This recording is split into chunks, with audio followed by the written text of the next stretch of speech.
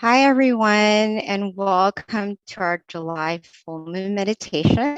The theme today is on freedom, and as such, I picked a quote out of Pipo, and this is actually perfect for our theme, which is the quote is freedom of the mind, and the joy for meditation is unique. It is a joy that is great and free, expanding farther and farther. When the body and the mind reconcile and unite as one, the impossible will happen. So I hope that's a little bit of inspiration for you today as we begin to meditate. So, with that, just a little bit about today. Today is a very special day. It actually marks the day before we go into Rains Retreat, which is a 3-month training period that all the centers around the world actually participate in. And during this time, many people at the meditation centers are going to utilize the time to cultivate themselves, meditate more extensively. So, as such, we want to extend and invite to all of our participants in our full moon meditation tonight and invite you all to come up with a resolution to help develop yourself. So it can be something as easy as working on a habit that you want to improve on, such as maybe if you sleep late in the morning, like you wake up late, possibly you can train yourself to wake up a little bit early during this 3 month if that's your resolution that you want to develop. Or if you want to meditate more, say you're meditating 15 minutes a day, twice a day, maybe increase it to 5 extra minutes or 10 to meditate 25 minutes up to 30 minutes. So whatever the resolution is for you, it is something that we would like to extend and invite for you to cultivate yourself. If you have something in mind and you want to go ahead and share it with us so that you feel a little bit more accountable for your resolution, then feel free to do so. All right. So with that, just a little bit about our teaching monk, Monk Jackie. He is a Buddhist monk. He ordained in 2014 after graduating college, with his passion being to cultivate himself through daily practice of meditation and sharing this knowledge with all of his students. So at this time, let me introduce Monk Jackie.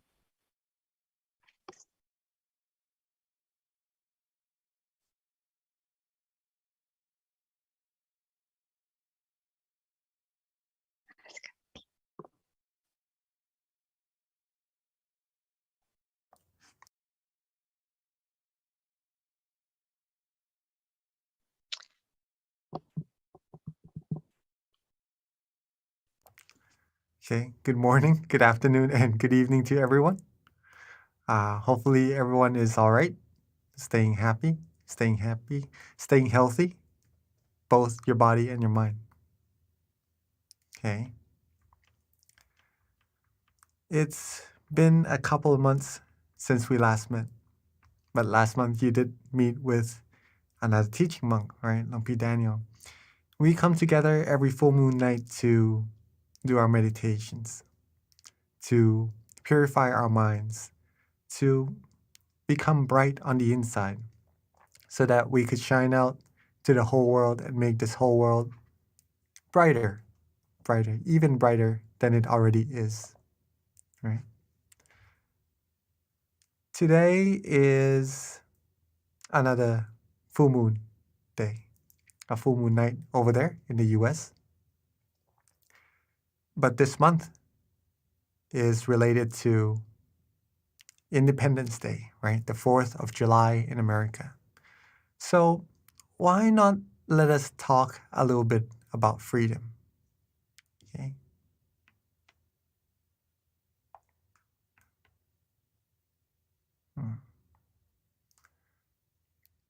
Now, let's start with this quote. Okay. A mind that is still and refined will feel delightful. Notice that the feeling won't really be attached to anything. Okay. This is a quote from our master, Longpa Tamashiyo. What this shows is that when your mind becomes still, you will feel happy, right? You will feel delightful. And at that state of mind, you won't really feel of thinking about anything else. Okay. You will be at the moment, at the present moment, unattached to anything. And that is true freedom. Let me elaborate on that a little bit. Give me a second.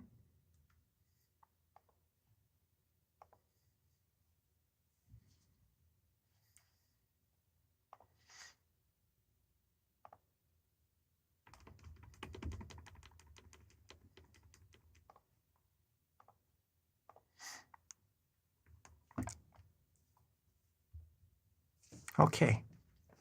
Sorry about that. Now, when we're talking about freedom, why do we usually want to be free? Okay. Most people around the world, I'm sure most of us, or maybe all of us, would agree that we all like to have freedom. Okay. Maybe some people around the world may not like freedom, I'm not sure, but I'm sure most of us around the world likes to be free. What's the reason for that? Well, it is because freedom brings us happiness. Is that right? We would be able to do whatever we want, do whatever we feel we like, and that would bring us happiness. We would be able to be our own selves, right? This was once what I thought about freedom before I found out the true freedom, okay, just to share with all of us. One of my goals in life when I was studying in university was to have my own freedom, right? To be free from having to, well, basically stay at home, to do my own things, to not have to rely on people around me, so that I would be happy, so that I basically could do what I like, right? And that's, I'm sure everyone here likes to do whatever they like. but that happiness is a type of happiness that comes and stays for a while, and then it goes away. Okay. We may have the sense of freedom. We may have the sense of freedom, but it is a freedom that relies us on other things around us, right? If we do not have them, if we cannot do them, maybe we won't feel the happiness we long for. Now, this true sense of freedom that I have found, instead of just being free, doing whatever we want, we simply walk a path. There's a path for this freedom. That means that there's some things that we have to do, have to follow, in order for us to reach that true freedom. Okay. I'll explain this path a little bit later. Okay. It is not a path that we can see with our own eyes. It is not a path that we can see with our own eyes. It is not anywhere on earth.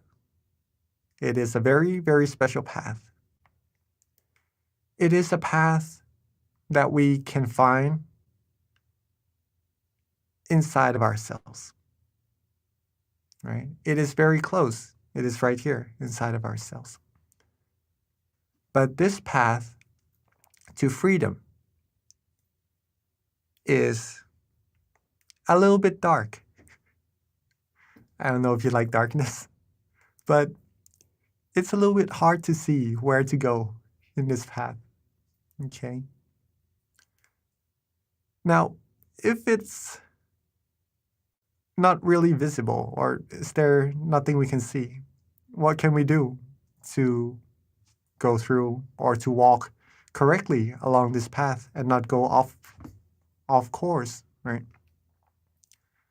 Well, like walking into a dark room, you might swing your legs around, see what's in front of you so that you don't hit anything, right? Or maybe just pretty much feel your way through this path. This is very important, right? Because we can't see. We have to use our senses. This inner path requires the same thing, which is for us to really feel it, to really work our way through, at first, maybe without seeing anything. It may seem a little bit difficult, but it is not. Okay? But it is not. What feeling are we talking about also? That's important. To walk this path to freedom, we must feel comfortable. Okay? In this dark place, if you feel relaxed and comfortable, that is the feeling that is showing that you are on the correct path, the path to freedom. This path, this method, these feeling around in the darkness is actually what we are about to do together. Okay? It is meditation. The path could be found when we close our eyes softly and gently. We relax our body and mind. We let go of everything. Once we close our eyes, we may feel or see only darkness, right, at first. Now, if we feel comfortable, if we feel relaxed, then what we are actually doing inside of our mind is we're actually walking further and further. Okay? At first, we may just feel nice, feel good. But as we build that feeling up more and more, you may start to feel other sensations that lets you know even further that you are walking the path of freedom, of true happiness. Let me elaborate it a little bit further. This path of freedom requires the feeling of comfort. Bear that in mind. Now, this feeling of comfort, you should feel it in both your body and your mind. Okay? The body should be relaxed, feel good, feel comfortable. Your sitting position, anything that makes you feel comfortable, that's good. All right? For the mind to be relaxed and comfortable is a mind that lets everything go, that is not attached to anything whatsoever, right? You heard the word not attached, right? That's a signal of the fundamental level of freedom already. Okay. As you can see, there is a heart behind the word comfortable as well. It has a meaning to it, though. It's not just there for no reason. It's because this feeling, comfort, when you close your eyes, you relax, and you find this feeling. This feeling is the heart of meditation, the heart of meditation.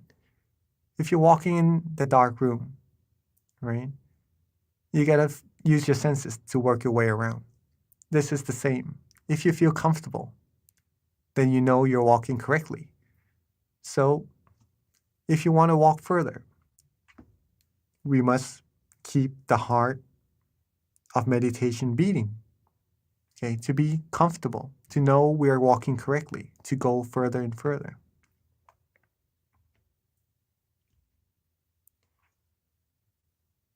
If we feel comfortable at first of body and mind, we might just enjoy the feeling. at that moment. Maybe it's not too good, not too flourish, or it's not tough on us either, just to sit there. Okay. But as we progress a little bit further, we may start to feel light. Okay. This comfortable feeling, we may describe it as being light instead of just normal. We might even feel as if there's a wind blowing through us, like it's blowing through the top of the grass and waving it a little bit. Okay. A light wind, a soft breeze coming through us. We might even describe discomfort inside of ourselves as brightness, feeling bright, feeling shining, feeling radiant inside. All right? Or we might even have this. Not Star Wars, sorry, not the Matrix either. But this is just a picture showing or representing a type of feeling, okay? As if we are maybe moving. Okay, some people may have this in their meditation. They're moving, but yet they're feeling calm and comfortable, feeling good. These are all the indications that your mind has already come to a standstill. Okay. And when the mind has come to a standstill, then at that point, at that feeling of relaxation, that feeling of comfort, you would have found freedom. Okay. Freedom from all attachments, freedom from all negativities, freedom that will find you true peace. And the further you go, the freer your mind will be.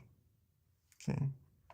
Let's finish up with, again, what we have read earlier. The mind that is still and refined will feel delightful, feel comfortable, feel light, feel the breeze from within, right? As we've described a little bit earlier. Notice that the feeling won't really be attached to anything. That is the teaching of our master. If you have been meditating for a while now, you may start to have this sense of comfort, of relaxation, of feeling really good in your meditation. Try noticing yourself at that point. Whether you want to do anything else, whether you think of anything else, whether anything else seems more significant to you at that moment, or do you like to just be with that feeling, to feel relaxed, to feel the flourishness from within? It is likely that the mind would just like to be there inside. We like to be where we are comfortable.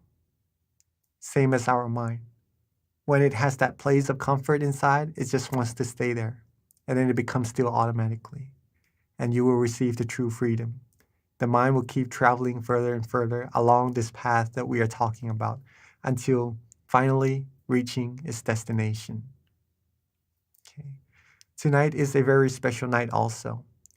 It is the night that the first teaching of this freedom was talked about. Okay. It was taught to a group of people, and one was able to go inside and find freedom for himself. All right. Tomorrow morning in America, as our moderator Kunbi has just said, right, is the first day of the Buddhist rain retreat. So the monks would be staying in their temples, and they won't really go elsewhere to spend the night. they would have to stay in the parameters of their temple for the whole 3 months. And we have a tradition here at our temple from our great master. When we are about to enter a rain retreat, our great master would ask each individual of what resolutions they would have for this rain retreat to better themselves. Okay, because it's the whole 3 months. So you can train yourself to be more virtuous, to have more more good things that you would like to do to improve yourself, right? Each monk would have something that they feel they need to improve. Maybe better meditation, right? Better practices of themselves, better moral disciplines that they could do. Now, it is a period of time where we could actually stay and focus on ourselves.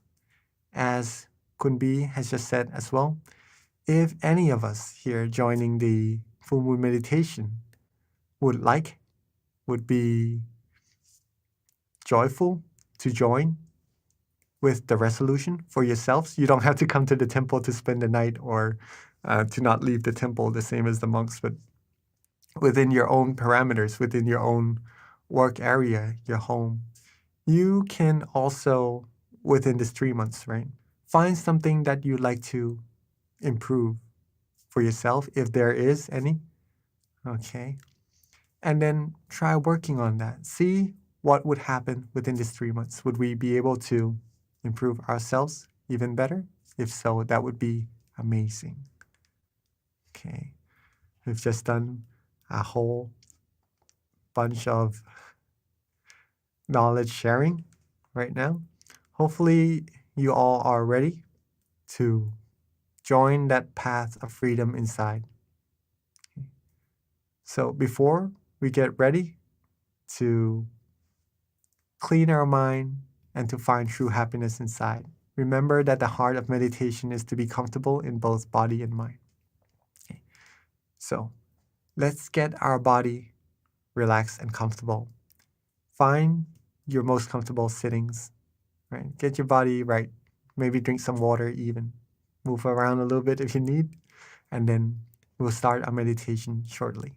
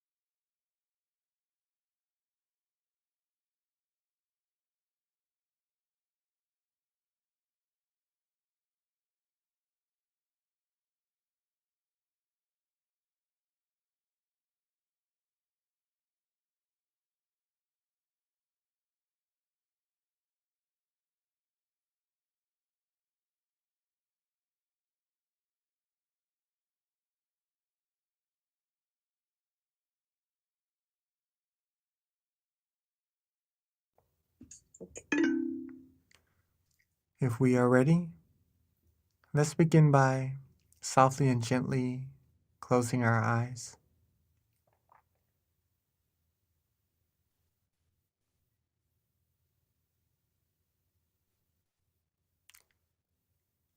Softly and gently rest our eyes,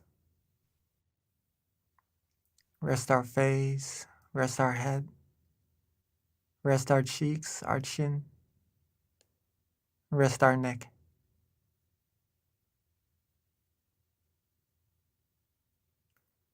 Rest our shoulders, rest our body, rest our legs all the way down to the tips of our toes.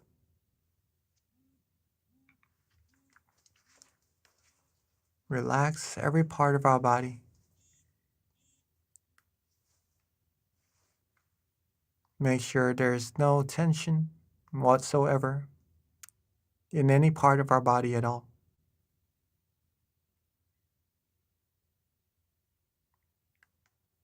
Let's take our time. Let's relax and let go.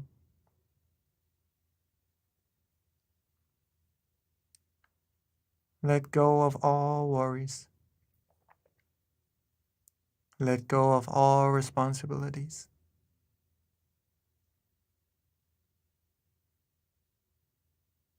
Feel that relaxation from within. Make sure our eyes are closed properly. Make sure we are relaxed the way we rest our eyelids.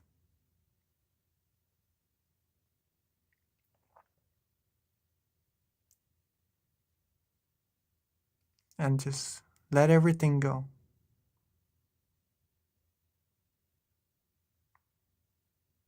Be relaxed.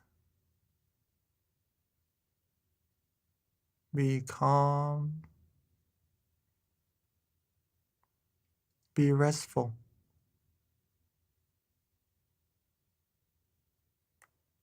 Now, as we've talked about earlier, this path inside could be a little bit dark at first. But as long as you feel good, you feel relaxed, you are good. You are walking the path correctly. You are becoming free from all things, from all attachments, from all worries, all burdens, and from things that one day we would depart from.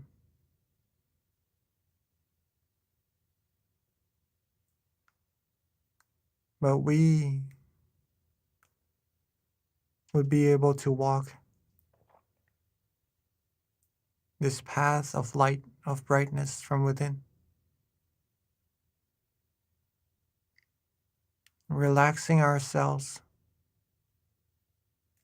letting go with no worries whatsoever.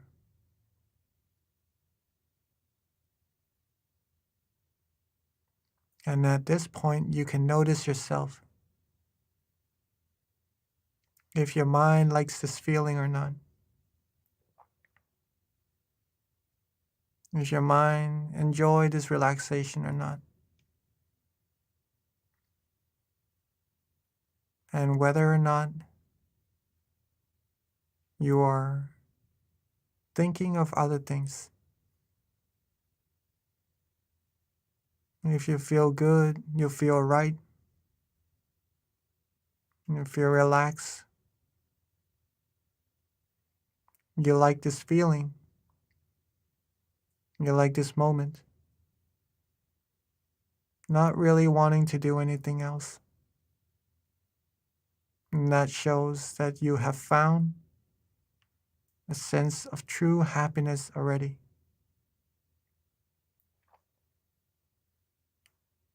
Your mind has already become still. Your mind has already been free from things that could take the happiness away from us.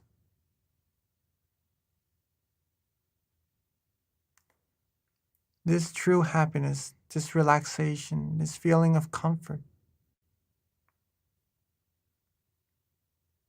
is the feeling that we could always access. It's the true happiness that we could always rely on. That is already there inside of us. It doesn't perish. It doesn't depart from us. It is within us, just waiting for us to grab, for us to take, for us to consume upon, like a well of pure positive energy, just sitting there. Whenever we need to drink, whenever we need true happiness, all there is to do is just let go, relax, be comfortable, and our mind will travel to this source of positive energy automatically.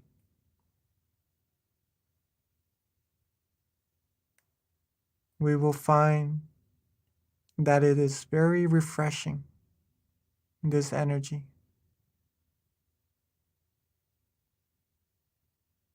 We will find that it feels cool, it feels nice,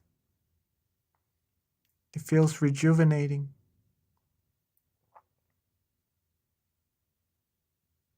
And the more we stop, the more we still our mind, the more we'll be able to receive from this source. And not just that, the more we stop, the more we still our mind, the more the happiness would arise as well. As if the taste of this positive energy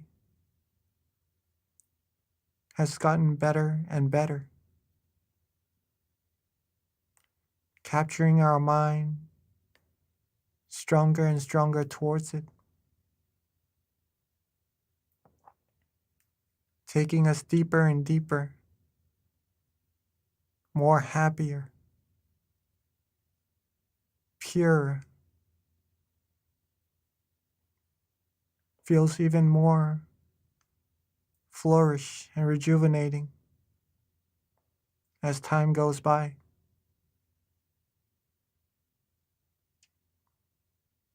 And when this happens,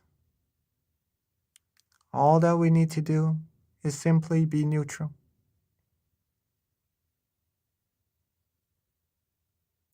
There's no need to do anything at all. Be relaxed. Be calm. Whatever happens, let it be. Let it go. The more we're able to be unattached and free, the further we'll be able to travel through this path, this middle path, further inside until reaching the source of true happiness that we are sensing right now.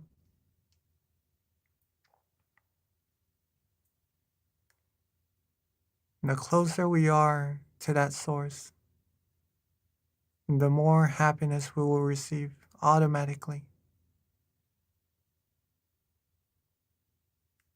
It will be like a magnet drawing our attention, drawing our mind, and giving us purity and blocking out all the negativities, not letting anything impure penetrate our mind.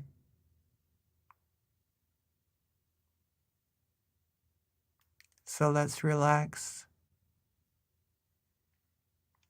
Let's be calm. Let's let go and have no worries whatsoever. Keep this heart of meditation beating. Keep your body and mind comfortable. As soon as we start to feel any lesser in comfort, you can always adjust. Adjust your body, adjust your mind again. Get it back to being comfortable. Softly and gently, without any rush, without any worries. Let's just enjoy this feeling, this flow of positive energy inside of us, this feeling of lightness, of brightness even, on this full moon night together, the night, the very special night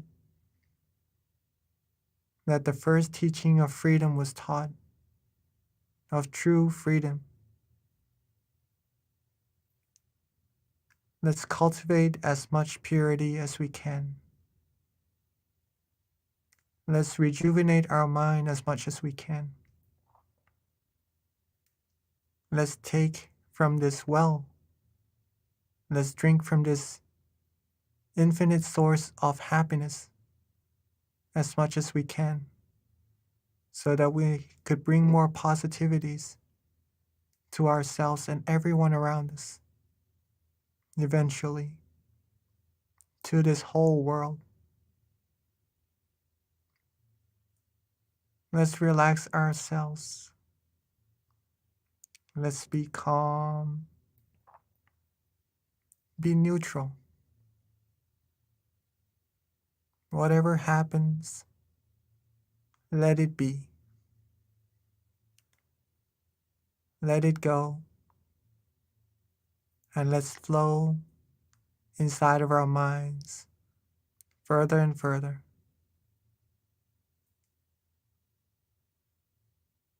Let's stay calm and relaxed together in silence for this time being.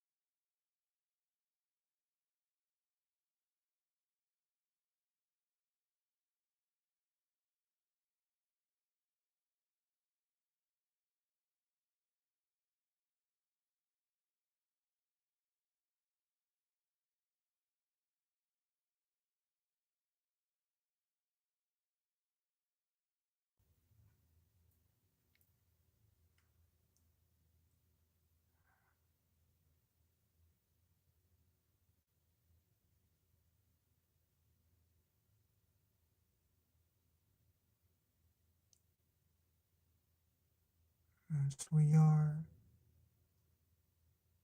relaxing, as we are releasing, letting go. At some point along our journey, our mind might go off to think of other things, go off to wander just a little bit. It is completely normal. We might even feel slight tension, or maybe some drowsiness even in our meditation. In this case, there is no need to worry. Simply reset, readjust our body. Be comfortable once again. Slowly, softly, and gently. There's no need to rush. Make sure our eyes are still relaxed. Make sure our body is still relaxed. And make sure our mind is feeling nice and comfortable with that feeling of relaxation. And so as we travel further and further, become more and more relaxed and comfortable, we may even start to have some meditation experiences. Whatever happens in our meditation, whatever comes, let it be. There's no need to worry about any of it for now. For this moment, this present moment, it is for us to cultivate as much happiness as we can, to gather as much purity as we can for ourselves. And then later on, we could then brighten up everyone around us and the people of the world.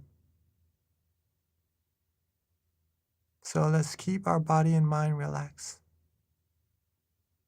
Let's keep ourselves comfortable. Be with that feeling. And let's meditate together in silence for a little bit further.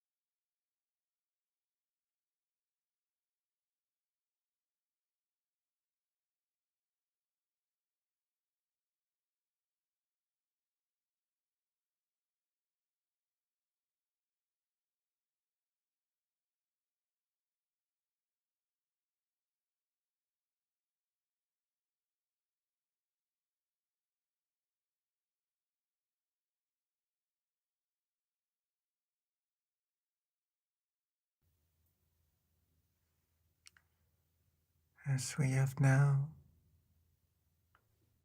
accumulated a good amount of positive energy inside of our minds, feeling calm, feeling relaxed, feeling light, maybe even being bright. Let's together bring that positive energy forward. Bring that brightness outwards, calmly and gently. Be relaxed, be restful. Let's softly and gently open our eyes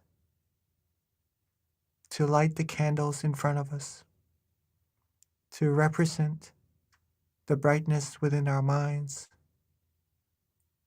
to represent the purity of our minds together.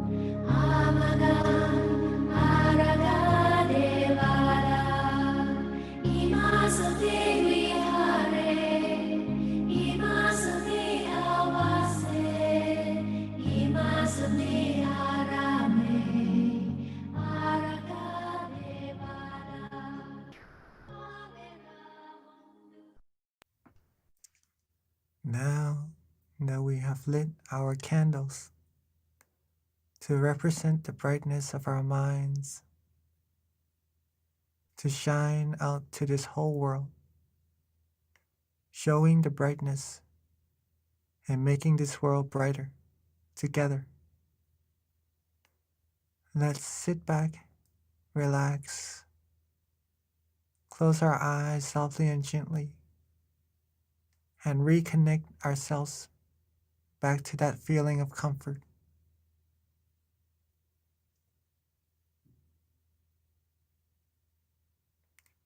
Take our time, relax, and be comfortable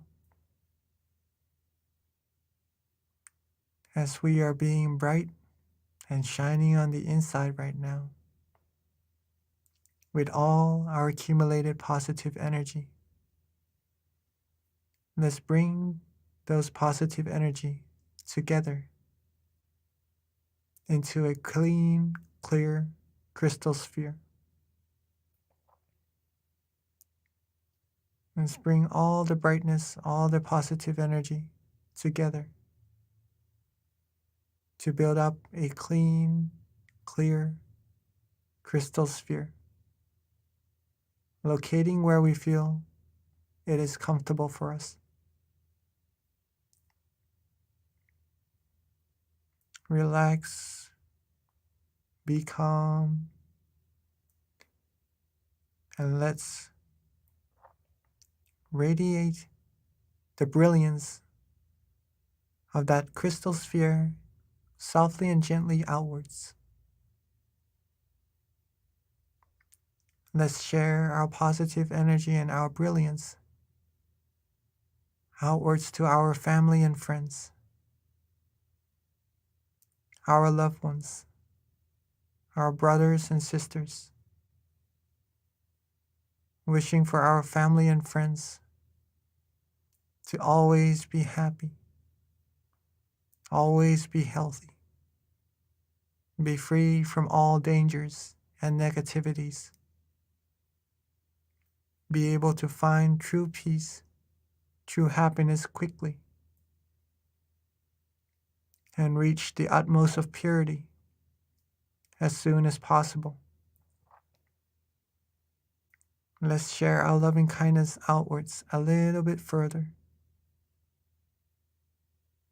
Radiate our brilliance outwards to our whole community.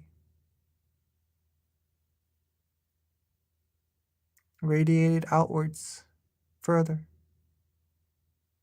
reaching our city. Outwards further, reaching our country. And outwards further, covering our whole world. Seeing this world clean, clear, and bright, and shining. Seeing everyone in this world clean, clear, and bright, and shining as well. And with all of our accumulated positive energy, let's wish for everyone to always be happy, always be healthy, be free from all dangers and negativities, be free from harms, diseases, wars, be free from all disputes. May everyone on earth be able to find true happiness quickly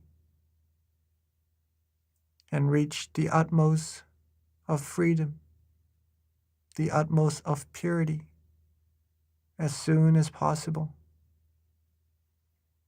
And let's take a few moments to share our loving kindness outwards, infinitely, reaching all beings, wishing for all beings, all the wholesome things, in silence.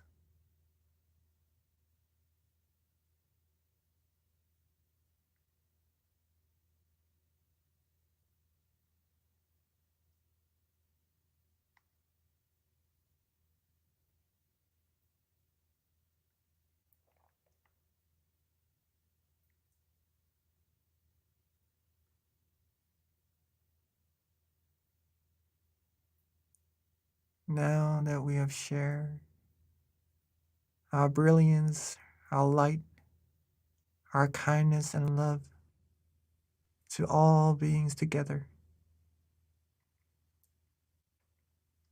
Let's softly and gently bring our attention back to ourselves.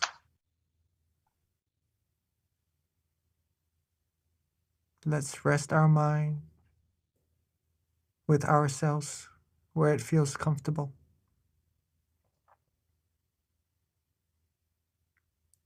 And at that point of comfort, at that source of purity, let's wish for ourselves to always be happy, always be healthy, be calm, be clean, be pure, be free from all negativities, be free from all harms, dangers, diseases, free from anyone who would try to harm us, free from the path to ruin. May us all be surrounded by good, virtuous, wise people. Always travel the path of righteousness. May we all find true peace, true happiness, quickly and easily. Reach the utmost of purity, the utmost of brightness, as soon as possible. And let's spend this moment to wish for ourselves, for all the wholesome things we need.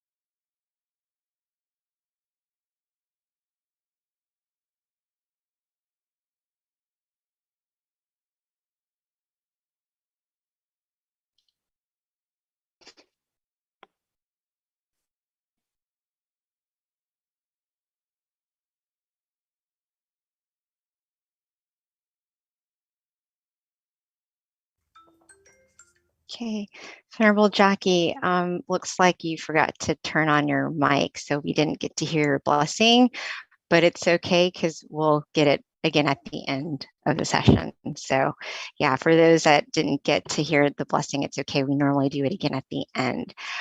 So with that, I do have a couple of announcements before transitioning to our Q&A.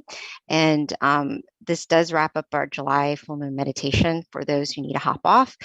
The announcements, there's a few, so bear with me. First of all, our next full moon meditation is going to be on August 11th. That's on a Thursday, so please jot that down. Please do join us and definitely invite your friends and family to discover this inner happiness within as well.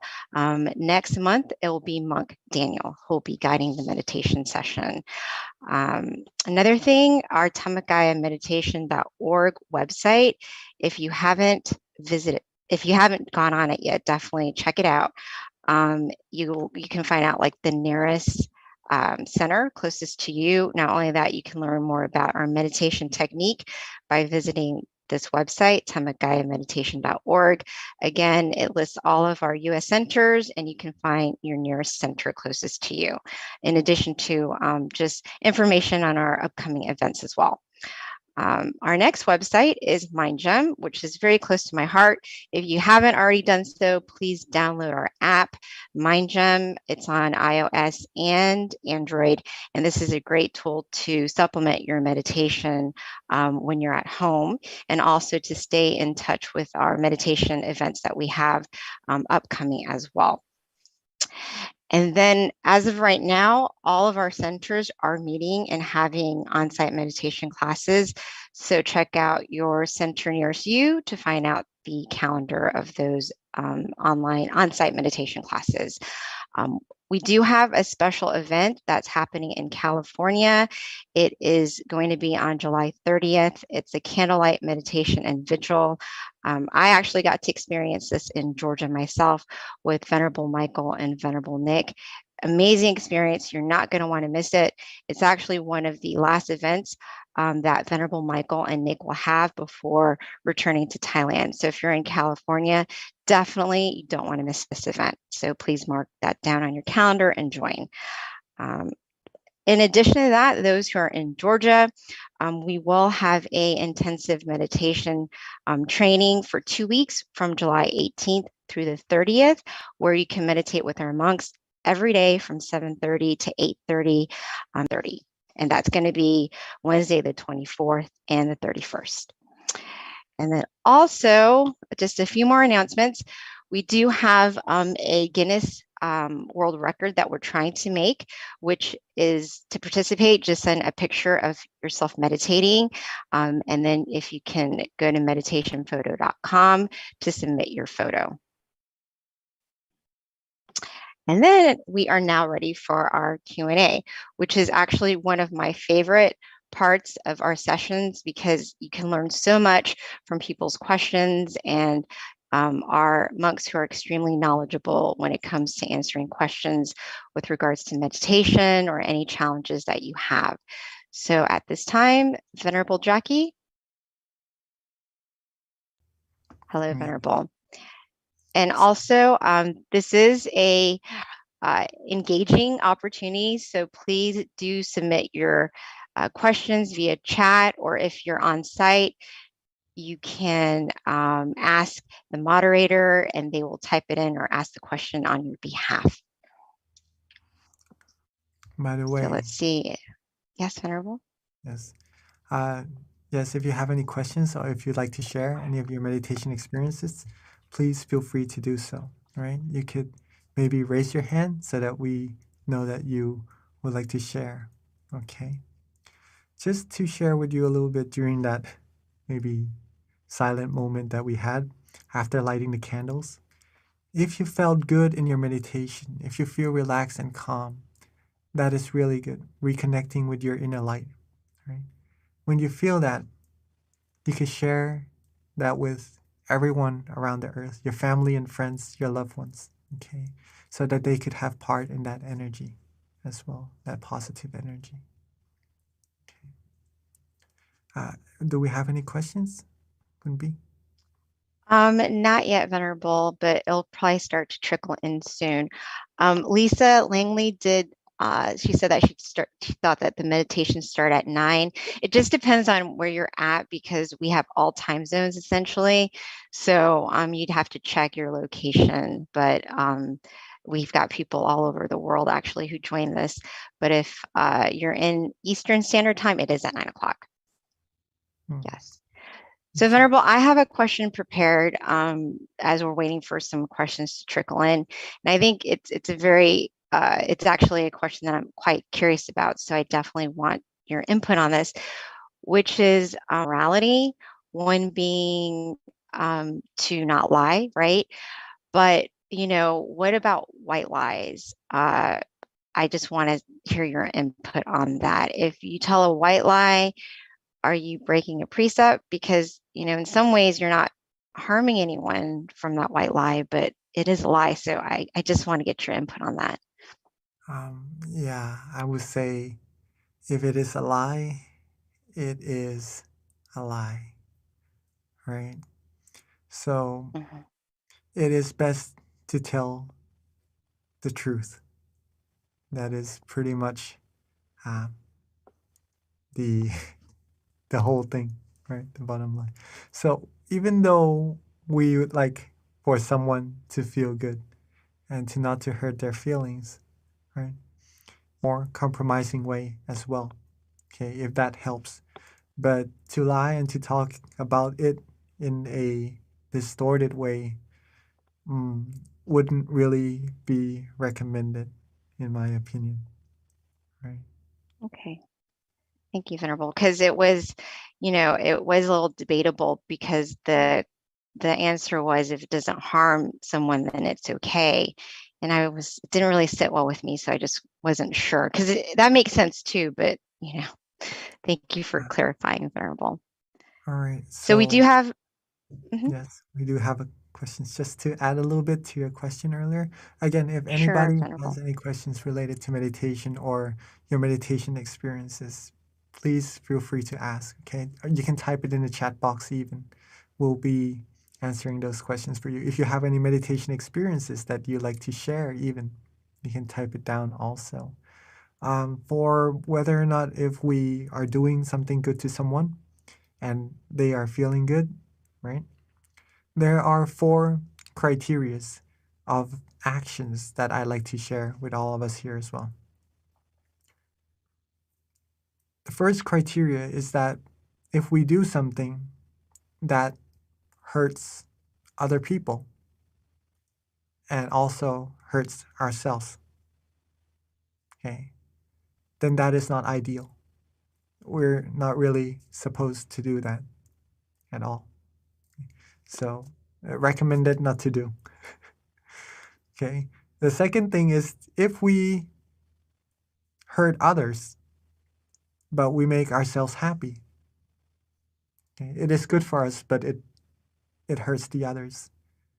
That's not really ideal either. So if we can refrain from those actions, that would be really good. Number three, if we make other people happy, but we hurt ourselves, maybe in this term, there are many ways, right? Sometimes we may feel that it is all right for us, but in fact, it could be diminishing our morality or something like that. Okay, that is another way of hurting ourselves. Okay, that is not ideal either, right? To make someone else happy. The last thing, number four, if other people are happy and it makes us happy as well, then that is what we should do, right? Mhm. Maybe there are ways that we could compromise our projection or what we do to get these win and win situations. It may be difficult sometimes, but if it could be done, truly done, then that is the most ideal. These are the most ideal actions that we could actually do. Thank you, Venerable. That actually really resonated. Thank you. So we do have a question with regards to meditation, which is why is it important to meditate on a full moon day? From Akasid, right? Mhm. Yes. First of all, let's say full moon only comes once in a month, right? And it is quite special compared to the other types of moon we have in the sky because the full moon is a whole moon. It eliminates the darkness in the sky. Okay, it shines brighter than all the stars. And so that makes it a little bit more special, even. If it was a door, if it was a door, then it's like a door that's fully opened. Okay, keep that in mind first. Now, a full moon is also a representation or a symbol of wholeness. Okay? It is a good opportunity for us all to come together as a whole, right? To do good deeds, to make good in humanity, right? And with this event, this is a little bit special.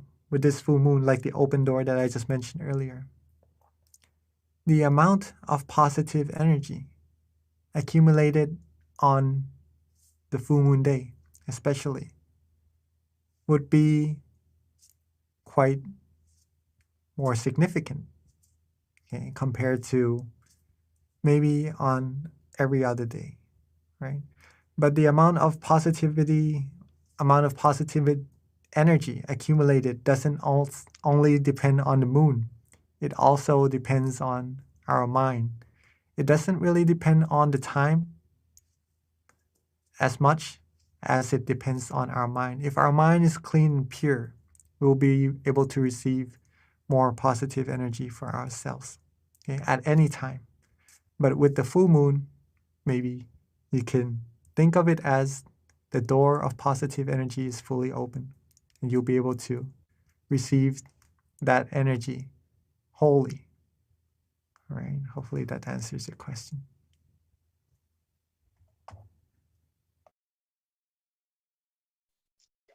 Thank you, Venerable. I think that's a common question. So that's, it's important to know why as well. So there is another question that has come through, not really pertaining to meditation, but more about beliefs, and your opinion on this. But how do you stay with somebody if you're in a partnership with someone who has a different belief system than you?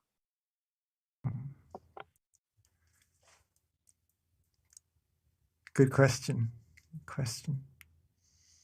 Now, to stay with someone, we do have to understand each other, right? To have different beliefs, even. Okay? If you could stay with each other, it shows that you have love, or have not passion in this case, but compassion for each other. And that is what's count. And that is what counts. That compassion will prolong your relationship even further. We are all humans, right? So in this case, compassion is universal as well. So it doesn't really depend on beliefs at this moment. If we could understand each other, maybe one has a belief and the other one has another belief. With love, with understanding, then these two would be able to be with each other. Sometimes being with each other, there could be some disputes though, like wearing two wristbands or two amulets on your wrist, right? If you have one, there won't be any collisions between the two. But if you have two, one day or one time or another, there will likely be a collision for sure. When that happens, a good way to deal with those situations would come in very useful. One way is to act like lions, actually, like what our master, Nongpa Tamashio, taught. When sometimes we have disputes or we have misunderstandings, instead of trying to win against each other, the lion, one would lower its head to almost as if to surrender to the situation, so that there would be no further disputes. In this case, the one maybe giving in seemed to be a little weaker, right? But in fact, the point that a person is able to give in, to lower their ego, to lower the sense that they have to win in order to make the situation better and to go further in harmony, that shows a strong mind. So hopefully that is a good sense and that would answer your question.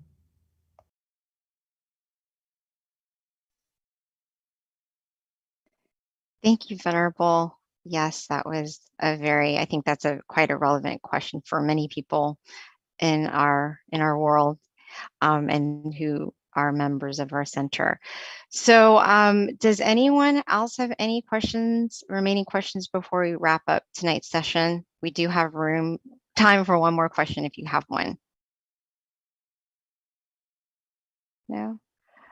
All right, Venerable. If not, we can transition it back over to you if you want to expand on anything further for those of us on the call. Food for thought until our next meditation session. All right, so some things that I would like to add before we end. The sense of freedom, or in this case, excuse me, the sense of being independence, right? Talking about Independence Day. Being independence in the sense of meditation has to deal with not relying on other matters for happiness. We do not have to find some things on the outside for happiness. Then we would not really be truly free, right? Even though we can do anything that we want, but we would still need a reliance on something on the outside to make us happy. True independence comes from a mind that is unattached to anything. Okay? When the mind is free from all things, you'll be able to find the true happiness on its own. When you're able to find true happiness or find happiness on your own, you are truly independent, right?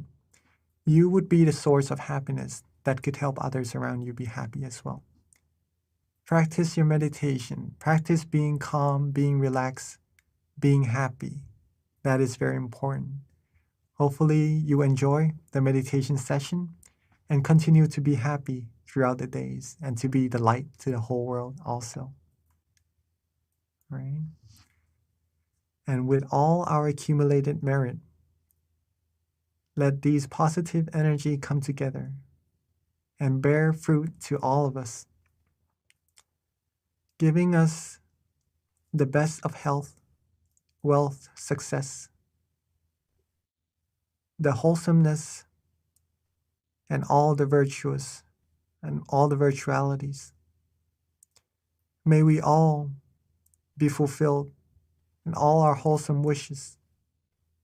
May we find true peace quickly and easily, and reach the utmost of purity as soon as possible.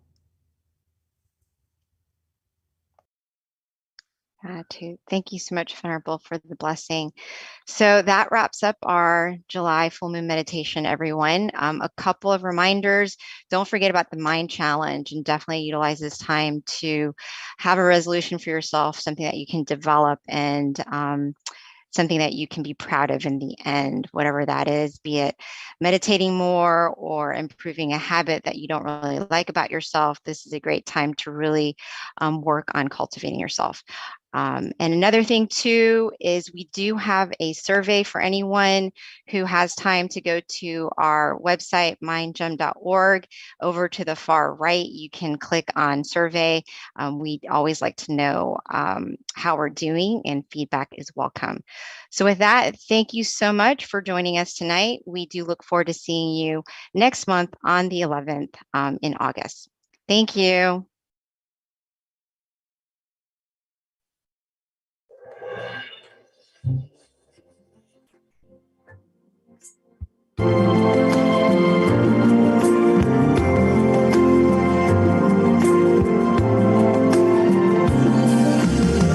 Let's come together to open do whatever to eliminate all conflicts and differences. It's time for everyone to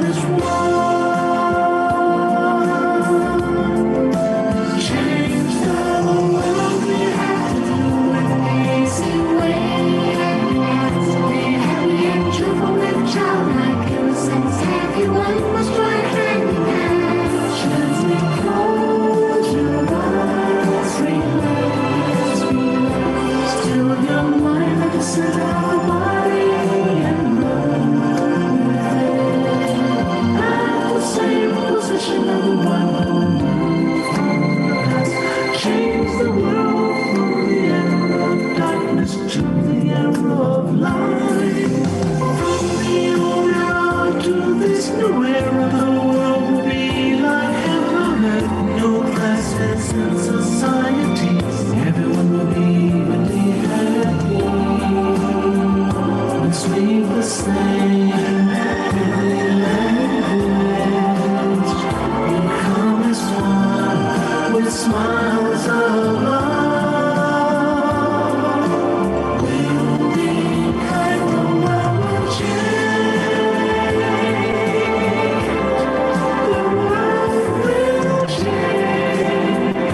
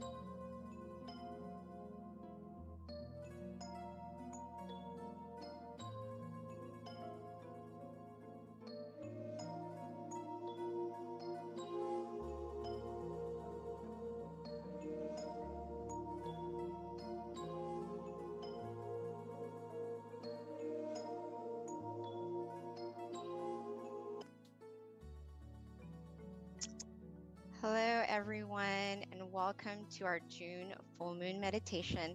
So excited to be here today and to have you join us. So, first of all, can everyone hear me okay? Before we start? Yes? Okay, excellent. Thank you. All right, so before we begin, we always start off with a quote and then an intro with regards to our teaching monk, which is Monk Daniel. So I'm going to read one of my favorite quotes for you. It's just such a profound quote. It's very simple. It comes from this book, Pipo, which is actually Peace In, Peace Out. So this is one of my favorites. It's called See Yourself. And I think it goes with our theme, which is gratitude. Because, you know, the most important person really to have gratitude for is essentially for yourself, because we have to be kind with ourselves. We have to love ourselves and nurture ourselves. So seeing yourself is very important. So with that, when you sit with yourself, within yourself, you'll begin to see yourself within yourself. You will start to see who you really are, and you will live a life true to yourself. And that is why meditation is really important, because this is actually quite true. And with that, let me tell you a little bit about our teaching monk today. So Monk Daniel, for those who haven't meditated with him before, he is simply amazing. One of my favorites. Actually, in all honesty, all of the monks are my favorites because we've got such amazing monks here at Tamagaya in general. But Monk Daniel, he actually ordained in 2012. So he's been teaching Buddhist monk for over 10 years, going on to his 11th year.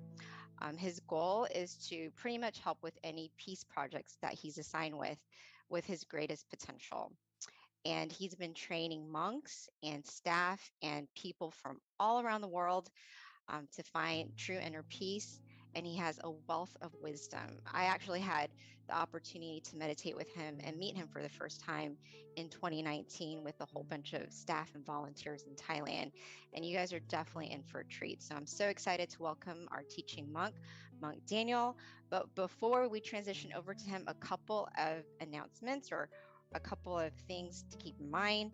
First of all, we do ask that if you can, please share with us in the chat where you are from. We have people from all around the world, so it's just nice to know what city, state, country that you're from. It's just something that we like to kind of keep up with, so if you could put that in the chat for us. And then also we do have a candlelight meditation as well that will be done later after our guided meditation. We do ask that you have your candles ready. If you don't have a candle, that's fine. Simply, you can use your phone. There's an app in terms of a candlelight, and you can use that as well. So at this time, let me transition over to our teaching monk, Monk Daniel. Okay, good evening, everyone. Welcome, Venerable. Good morning from Thailand. Nice to be back on the full moon of June as we go into, the halfway mark of the year. Before we know it, it's already the 6th month of the year. So time really flies by, right? So true. So it's a very good time to reflect as we're halfway through the year. How's it going, right? As today's theme is about gratitude, and also in June, there's a special day that we have, right? In June, we have Father's Day in America, right? So not only should we have gratitude for our parents and especially our father in this month, but we should have gratitude for something very important that they gave us, our parents, our father, and we got the most important gift the moment we were born, which is life. So this is why which connects to the quote just a moment ago from our lovely moderator, from Ms. B, about having gratitude for yourself, having gratitude that you have life. This is the most precious thing we have, right? Time, and we have life. So we still have an opportunity to make things better. We still have opportunity, as my master would say, Lom Paul, is have opportunity to train your mind, to get to know yourself, understand yourself truly, and acquire this true happiness that's waiting for you within you. So this is something that is so precious, even though not everything is perfect, but we still have life to make things better. So this is something that we should be so grateful for, that even though then it's something that we practice as a homework from Lampal, is like when you wake up in the morning, the first thing you should do is reflect and meditate for a moment and just appreciate that I have another day, I have another morning. You know, every morning we're born again, we have another chance to keep doing good and another chance to cultivate our mind, to unlock that hidden potential within you. So I'm very happy that everyone's here tonight on full moon, because we can be just like the full moon and shine. Even though we're surrounded by darkness, we can be the full moon and shine to illuminate that night, make it, you know, such a beautiful and auspicious time. We can be just like the full moon. And today I just wanted to go over some basics about meditation for those of us who are new, and also for those of us who aren't as new. But we always have to remind ourselves, because, you know, the foundation is easy, but sometimes it's so easy that we overlook it and we forget to do it. So, but first, like I said, something we should practice every morning when we wake up is our first blessing of the day is that I woke up today. So instead of hurrying up to, you know, turn off the alarm clock and rushing to get ready to go to work or to start a day, start your day peacefully and calmly, and just sit up, and before you get out of bed, start your day in a positive note and reflect on how lucky you are to have another chance, another opportunity. So it's our first blessing to be grateful for, right? We have another day. And why is it so grateful? Because we have another opportunity to not only go through our life and do everything, but one of the things that we should love and take into consideration is to practice our mind and to cultivate our mind, to become, as the Buddha would say, it's so important. And he would say that whatever precious jewel there is in the heavenly worlds, there is nothing comparable to one who is awakened. So we have this precious jewel within us that we can attain, and it's not just a physical jewel. It's a happiness and something that's so precious that we can attain within ourselves. So every day that we have another chance to train ourselves and meditate, we can get to this precious treasure that's waiting for you inside, which is just being able to control your mind, be able to be in control and understand yourself. This is something that we need to focus more on in life, because the stillness of mind can become our miracle. We just need to look within.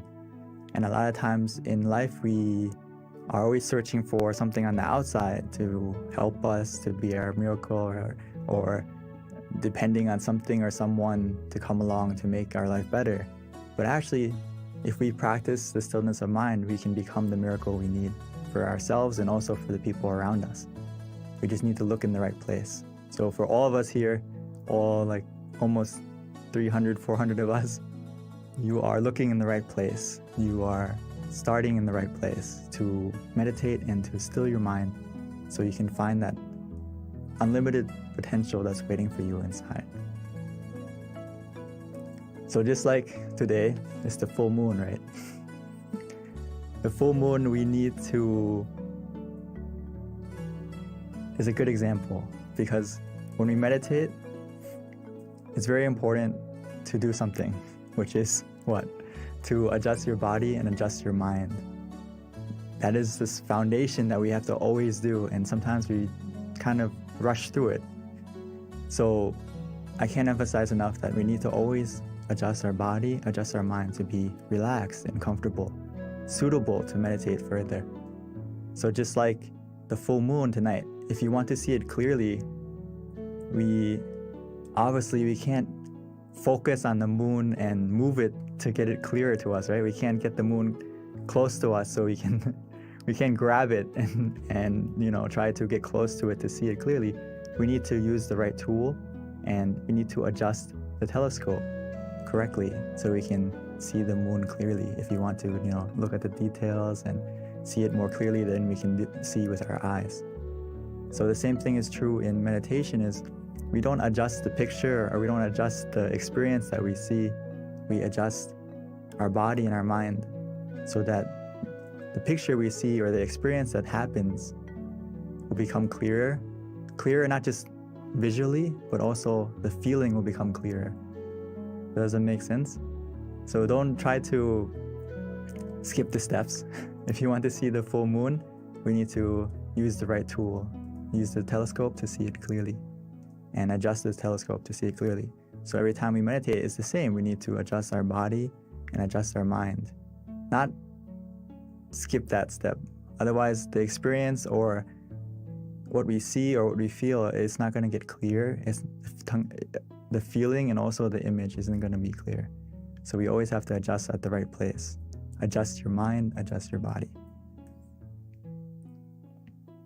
So Paul would always say this, and I can't, if you understand this quote, you basically master meditation. Because this is the heart of it, is Paul says that meditation practice is about finding the point where one feels just right, where one feels comfortable, where one feels content. This is something I use all the time in meditation, and that we have to remind ourselves, is that where is that point for you? It doesn't necessarily have to be just a point, but also what is the method that works for you, that helps you to feel comfortable and that you feel content with. So that's the key. When you adjust your body, you adjust your mind, and then what method are you going to use? What technique are you going to use that helps you to stay comfortable as well as being content with that feeling?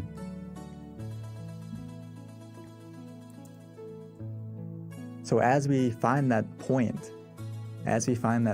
of where we feel comfortable, where we feel relaxed, where we feel physically and mentally comfortable, and we stay at that point contently, what's going to happen is your mind is going to slowly declutter itself.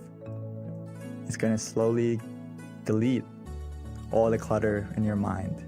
And it's going to take some time, but as long as we stay there contently, calmly, patiently, and just enjoying the feeling of relaxation, every second that passes by, it's deleting the bad files. It's deleting the negative emotions in our mind, bit by bit.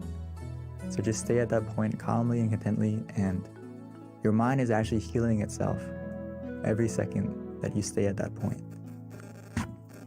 It's actually doing two things at once. It's deleting the bad, removing the clutter, and also it's uninstalling all the bad emotions, all the negativity within us, the greed, the anger, the delusion, and also everything that is negative. It's going to slowly get deleted, as well as at the same time it's downloading a happiness within you and making your mind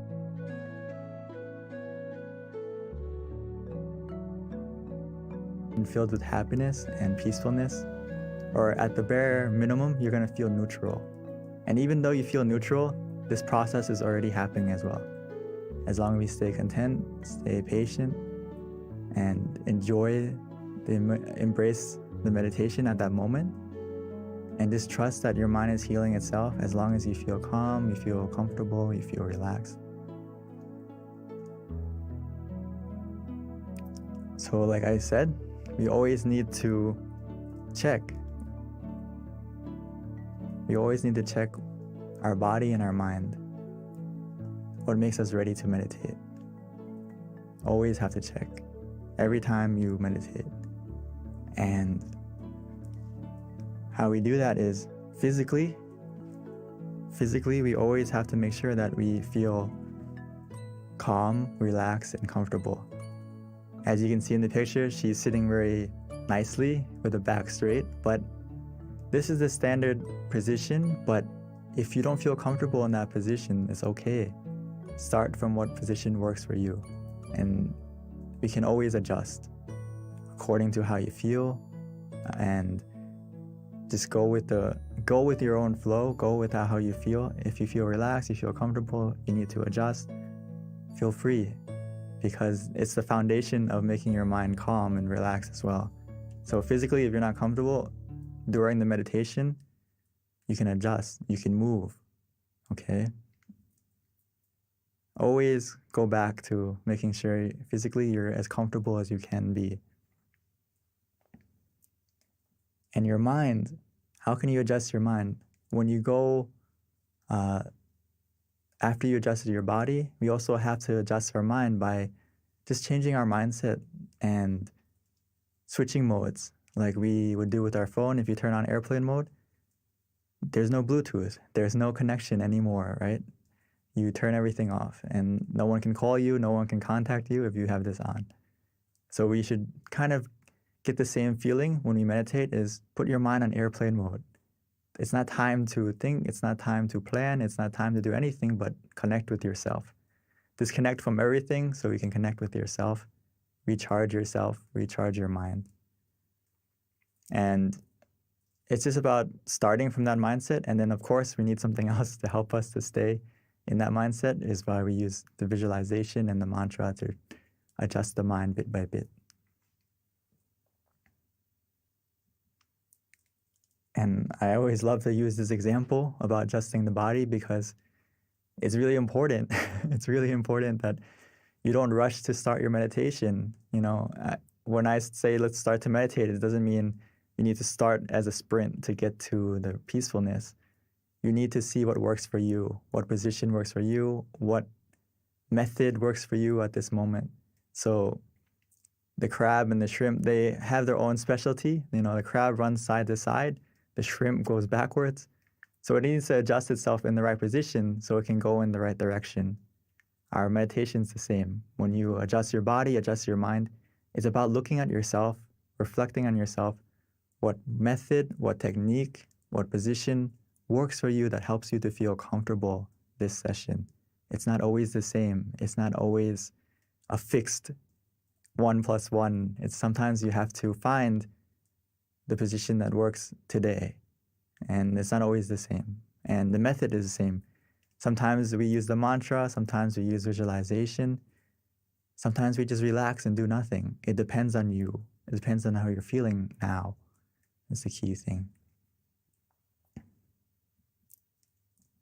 So just a small checklist to check when you're meditating is, and when you start, is what's easy. If it's easy, it's going to be the next bullet point. It's going to be calm and relaxing.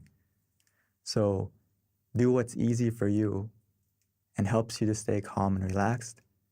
And if you do these two things, it's obviously going to make you feel like the time passes quickly because it's easy, it's relaxing.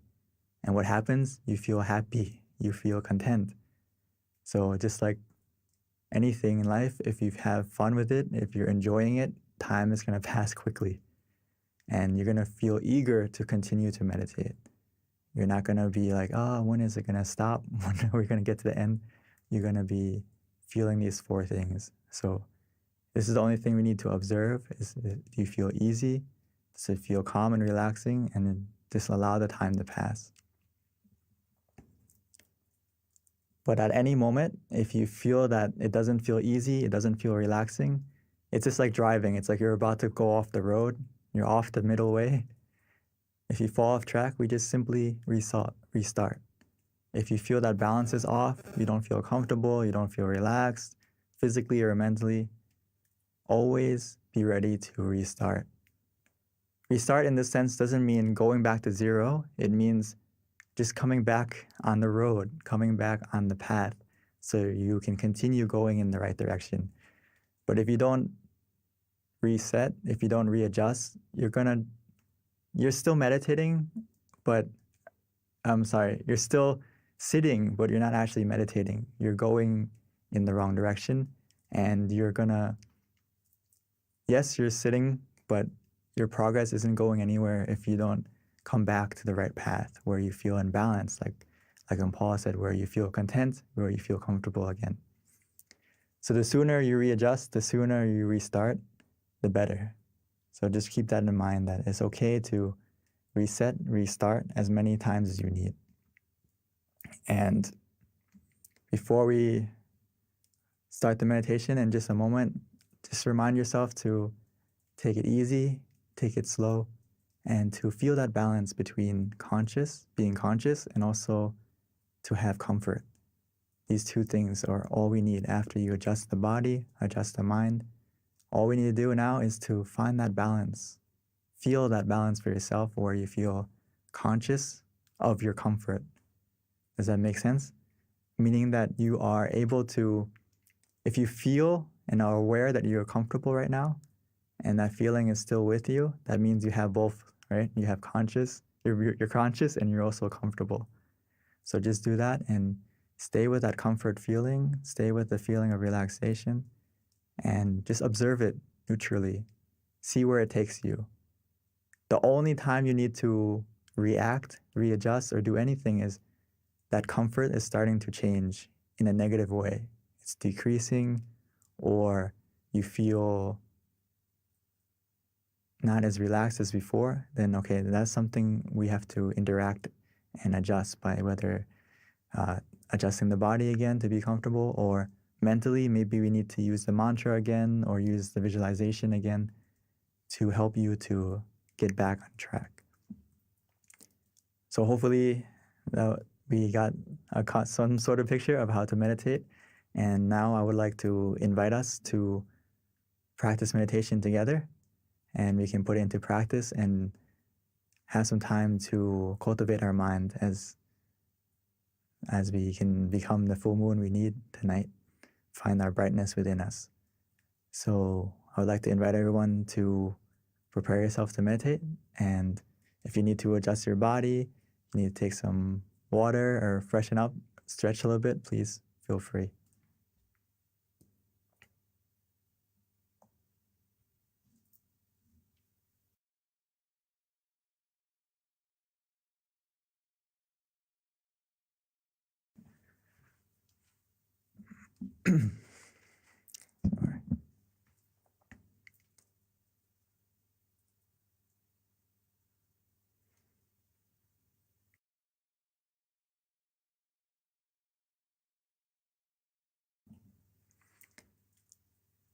So let's take some time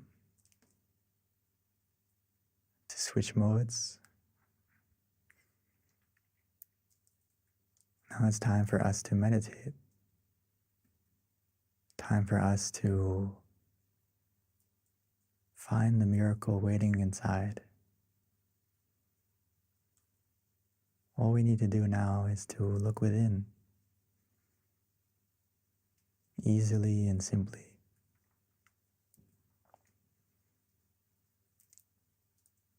So let's take our time, take it easy.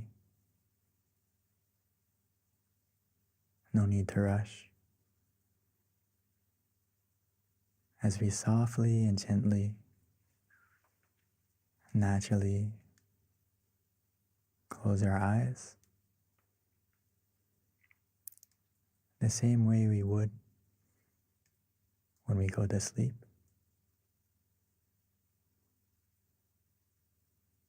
Because now is the time for us to rest, to reconnect,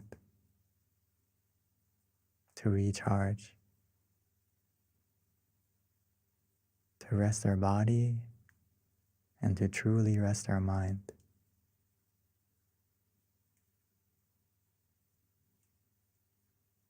And we can do that easily and simply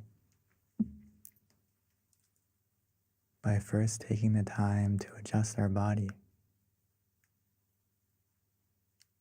making sure that our body is completely relaxed, comfortable, or in a chair, wherever you may be. Take a moment to check yourself, finding that position that feels good, feels relaxing.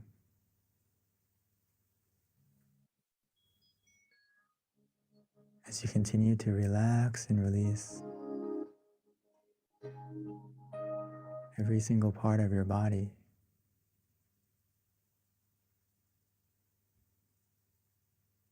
Making sure that every single muscle from your eyes,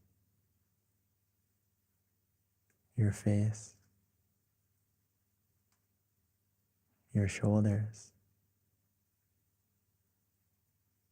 arms and hands is relaxed and released.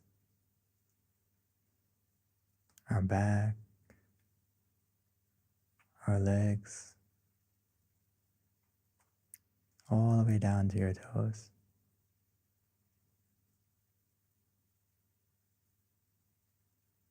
Relaxing and releasing.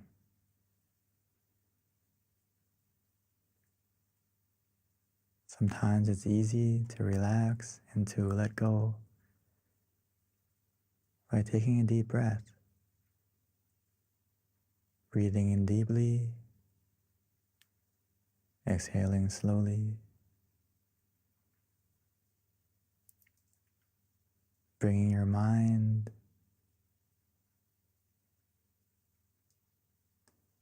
to the attention of your breath,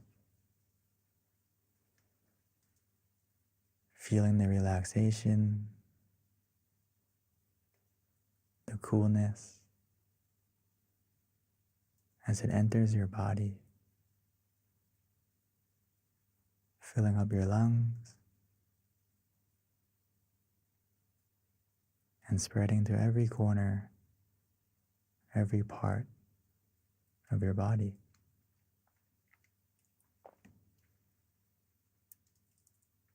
Even as we exhale,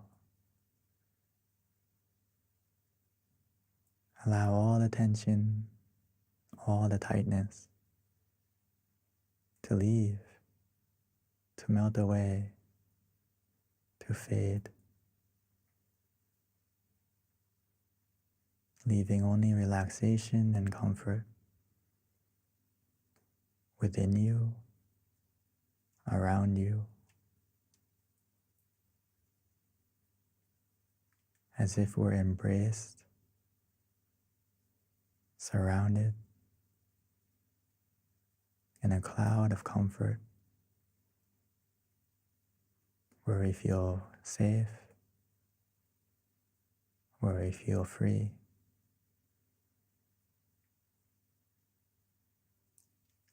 And just continue to relax, to release.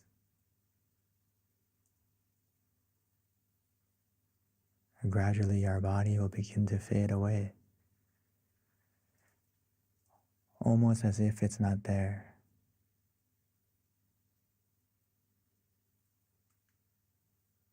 This is the power of simply relaxing, where we feel comfortable physically and mentally.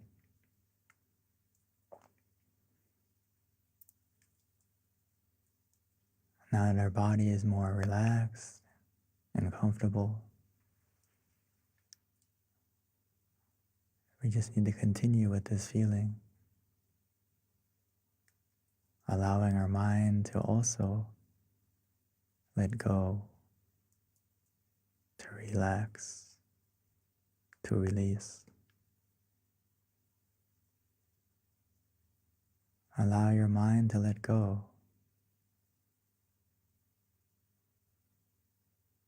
Put everything aside,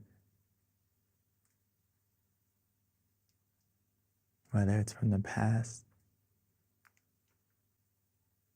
because it's the only time that we can truly control. It's not time to do anything. It's just time for us to relax, to release.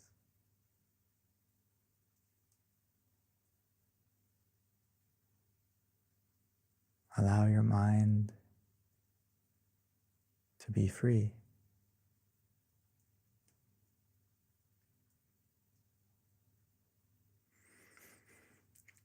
to help your mind to be free and to slowly let go, to stay in the present,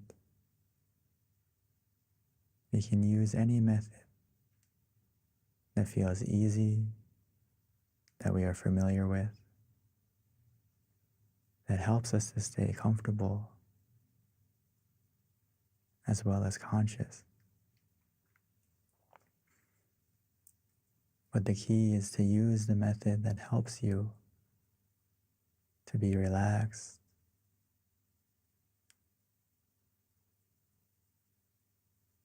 so whether we use the mantra Samma Arahang,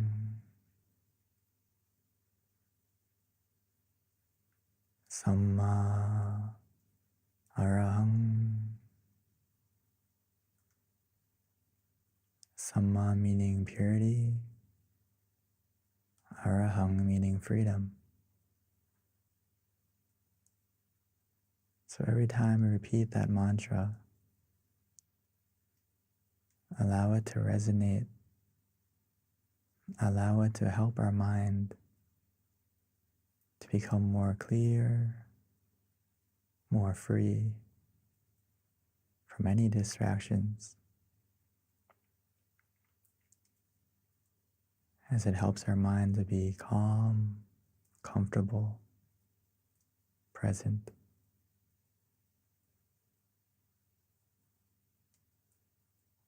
Or some of us may enjoy to visualize, especially tonight. We can imagine the full moon, however small, however big. We can imagine the moon shining, even though it's not clear, as long as it helps you to be calm and comfortable. It's not about the clarity of the image that we imagine. It's about the feeling. You can imagine it anywhere, any way, as long as it feels easy, feels relaxing.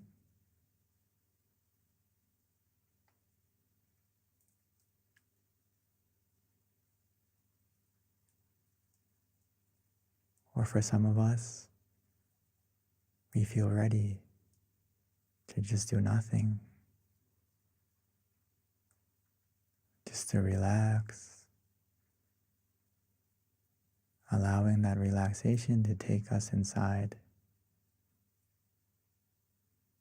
as if the relaxation and comfort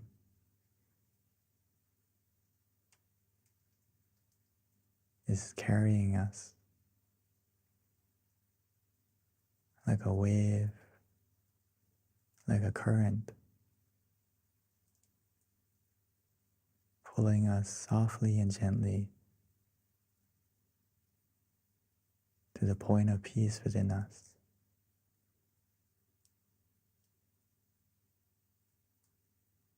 Within us, we all have a point of peace, a place of peace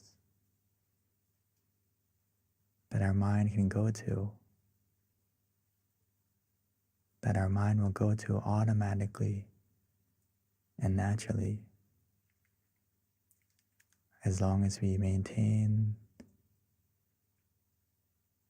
the feeling of relaxation of both body and mind.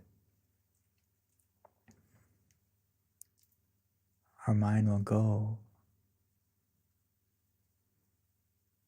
to the center of the body,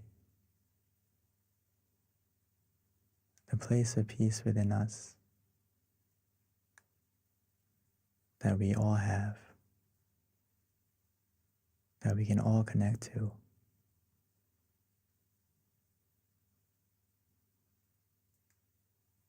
It's located within us, at the center of our abdomen, 2 finger widths above the navel.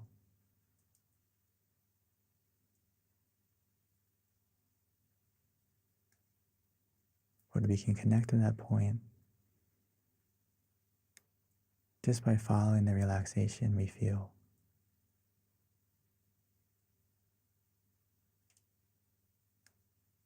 The relaxation of both body and mind will be our guide.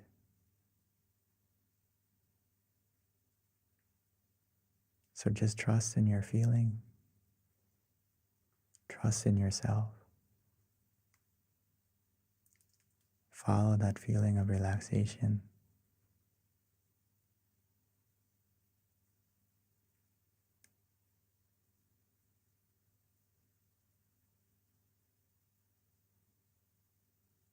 As long as we stay in balance, where we feel calm and content, comfortable and relaxed, our mind is becoming clearer. Our mind is becoming brighter. As bit by bit, gradually and naturally, our mind will heal itself. The negativity, the darkness of our mind, the clouds, they will begin to fade and disappear, leaving our mind full of happiness, full of brightness, full of positivity, as we'll be able to find our own full moon shining within us. It's always been there, waiting for you to look within, calmly, comfortably, relaxingly.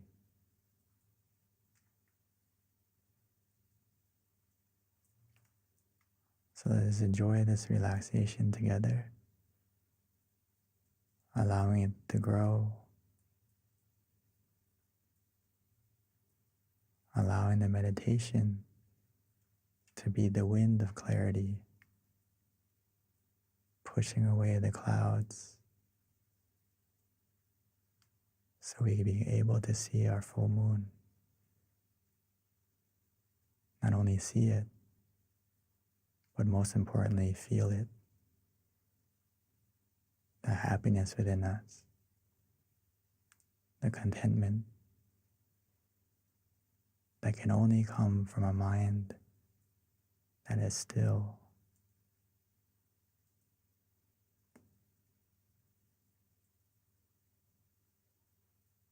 So let's enjoy the meditation together in silence.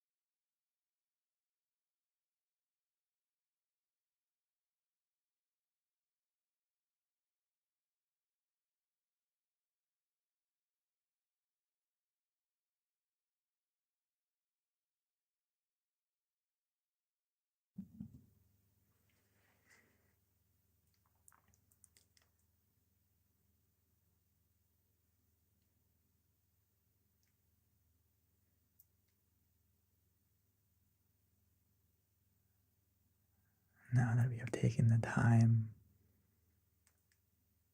to illuminate our mind,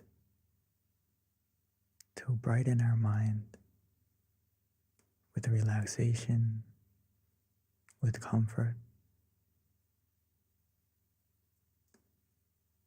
now that our mind is bright, clear, let's take a moment to light our candle.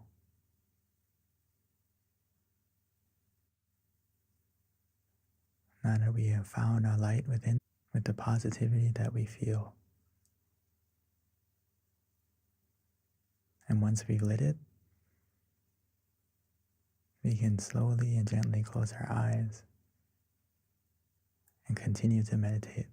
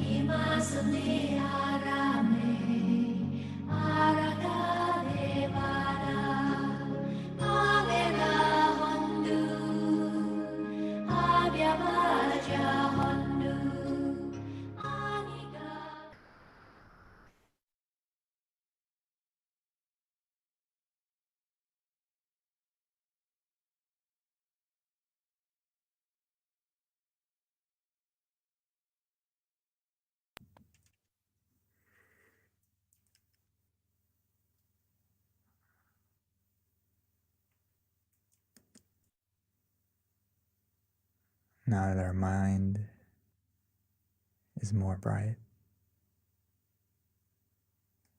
now that we lit the candle on the outside as well on the inside, every moment that we feel calm, we feel relaxed, our mind becomes more pure, more positive.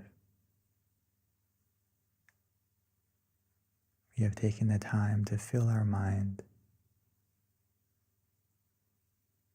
with the brightness of peace, of relaxation, of positivity. Every moment that our mind is still, it creates a brightness,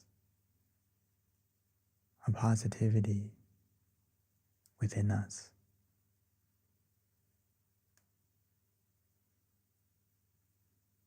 Because every time our mind is still, it becomes more pure.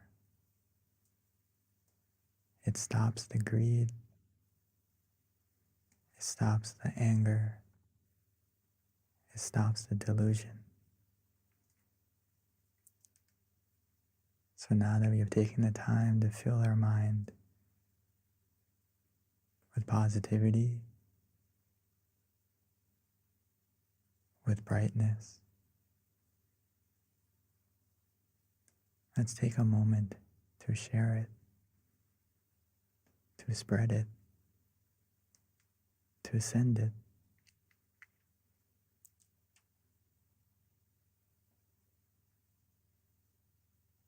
We can imagine our mind is shining like the candle we lit.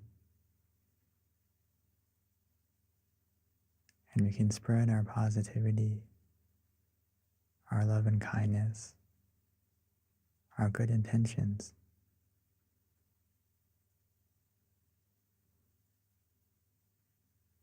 by first wishing to ourselves, wishing for yourself to be happy, to be healthy, to be free from any suffering, free from any dangers or any obstacles. May your brightness of mind be able to overcome any darkness, any obstacle. And as we continue, we can wish the same for our family, for our loved ones. No matter the distance, no matter where they may be, the power of our mind that is still, that is illuminated by relaxation and calm, we can send our positivity, we can send this energy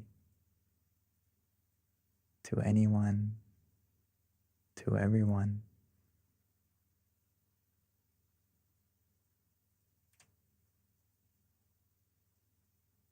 So take a moment to wish,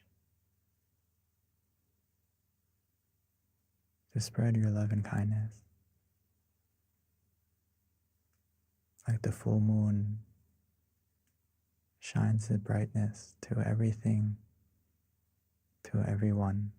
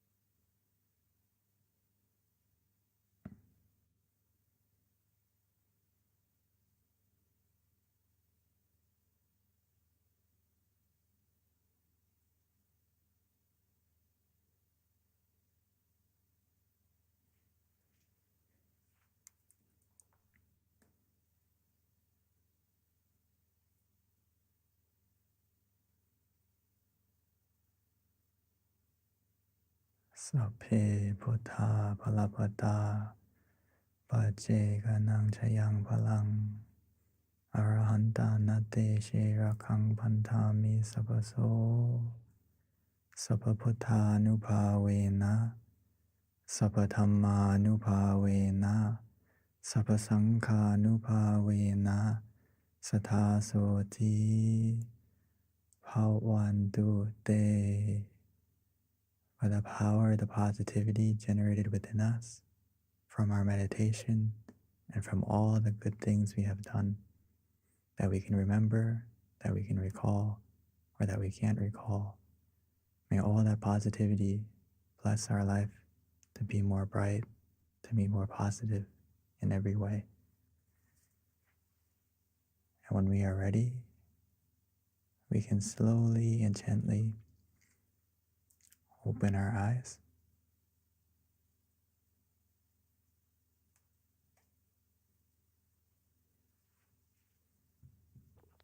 Thank you, Longpi, for an amazing meditation session yet again. I always like a lot of your analogies in terms of just the brightness within and the full moon bringing it inside. That's very just helps me envision that. So thank you, Venerable.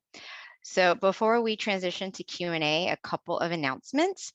Our next full moon meditation is going to be on July 13th, which is a Wednesday of next month. So please mark that on your calendar. Again, the next full moon meditation is going to be on the 13th of next month. Please invite your friends and family to join us. Yet, please definitely check it out online, tamagayameditation.org. This is where you can find out about our other centers, various online meditation classes that we offer, which is in person. We've got a couple of centers. Actually, all of our centers are open at this time. So definitely visit your local center. You can just look at the locations to find out the center nearest you. Azusa has a couple of events going on as well. So check out their website, peacepointmeditation.com. Chicago has online courses, and so does Georgia. We have classes every Wednesdays from 7 to 8:30 and Sundays at 12:15. One other thing, MindGem, if you haven't downloaded it yet, please do so. We are available on iOS and Android. This is a great way to stay in touch with us and get notifications on our upcoming Zoom sessions, on our upcoming full moon sessions. We also have Zoom sessions as well on the calendar that you can check out on our website. In addition, it's really nice to have the app because you do have a selection of some of our amazing teachers. We have over 100 audio tracks as well that you can listen to in terms of guided meditation at the convenience of your home. So please download it if you haven't already, MindGem on iOS and Android.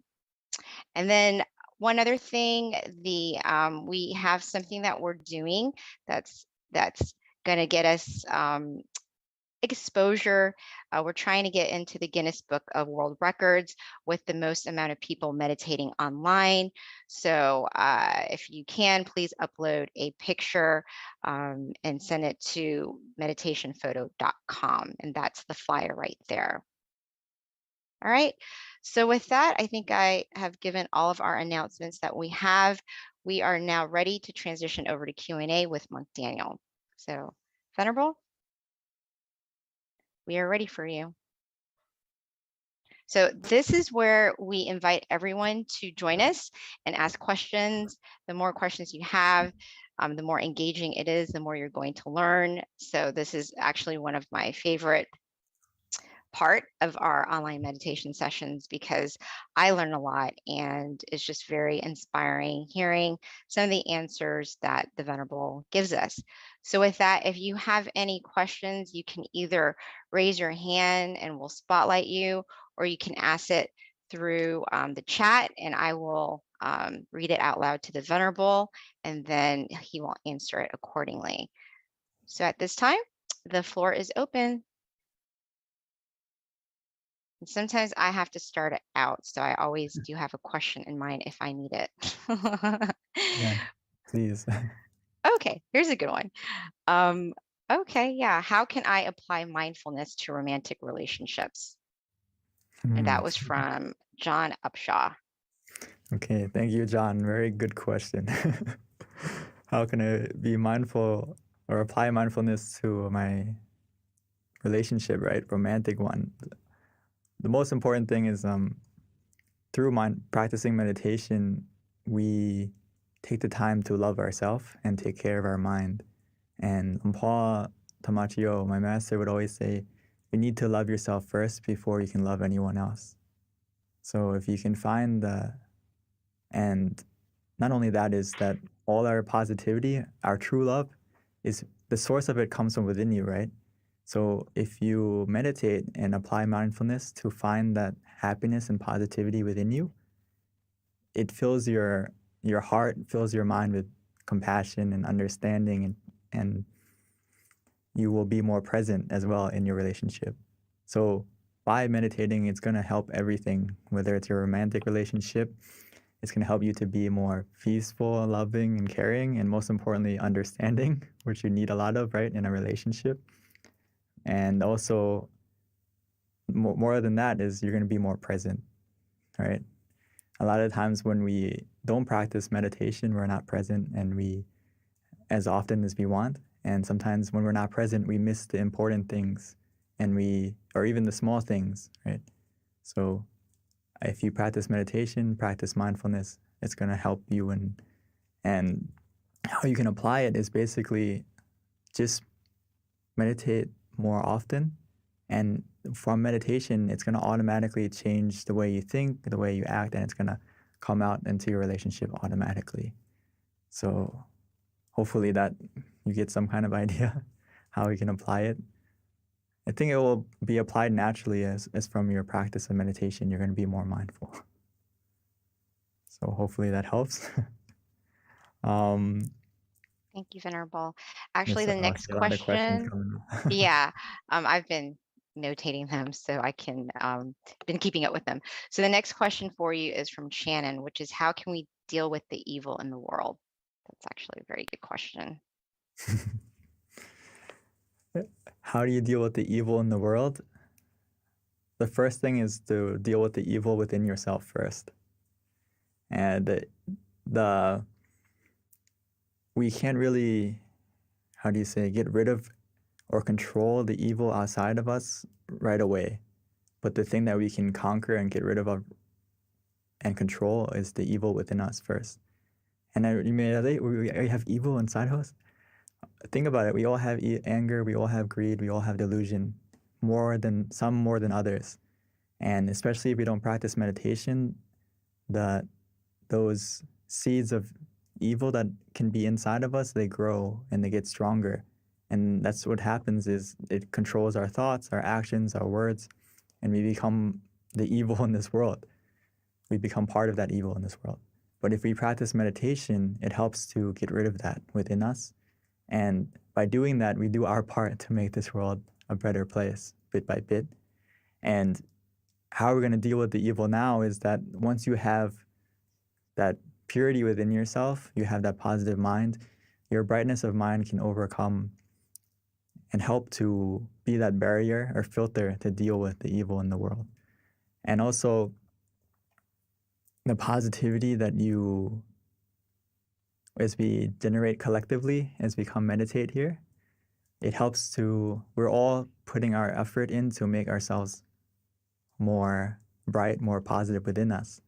So right now, we are doing exactly what that is. We're helping to deal with the evil in this world by starting from within us, getting it out of us. And you will be that beacon of peace, that light of peace that can shine to other people and make this world a more bright place. Just like the sky right now, tonight, if there was no stars in the sky, right, it wouldn't be as bright and beautiful. But everyone here is like a star that is practicing your meditation, practicing your peacefulness. You're helping to make the darkness a brighter place. And it only takes a little bit of brightness to make the room bright, right? So keep that in mind. You're doing it right now. How do you overcome the evil? Thank you, Venerable. So the next question is, how does one overcome fear?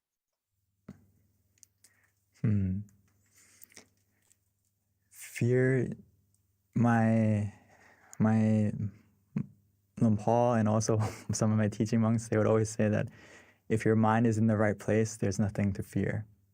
If you can bring your mind back to the center of the body and keep your mind there, you're not going to have any fear. So I think the first step is to conquer your mind and bring your mind back to that point of peace within you. And you're not going to be scared of anything because you have that peace of mind within you. It's kind of like you are the eye of the storm, right? You're the calm in the middle of the chaos, and you can connect to that. And if you continue to meditate, you can be able to harness that calm, and you can harness that peacefulness, because I like the quote I saw before that inner peace isn't about having everything to be, peaceful and calm, but it is being able to remain peaceful and calm in any situation. So we can attain that from meditation, and you're not going to be scared of anything anymore, because the scariest thing, you know what the scariest thing is? Your mind is your mind that's influenced by greed, anger, and delusion. That's more scary than anything in this world, because it will make you do things that you will regret. So if you can come back and take over your mind, control your mind, and be in control, you have nothing to fear anymore. Thank you, Lumpy. So the next question is by Ashtari, and the question is, how can meditation help us to take better care of the earth and all beings? It's actually so important, actually. It's weird, like, how can me meditating help to change the world? But if we don't deal with the root of, as you can think about it this way, it's hard for people to really consider the world and want to make the world a better place if their mind isn't clean and bright, if their mind isn't free from that greed, anger, and delusion. It's very hard to want to fix the world if people don't want to even fix themselves. So if, for example, if people in power or people who have the ability to, make policies, make change, we have to help each other to change ourselves first from within, so that they can get rid of the greed, anger, and delusion, and they can make the right decisions to make the world a better place, and it's also to make the world and the environment a better place, right? So first, similar to the other answers, is start from yourself and encourage others to meditate too, because that will directly and indirectly help to make this world a better place in every way, whether it's the environment and not just like the physical environment, but also the atmosphere would be better from everyone meditating together. Mm-hmm. Thank you, Venerable. And then here's a question from Sumana. And Sumana had a very calm session today, but hasn't felt like Sumana actually has gotten happiness yet. And the question is, what should I do? So I had so much calm with the session, but I haven't gotten happiness yet. What should I do? Oh, it's okay. As long as you feel neutral, that's already successful meditation. So if you feel calm, that's a little bit more better than neutral. It's also good. Whether you feel neutral, you feel calm, the happiness in meditation, it's a subtle happiness. It starts from a subtle happiness. It's not like a overwhelming, like blissful happiness right away where you're just shining and beaming with happiness. It slowly gets to that point. As long as the key thing is to be content with that calm that you feel. And sometimes what happens to a lot of us,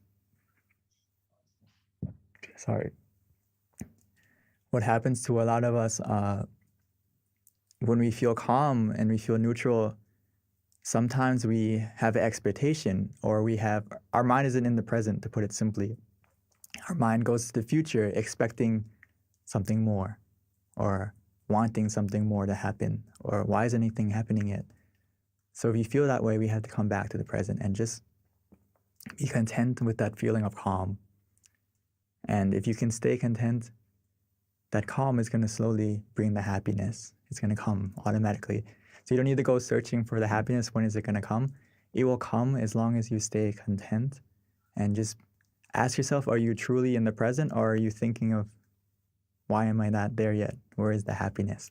If you're thinking that way, that means your mind is in the present. So you just have to come back, and to help you to stay content or to help you get off those thoughts, you can use the mantra, or you can visualize to keep your mind present. And the calm will change to the happiness slowly. Actually, it'll be quickly if you can stay content truly. If the key is about being content with what you have and not worried about what's missing. So sometimes we fall into that trap where we're like, hey, I am calm, but I kind of wish, like deep down inside, that it was more calm than this. And actually, we're already in a good spot, but our mind thought that way. And if we find it thinking that way, no problem. Just come back and use the mantra until you forget about wanting something else. Or use visualization to bring your mind back. Hopefully that helps. Thank you, Venerable. All right, we've got lots of questions, Venerable, so I think we're going to keep you busy until the end. So, and this next question is an interesting one. I'd like to hear how you respond to it too. And it's from Sylvia. And the question is, when we are born, we do have a destiny already, correct? Can we change any actions or events in this destiny through meditation, and how? There's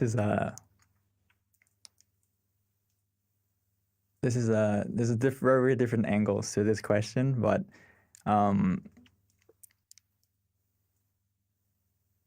we can change. There are certain things that we have a destiny to have happen because of the things we've done in the past that we can remember or not. And in the sense of Buddhism, if you talk about past lives, that has impact on our life now. But if you just think about this life, we have control of our destiny in the sense of we can't undo the things that we did in the past, but we can make the future, we can decide the steps we're going to take now by the present. So if you meditate, it's going to help you to make the right steps in the right direction because you become present. And when you meditate and make your mind clear and bright, it's obviously going to help you to make the right steps. You're going to know for yourself what's the right thing to do from the clarity of your mind. But a lot of times when we don't meditate, we don't have that clarity. We don't have the wisdom within us to do the right thing, because a lot of times we are clouded or we are cluttered or we're distracted by our mind is scattered. Our mind isn't still. So if you want your destiny to get better, we can change it by what we do now. And the first thing to do is to make sure that your mind is clear and bright. So that can help you to make the decision now, to make yourself better, or to do the right decision now. And that's why Paul would always say, if you make your mind clear and bright from what you do now. And yeah, hopefully, I think that's basically the main sense of it. I don't want to go into too much super detail, but I think you can control your destiny, and I know you can control your destiny and change it from what you do now, from your purity of mind. Thank you, LP. That's always, I can see how that can be a complicated answer, but I really like your input on that. Okay, we've got plenty of questions. So are you ready for the next one, Venerable? Yeah. Okay. All right. So the next question is, we've got a person who's planning on becoming a monk. So the question is, I'm planning to become a monk. Do monks have evil in them too? When you are a monk and hopefully you have no evil in you, then how do you deal with the evil in the world? Can meditation stop this evil? I think I kind of talked about it a second ago, is that do we have evil inside of us? I would say everyone has evil inside of us. And it's a thing that's kind of like it's buried in our mind.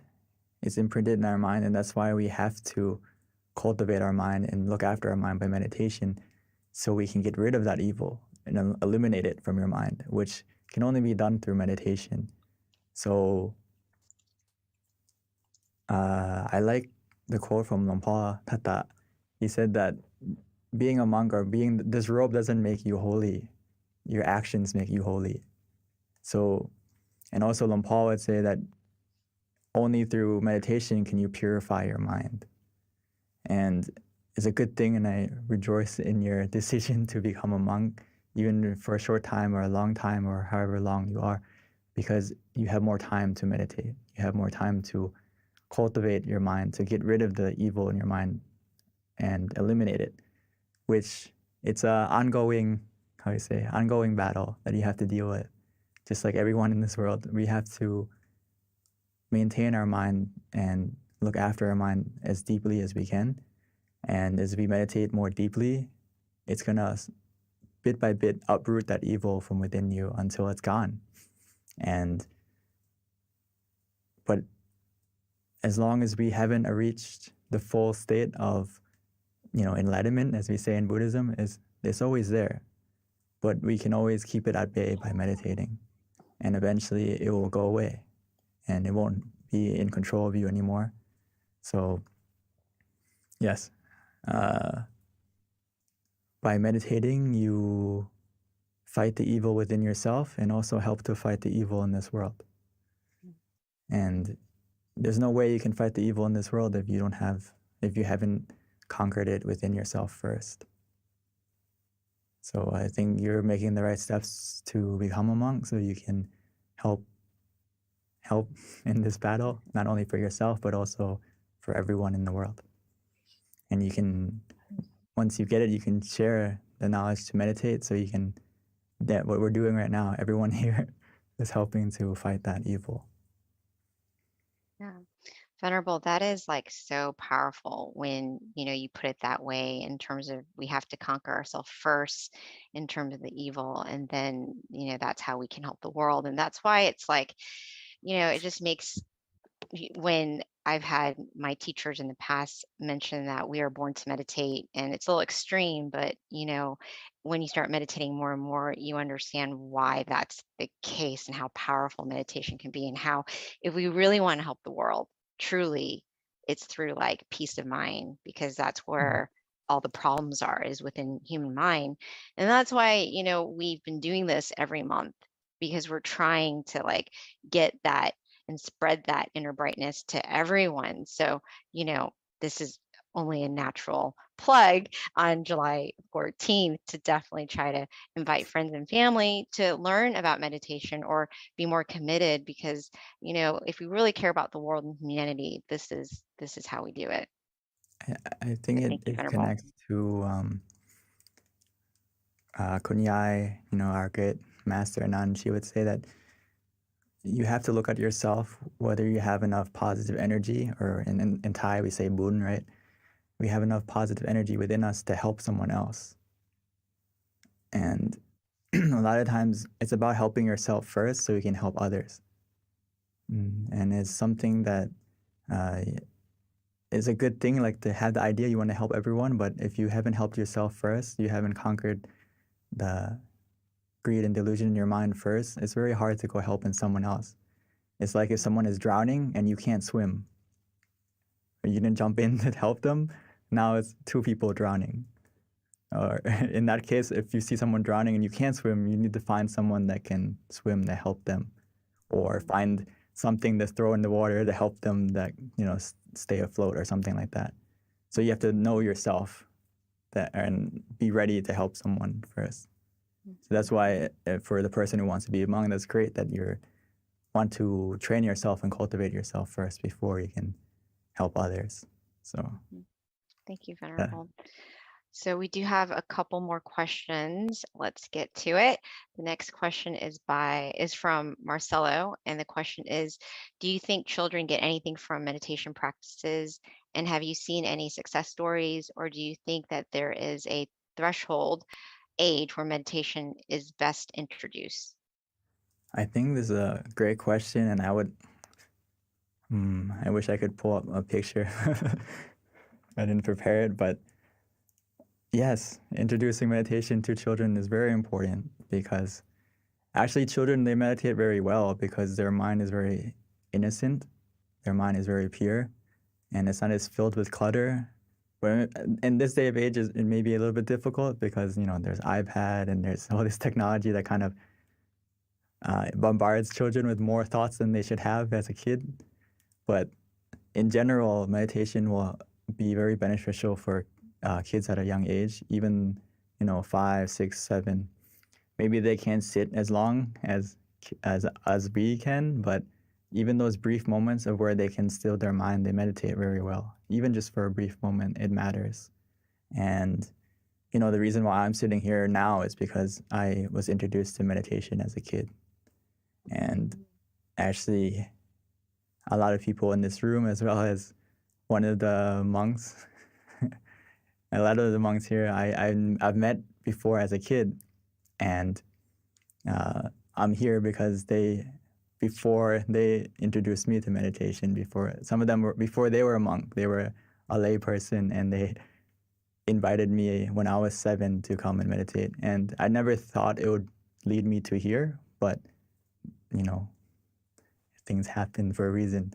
So I think, the sooner you introduce kids to meditation, it can really set them in a good way, especially knowing how to deal with stress and knowing how to, you know, learn how to conquer their mind at a young age, I think is a huge tool and ability that will help them in their whole life, what they can do.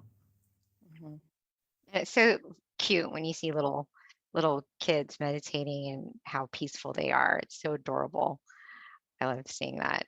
We actually have younger kids come meditate sometimes as well, and it's always very refreshing to see. So, Venerable, the next question is from Deb, and this is kind of a long question, but I notice since I understand what peace feels like, my body is very sensitive when I feel any bit of stress or lack of confidence. How do I quickly calm myself to get back into that state of confidence and peace?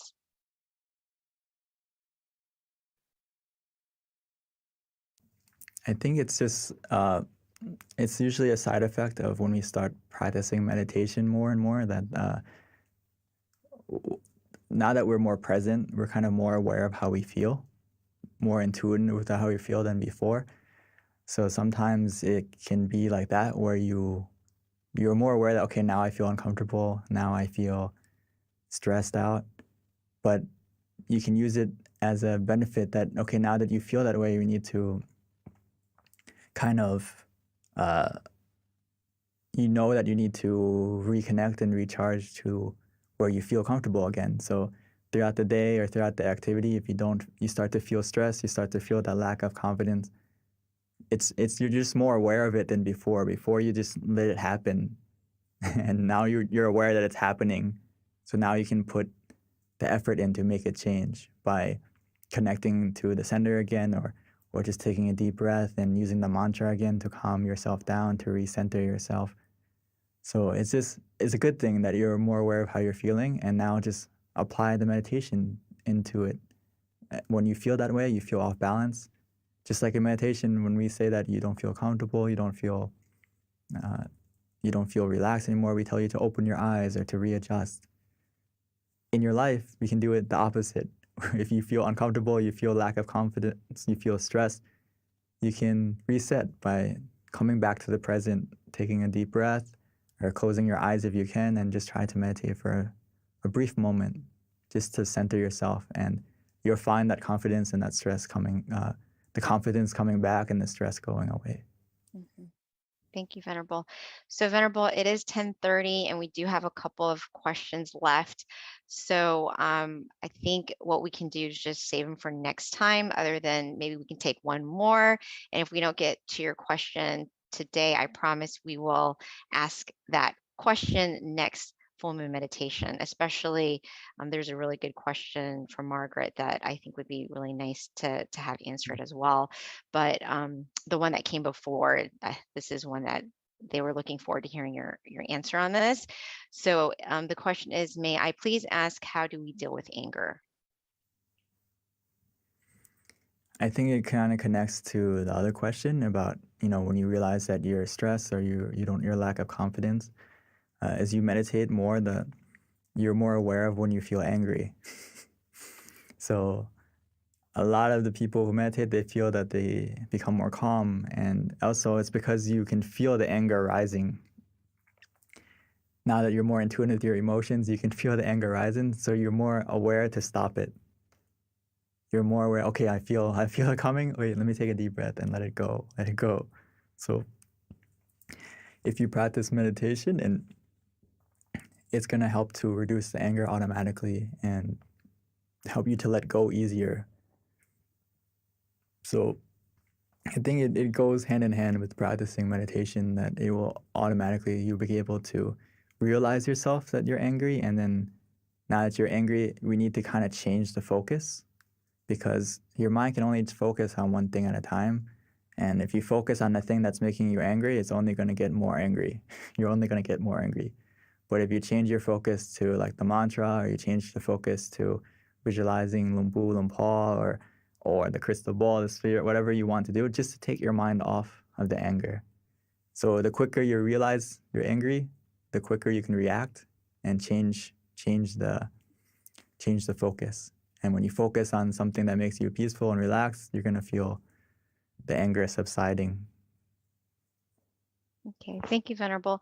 So, Venerable, let's just go ahead and answer this one last question so it doesn't have to linger until next month. It's from Margaret, and the question is, first of all, she wanted to thank you for offering the session, but she is autistic and can easily become overwhelmed by sensory inputs when out and about in the world, and she wants to know if there are techniques that she can use in those situations to reduce the overload to her body. We need something to, our mind, not even everyone is also kind of, we have a sensory overload where our five senses are kind of bombarded by everything around us. So it's always a good idea to have something to help filter your mind when you're walking around and you're doing things. Just like you said, is you can use the mantra. Try to use it as like a song that you repeat in your mind as you're walking, as you're doing activities. Try to repeat the mantra in your mind.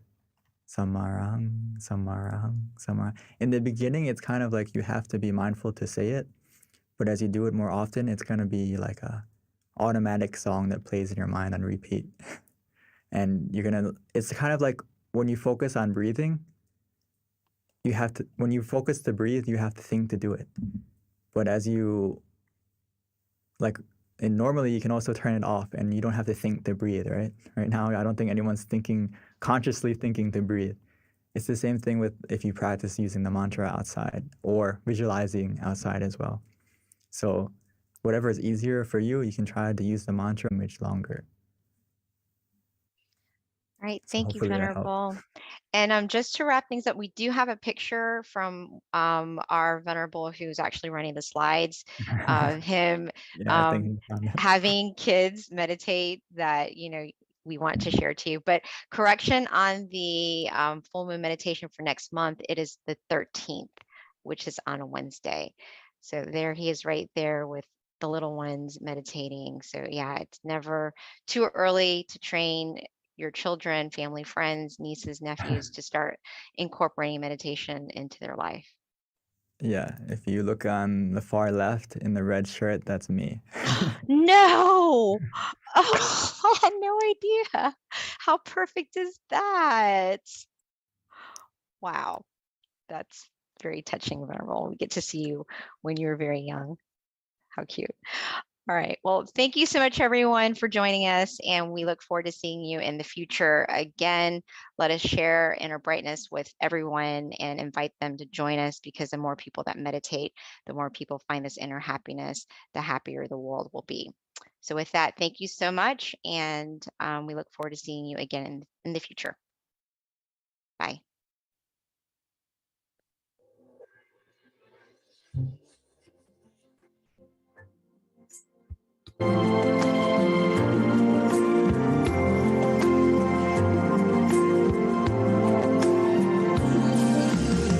Let's come together to open and do whatever to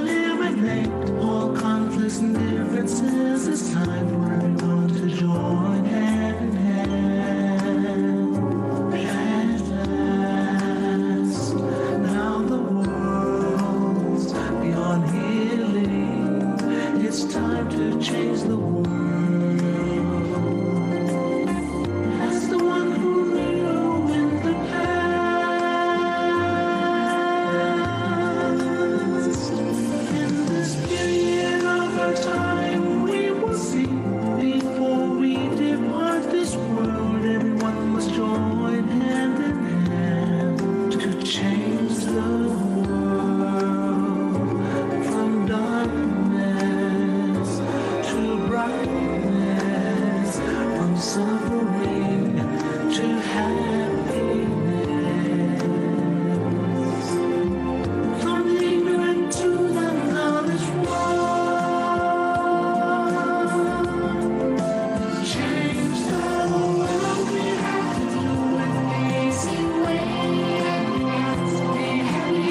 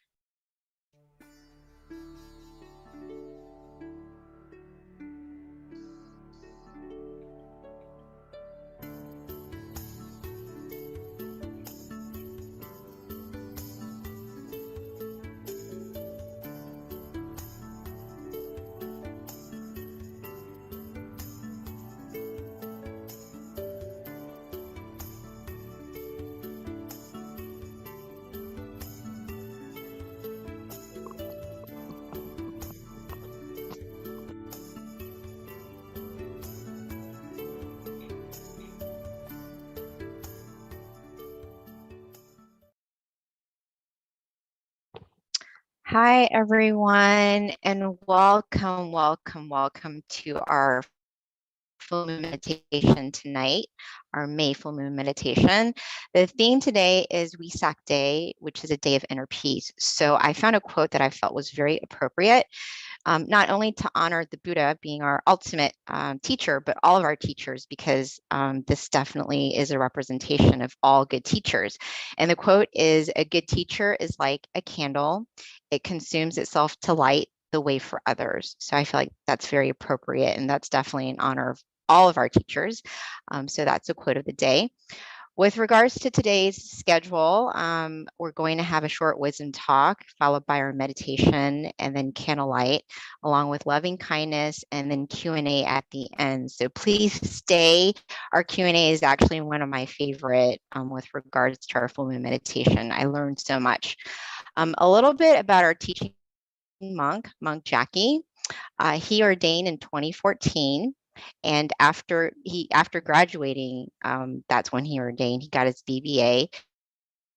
Once he ordained to life, and so he found his goal and his passion, which is to practice his passion, which is meditation, not only cultivating it, but sharing it to others as well.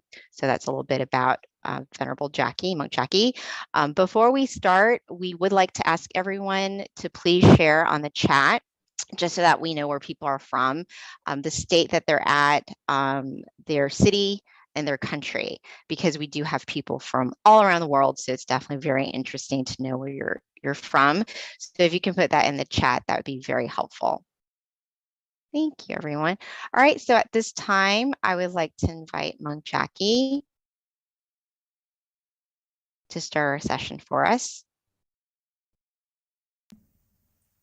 Good morning. Good evening. Good evening to everyone. It's morning time here, so. Depending on where you are in the world. Yes.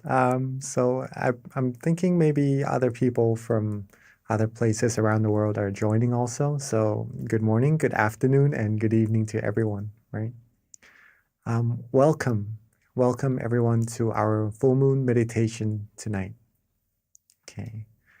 Hopefully you all have had good meditation sessions from our past full moon events also.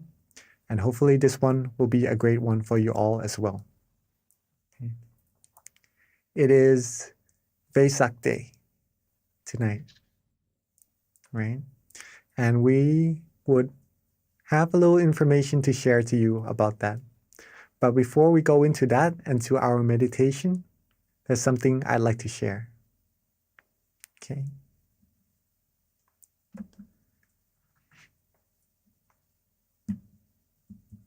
Relaxation is universal.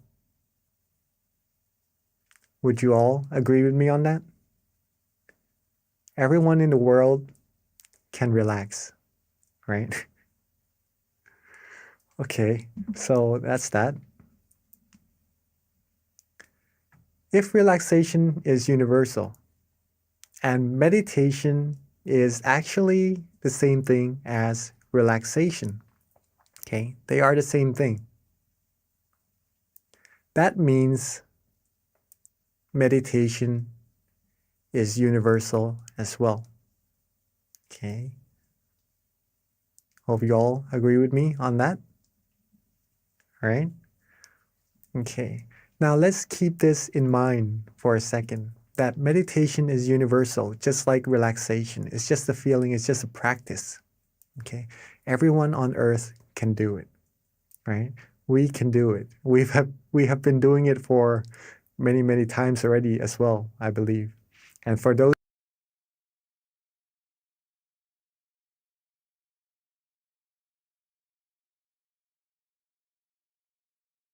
already as well, I believe. And for those who are new, meditation is relaxation. It is very easy to do. But the result is more and more profound once you practice it more and more. Okay? Now, meditation is universal, right? Meditation also leads us to happiness, Okay. Not just any happiness, though. It leads us to true happiness. What is true happiness? True happiness is a type of happiness where you could always have. It doesn't go away. It doesn't depart from you. You don't depart from it, unlike the other happinesses we find on the outside. Okay? When you want this happiness, you could always access it. You'll be able to rely on yourself for happiness and to be able to help others be happy as well. This is what true happiness is. Okay. Meditation is universal, and meditation brings true happiness. Let's put it this way first, so that we understand this phrase. Everyone can have true happiness. If you can relax, then you can have true happiness. Okay. So, in other words, everyone here today is able to find true peace, true happiness for sure. Okay. That is already meditation.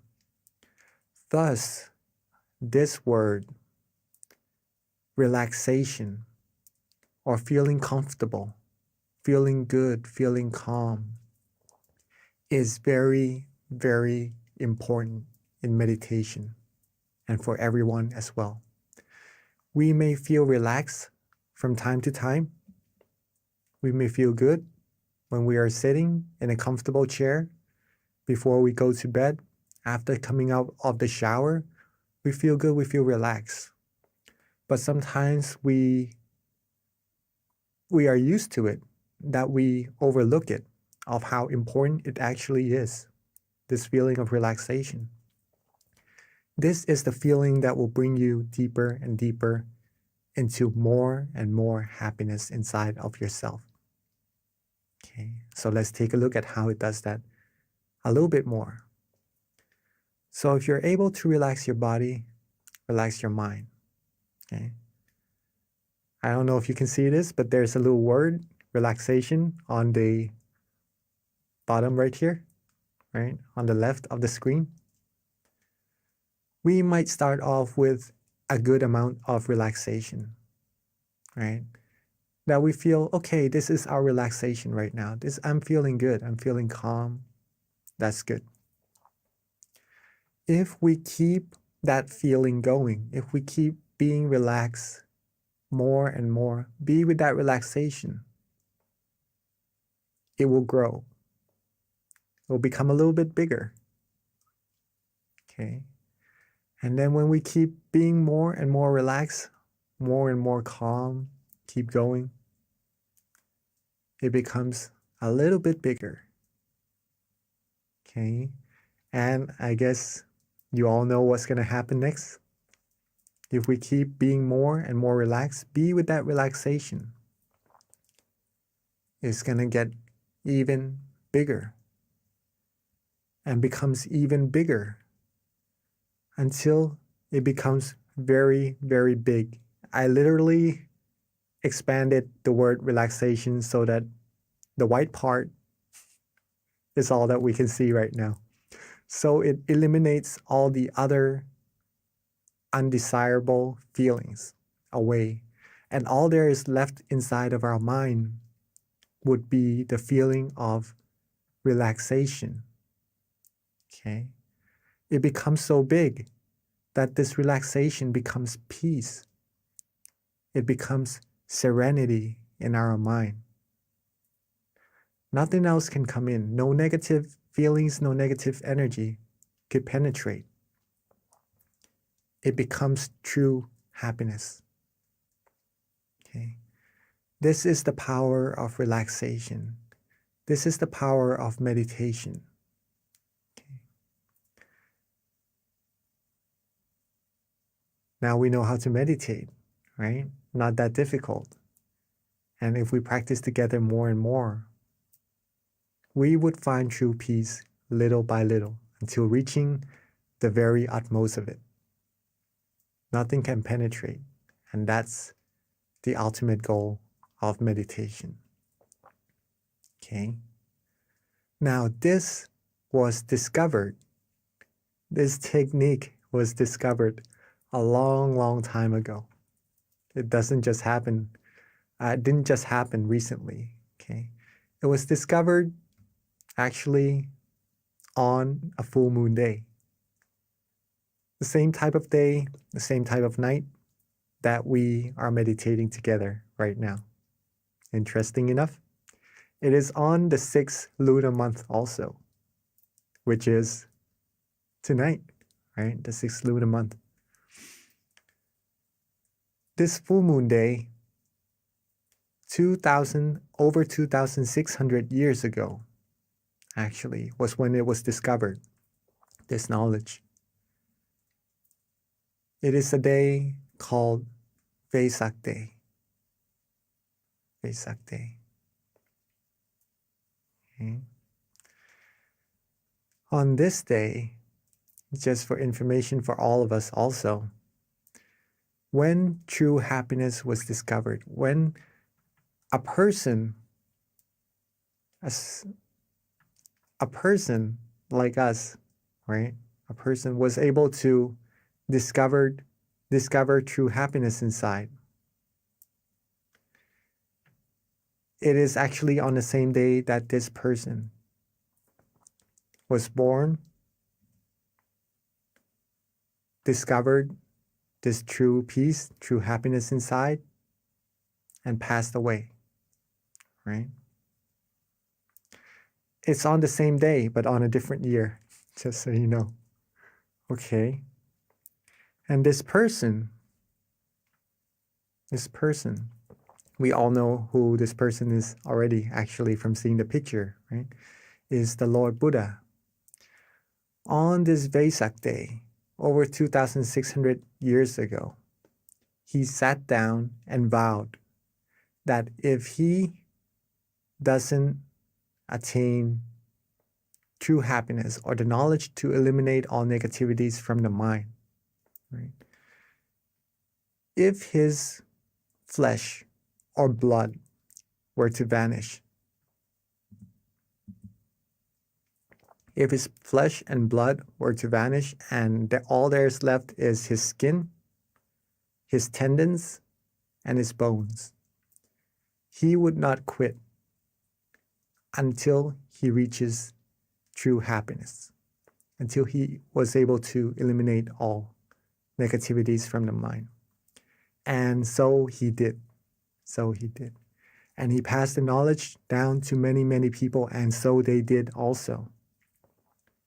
Okay. Until generations after generations, reaching us here in the present day, we too can find this true happiness by just relaxing, by just meditating. Now, along his years of teaching, there is this one phrase that he said, Nati Santi Parang Sukham. It is in Bali, right? An old language. It means there is no happiness greater than the peace of mind. So for everyone here, if you are seeking happiness, are you all looking for happiness? Do you all want to be happy? All beings do seek happiness, and that's pretty much what we aim for, what our goals in life will bring us. It brings us success, and that success, it's what will fulfill us, give us happiness, right? So all of us seek happiness. I'm sure no one would want to be sad or to feel bad or anything, right? We all want happiness. And if we want the greatest of happiness, it is where the peace of mind is. Okay.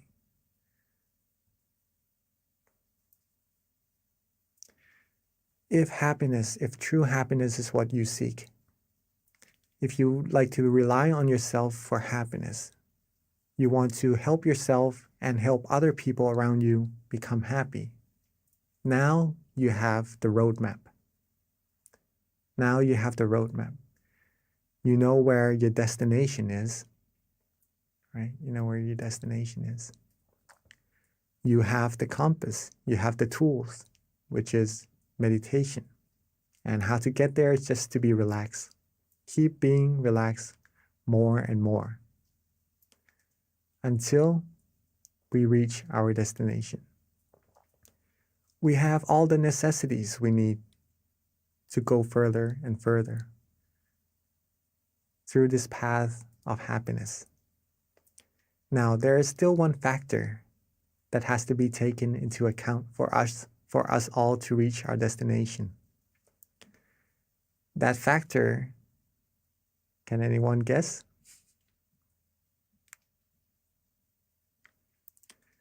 That factor is you. It is all of us. Meditation is not something one person can do for another. It is like eating. If I eat, then I will be full. If you eat, you will be full. Okay? If I eat and you don't, then I'm the only person who will be full. Right? Same as meditation. If you meditate, you're going to be the person who finds true happiness. If you have the knowledge, if you know how to do it, you have the destination, the roadmap, and everything. Well, if we take into account, right, if we take that into practice, we will sure reach our destination. And I'm sure all of us would be keen, right, to reach that destination altogether. If we can be truly happy inside, if we can find that true happiness inside of all of us, then we could be the role model to other people around us. Remember, at that point of true happiness, no negativities will be able to penetrate. If we could get to that point, more and more of us, no negativities will be able to come in, okay? Not just into our mind, but into our community, to our society. The more we expand this true happiness to the outside, the more we would be closer to world peace, okay? We are simply just being relaxed and just being still, meditating. But the result that arises from this is really profound. Okay. If we can do it first, we could be happy first, then we can share the light with all the other people around us, having everyone be happy and having this world be a world of true peace together.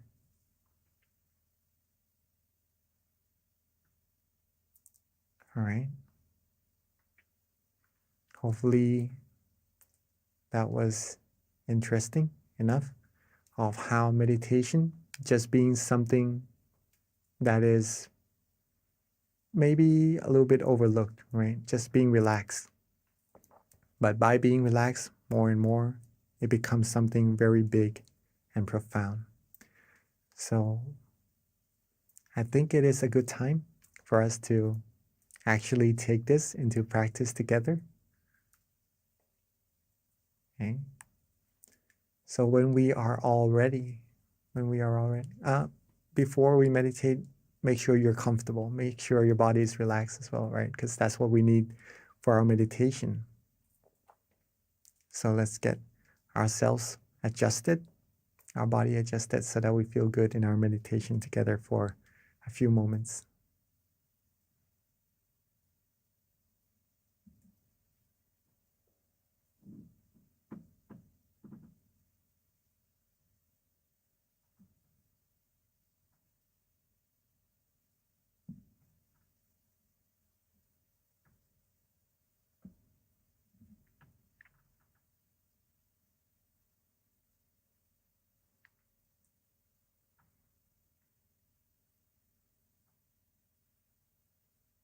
Okay.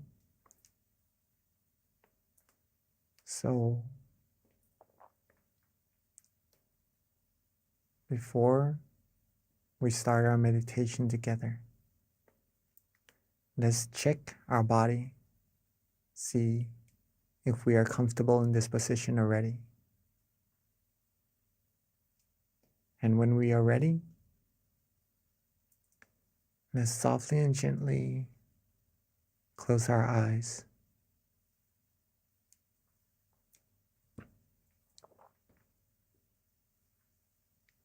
When we are ready, let's softly and gently close our eyes.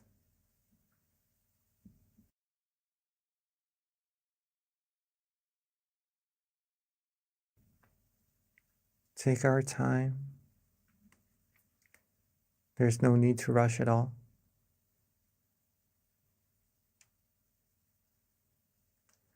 Relax our foreface. Relax our eyebrows, our cheeks, our chin, our jaws. Relax our neck,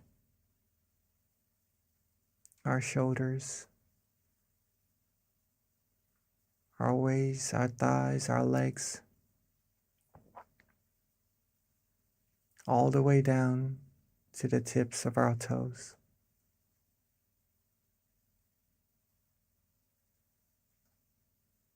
Let's take this moment together to relax every part of our body. Take our time so that we feel good for ourselves. Rest every part of our body. Make sure that there is no tension at all in our meditation.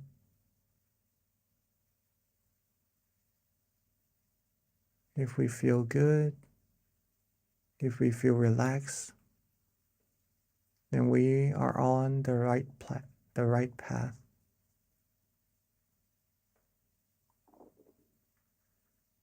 Let's keep this feeling going.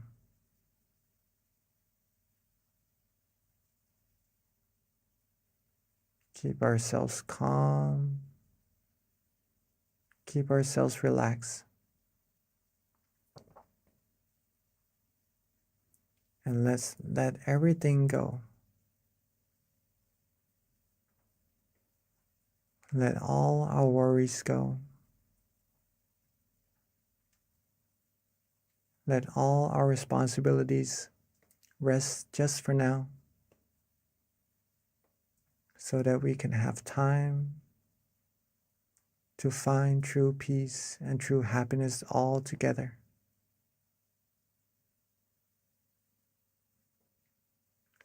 If we are relaxed in both our body and mind right now, if we feel good in our meditation right now, keep that feeling. Keep that feeling flowing. Keep that feeling alive. Just like our heart that is beating.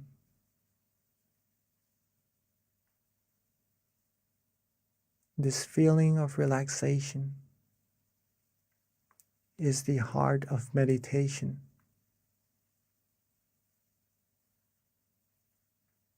So as long as we feel good, as long as we feel calm, as long as we feel relaxed in our meditation, then the heart of our meditation is beating. And we are being alive on the outside and on the inside. We are walking, are traveling. down the path, the righteous path, the path of purity, cleanliness, and happiness. It may be a path that we cannot see right now, but to find that we are on the right path, there's a way to travel, which is to feel.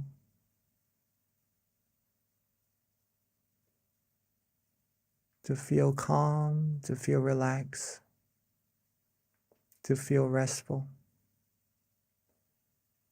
And that's how we know we are traveling on the right path, in the right direction, getting closer, closer to the utmost of happiness, the greatest of happiness. But it is like a tree as well, where we cannot rush for it to grow,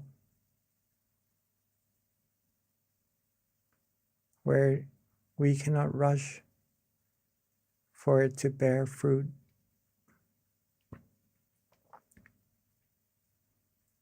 So being calm, being patient, being relaxed along this road, enjoy every second of this journey is what will take us to our destination.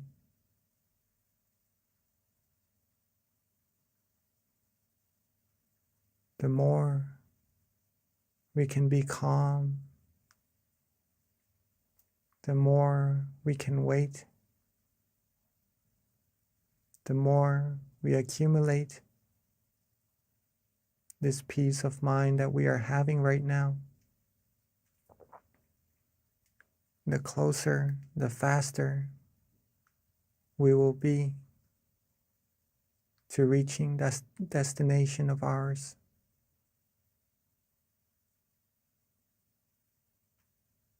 So let's keep ourselves calm.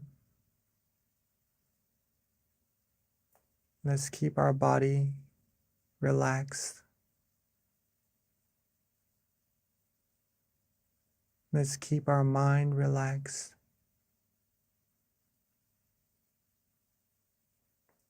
Let's be worry-free. Enjoy this very moment, almost as if this is the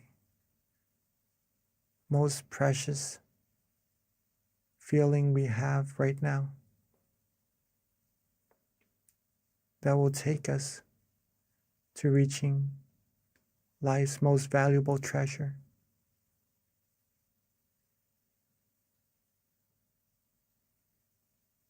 Keep our body relaxed. Keep our mind relaxed.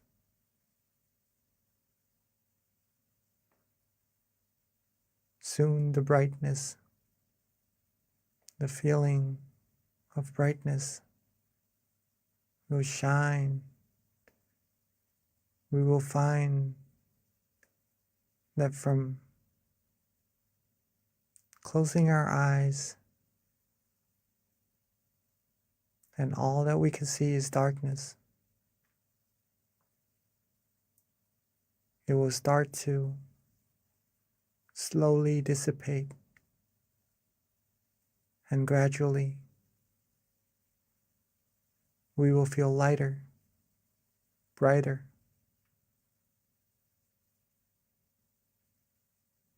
Whatever experiences happen inside of our mind,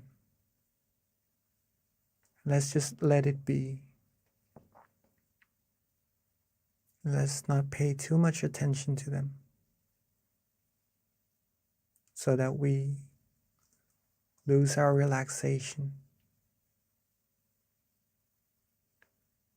the more we're able to relax, the deeper our meditation becomes automatically.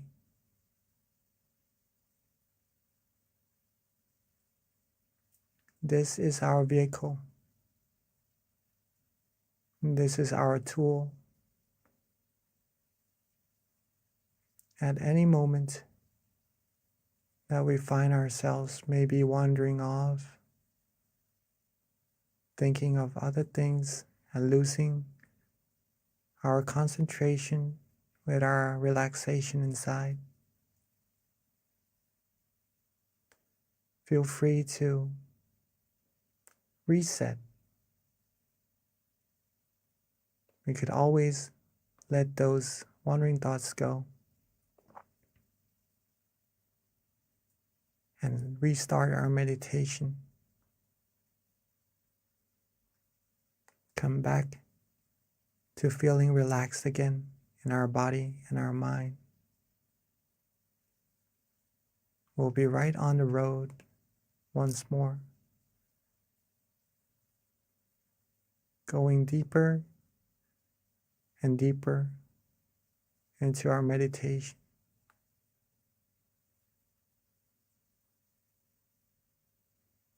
And if we start to feel some tension in our meditation, we could also reset by softly and gently letting those tension go.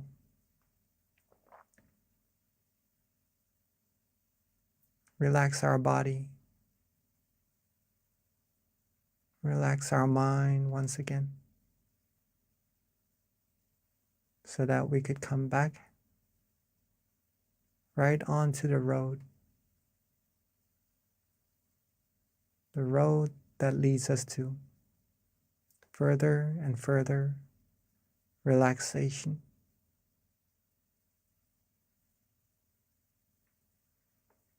At this point, if you're feeling calm, you're feeling relaxed, then you are already accumulating a good amount of positive energy inside of your minds. All there's left to do is just to be neutral. Let these positive energy keep accumulating more and more automatically.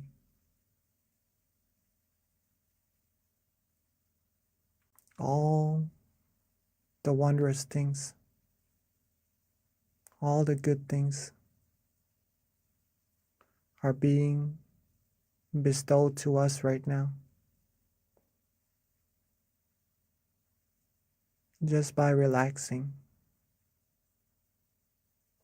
releasing, letting go, whether if we know it or not. You're a being, you are receiving a great amount of positivities. So let's keep ourselves calm, keep ourselves relaxed. Keep receiving these positivities to our lives, to our mind, and to later share with everyone else in the world. Let's keep these things going. And let's relax, enjoy our meditation together in silence for this time being.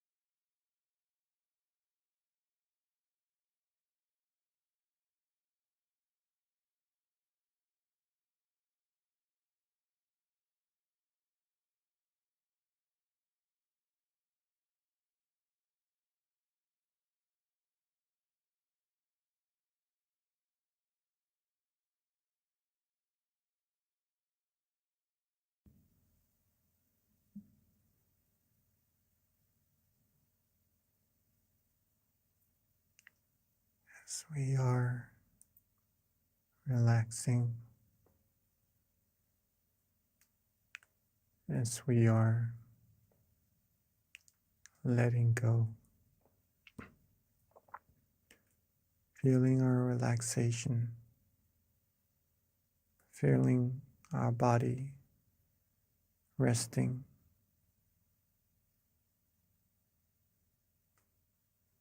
letting everything go,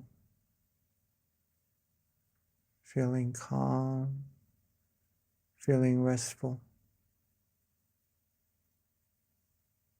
We may start to feel the flow of energy inside of ourselves. Some may start to have different meditation experiences. Some may feel calm, relaxed, bright, light.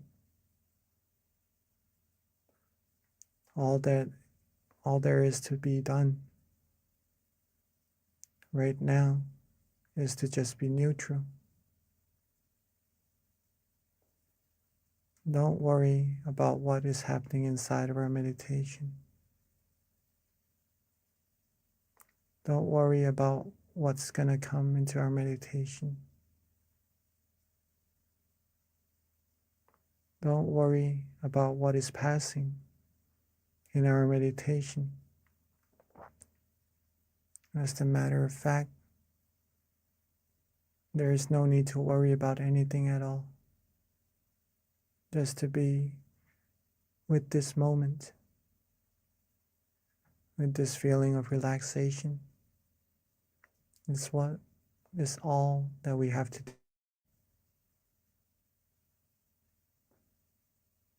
And now that our mind is well abundance of brightness, of happiness, of purity,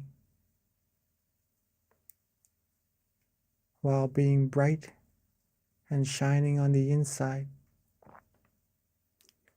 let us represent this brightness in our mind as a candlelight on the outside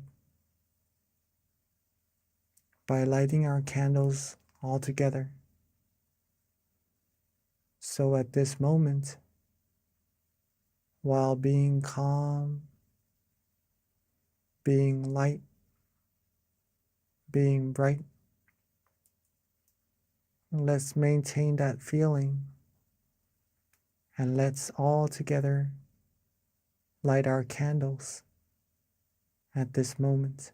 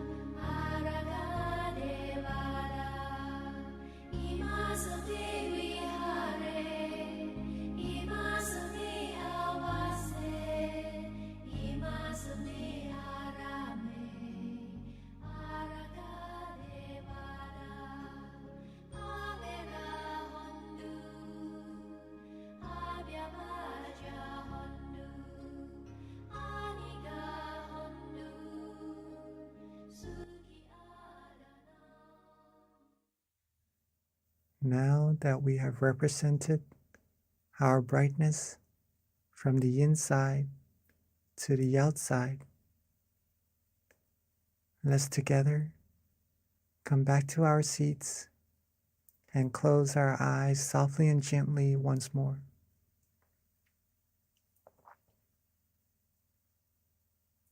Let's relax our eyes, our body, every part of our body, from the top of our head down to the bottoms of our feet. Let's take our time. There's no need to rush.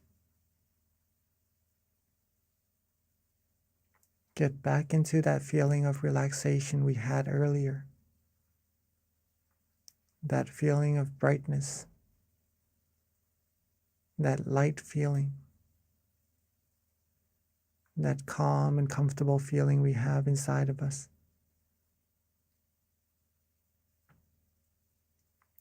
And let's softly and gently bring our candle lights inside of our mind.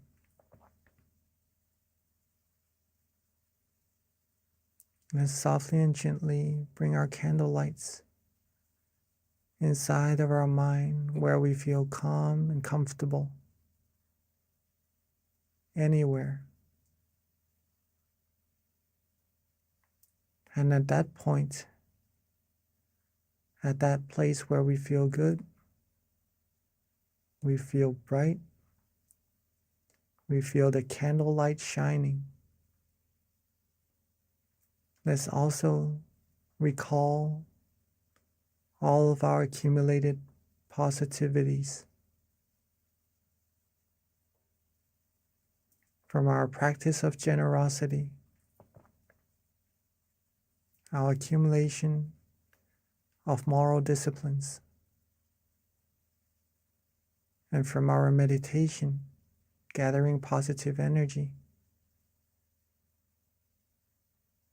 Let all of these good energy come together along with the brightness of the candlelight into a clean, clear crystal sphere, bright and shining.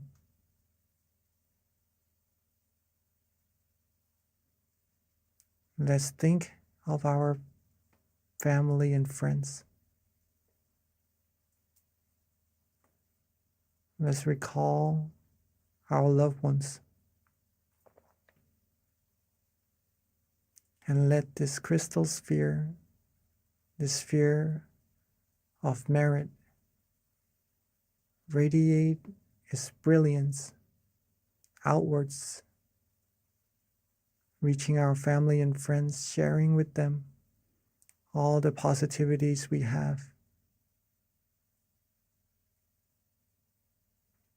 Wishing for our family and friends to always be happy, be safe,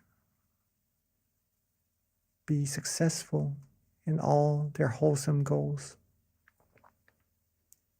be protected from all dangers, harms, diseases, be free from all negativities, be able to find true happiness, true peace quickly and easily,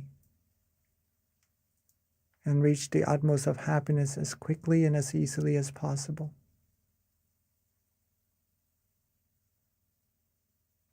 And let's share our brightness, the brilliance of our mind outwards even further.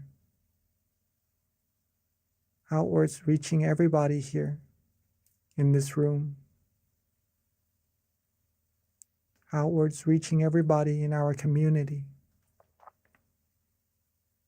Reaching everybody in our city. Outwards further, reaching everybody in our country. And outwards further, reaching everybody in our world. Seeing this world clean, clear, and bright and shining.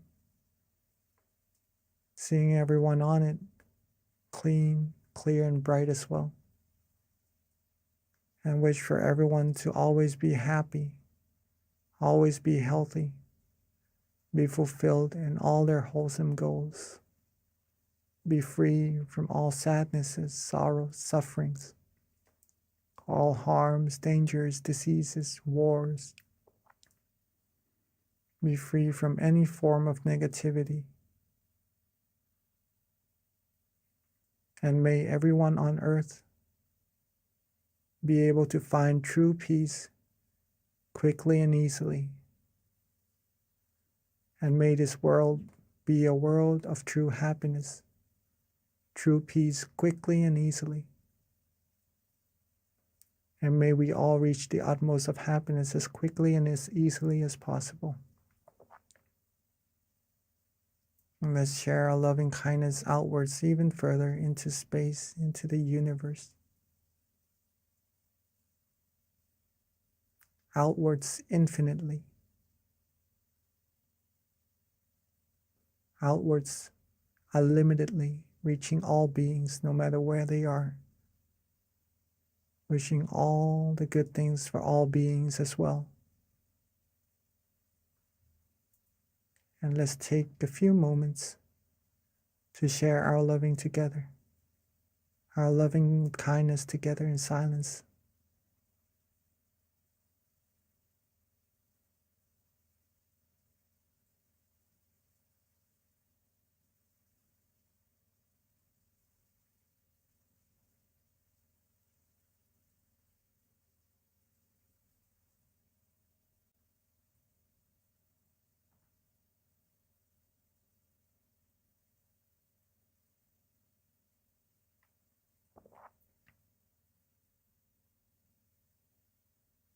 Now that we have shared our peace, our love,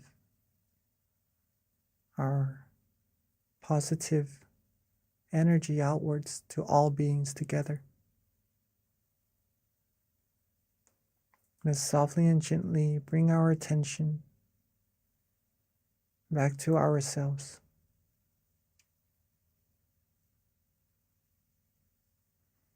Let's softly and gently bring our attention back to ourselves, to where we feel calm, to where we feel good, feel comfortable. And at that point, with all our accumulated merit, let's wish for ourselves to always be happy, to always be healthy, always be happy, always be wealthy, free from diseases, harms, dangers,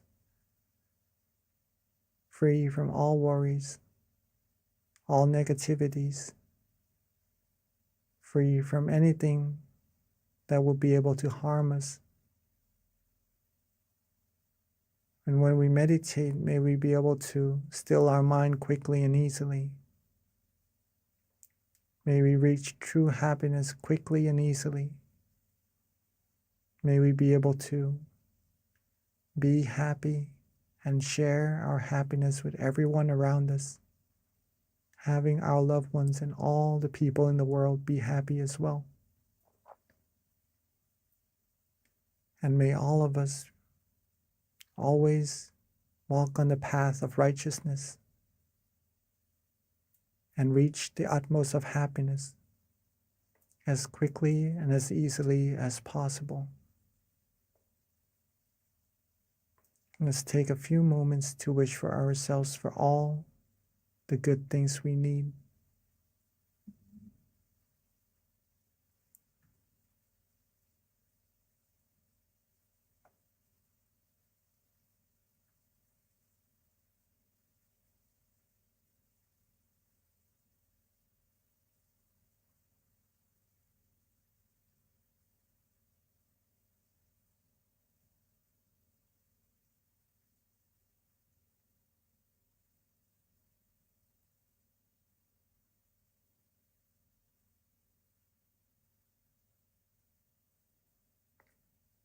Now that we are coming towards the end of our meditation together,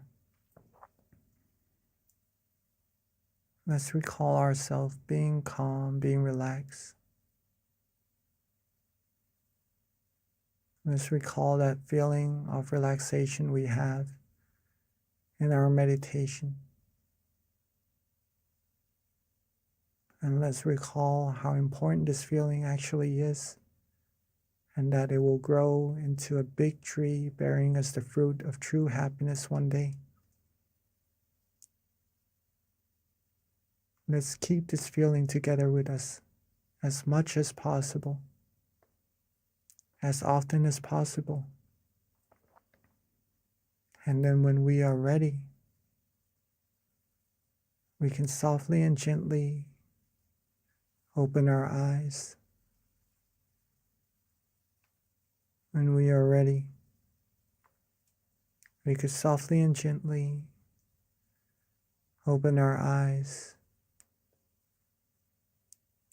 Sapphe Buddha Palapata Pajjeka Nanjayang Palang Arahanta Nanjate Shena Rakhang Pantami Sapaso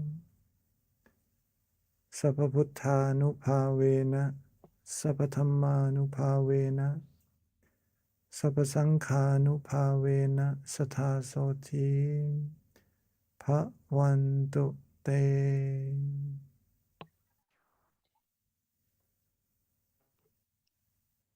Thank you, Venerable Jackie, for that lovely guided meditation. So before we transition over to Q&A, a couple of announcements. First of all, if you didn't join us earlier in the beginning when we started, if you can share your country and your city, we just like to know where everyone's coming from as we have people meditating with us from all around the world. It's just very interesting to know what city, country, state you're from. Okay, with regards to a couple of announcements that we have, please jot down the next full moon meditation is going to be on Tuesday, June 14th, next month. A couple of other announcements.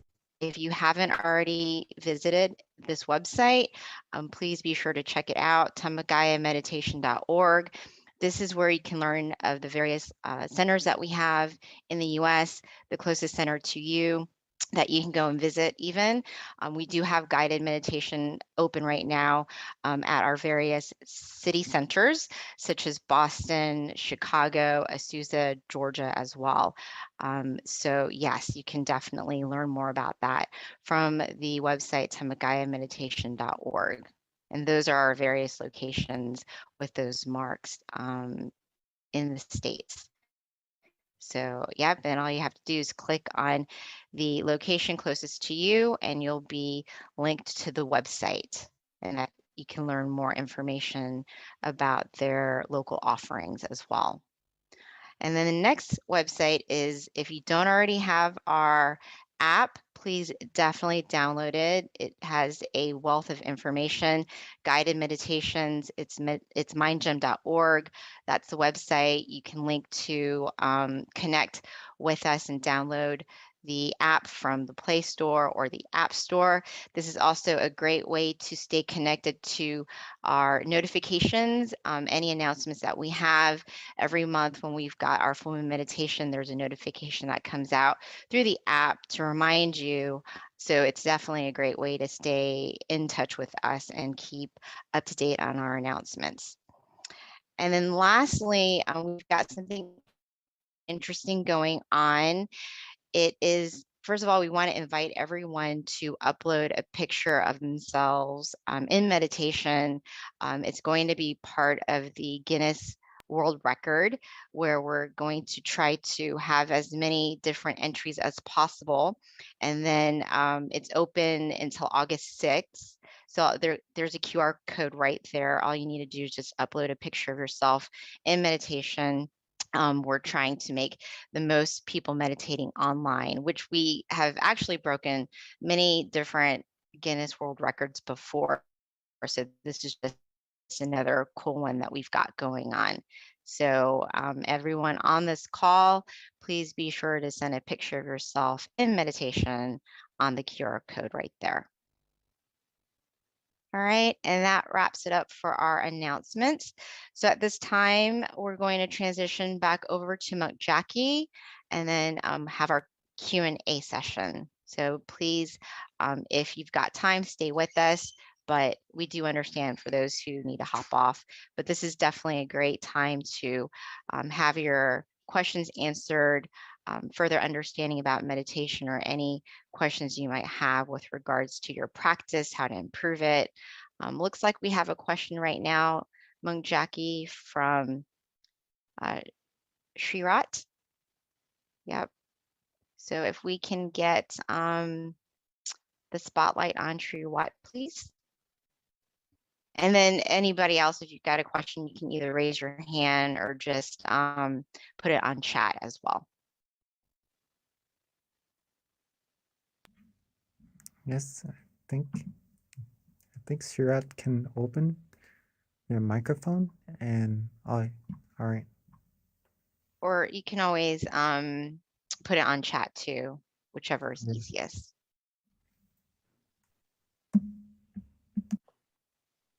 So Venerable, while we're waiting for Shriwat to ask the question or get on spotlight, I do have something that happened to me just as early as today that I think might be interesting to find out what your advice is, or other people might benefit from it too. But yesterday in meditation, I meditate every day, and when I was meditating, I felt very calm and peaceful, and like I was floating, which was really cool, because I hear that this is kind of a typical experience in meditation. But then today, when I meditated earlier, I felt like a heavy rock, like a rock. And it was weird because in my meditation, I felt like the rock was round and was like right on my lap. So I don't know if that's, an experience that's typical, or if that's just me overthinking. So I wanted to get your input on that. Does it feel heavy, or does it Yeah, feel light? the rock Feels felt heavy today. Yesterday felt very light and floating, and today it was like a rock on my right? lap. And I was like, this is new. Okay.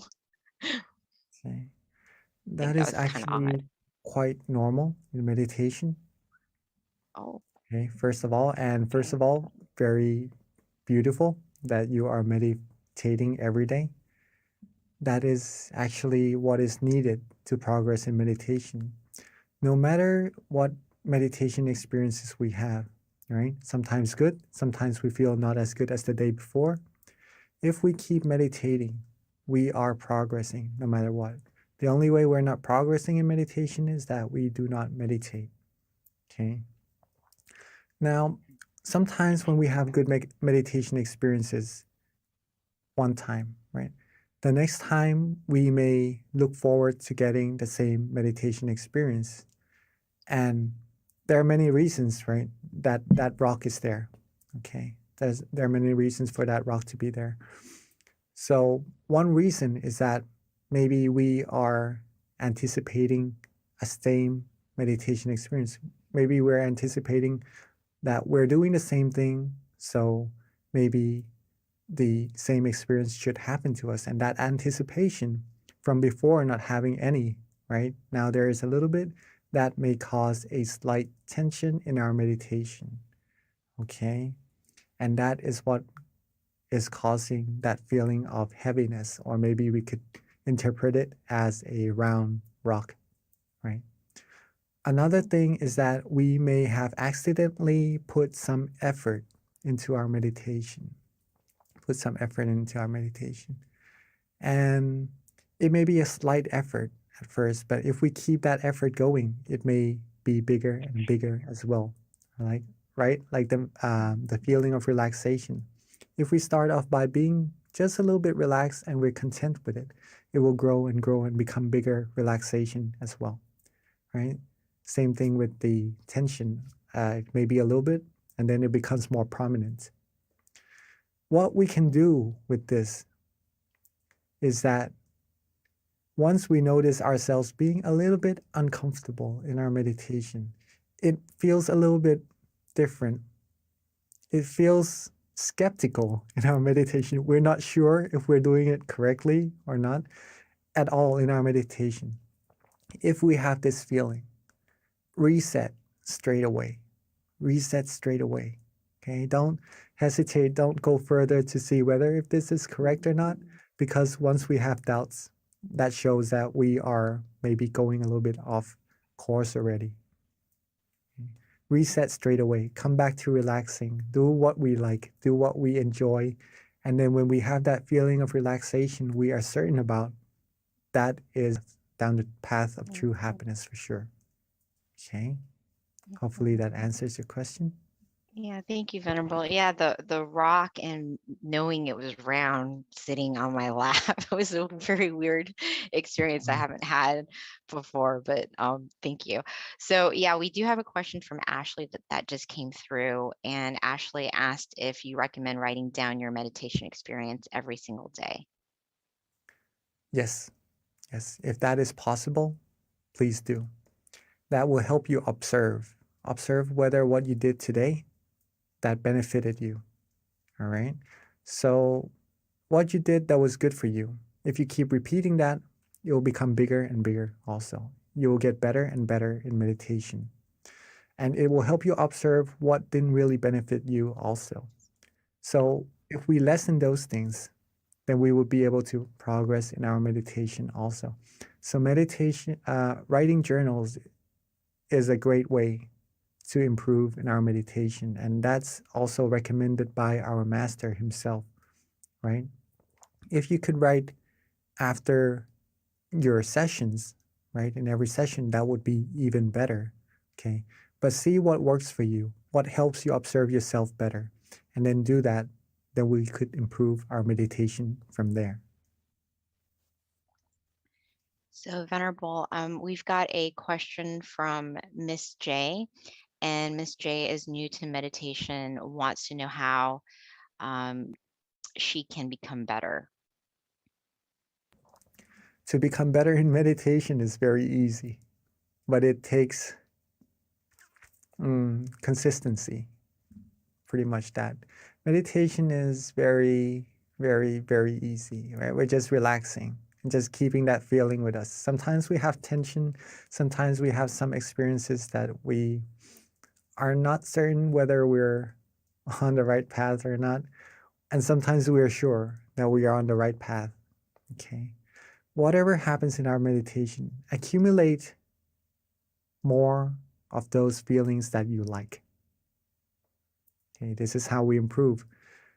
When we are certain that we enjoy meditation, that feeling, that relaxation, accumulate more of that. Maybe it could be 1 second, 2 seconds, 3 seconds, 1 minute. If it goes away, reset, come back to do it again. Accumulate like putting money into a piggy bank. One day it will become full. We'll have like a bigger piggy bank and we keep accumulating it. It'll become full again. It becomes bigger and bigger. Once we know it, we are now millionaires pretty much. We would be very wealthy of the happiness inside of our mind. Okay. Consistency, repetition, be relaxed often. That's how you're going to improve in your meditation. Thank you, Venerable. So we've got a question from Deb, and her question is, first of all, she had a beautiful meditation experience and it felt very peaceful, but she wants to know how she can do this as a daily activity where she's able to keep calm and have that peaceful feeling consistently. I actually have something that I can share with you about this. Let me just try to find it. All right, so to be able to have this feeling with you more often until it becomes part of you. Same thing with what Ashley asked, right? Or Miss J, right? Miss J asked, how to improve meditation. Oh, just a second. I'm on airplane mode right now. Uh-oh. Okay. So it's pretty much almost the same thing. But just for you to see as well. Just a second. right? We have the three things for us to improve now, which is consistency, repetition,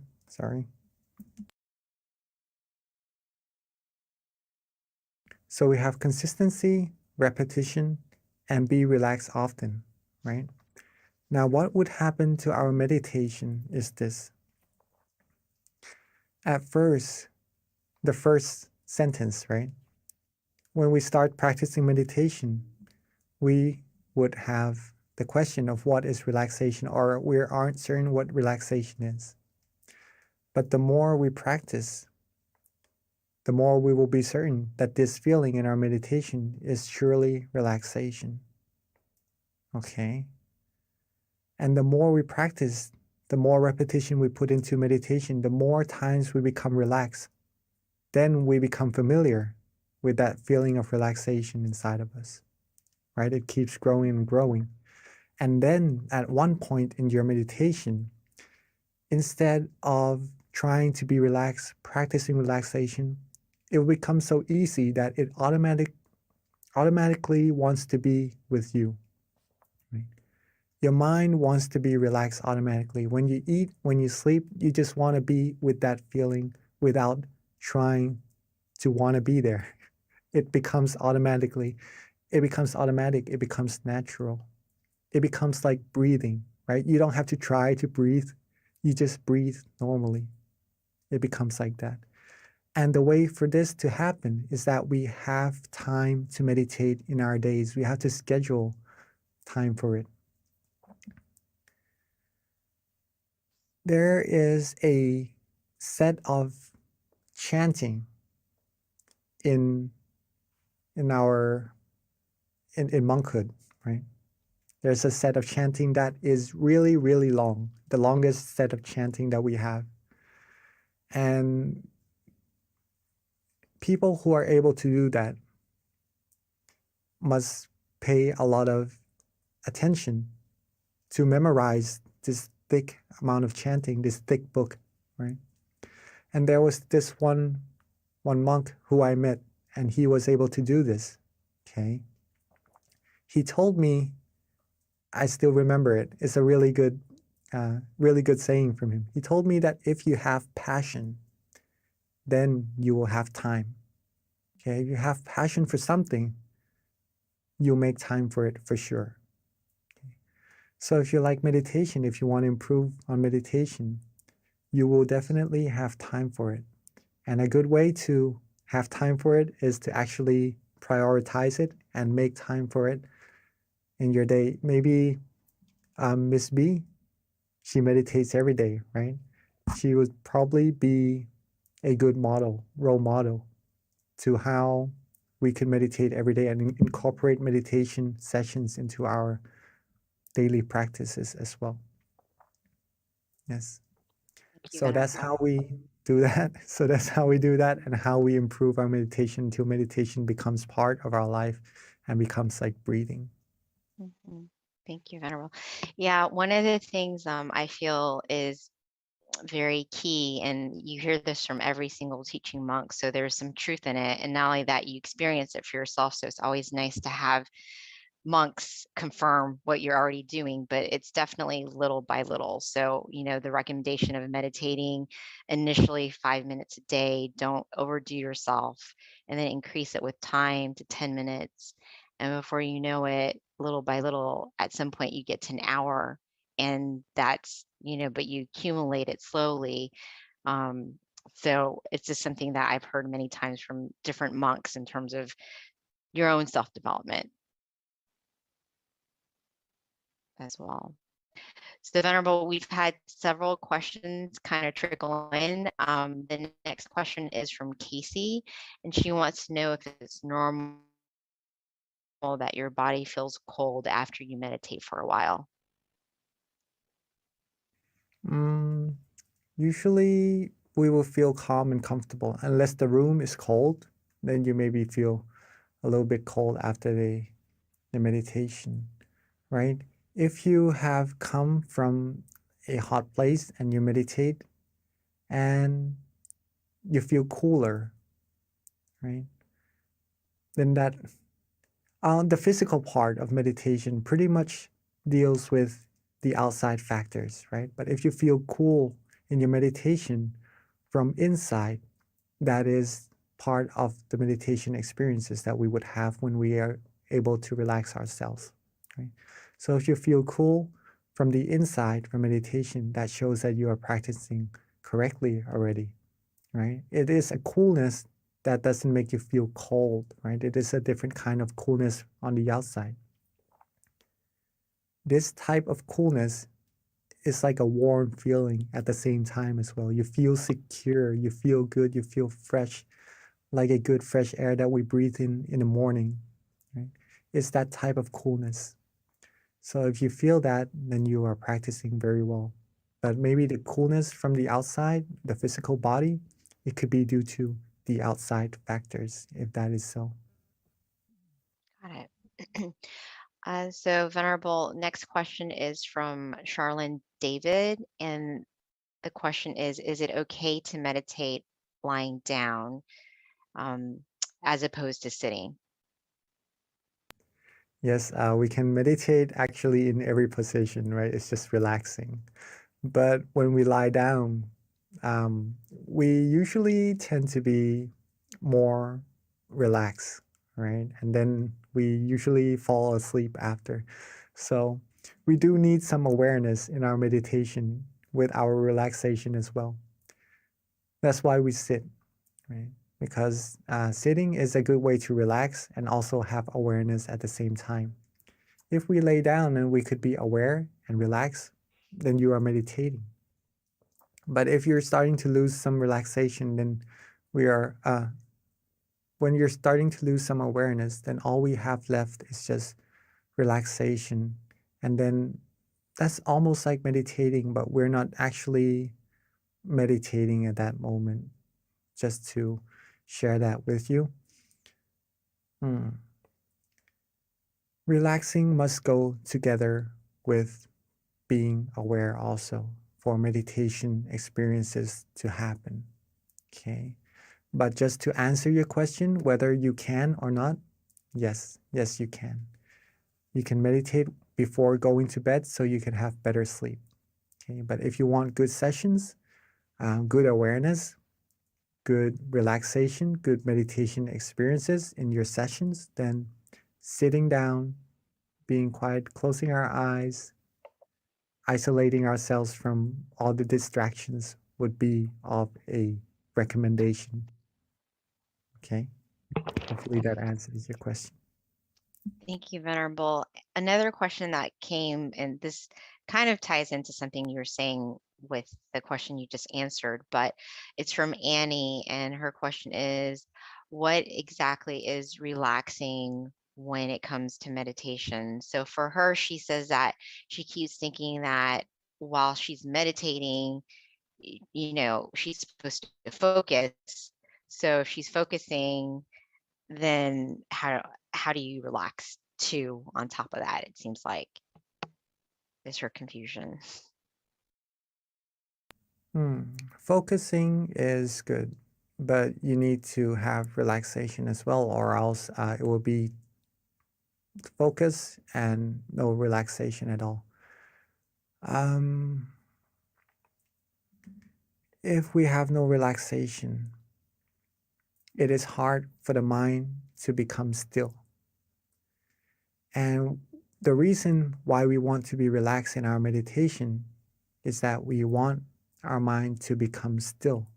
When the mind becomes still, that's when our mind will travel inside and reach deeper and deeper happiness inside of us. Okay? If we focus and there is no relaxation, we would start to have some tension in our meditation.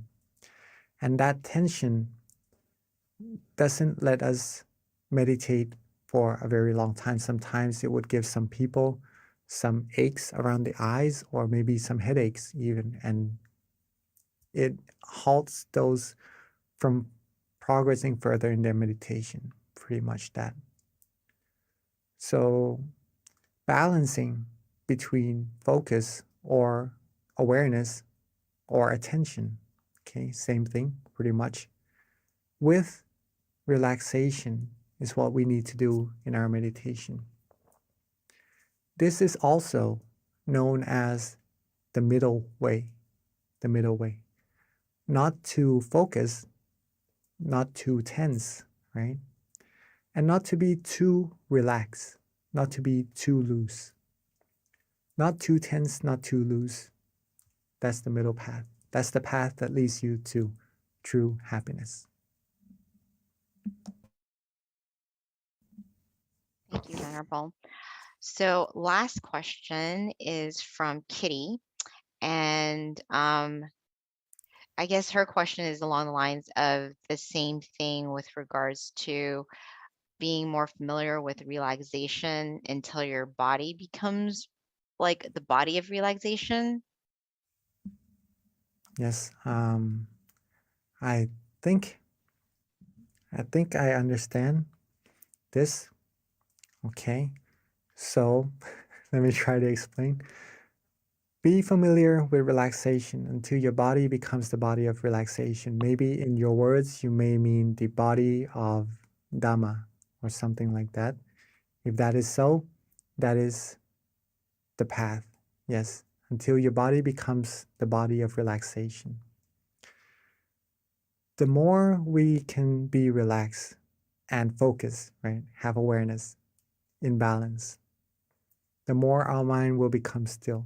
When we are more used to that, the less our mind will want to travel from this point of relaxation. It just wants to be there, right? It's familiar with that point. And it travels further, further, further until reaching a certain meditation experience, let's put it that way. Okay.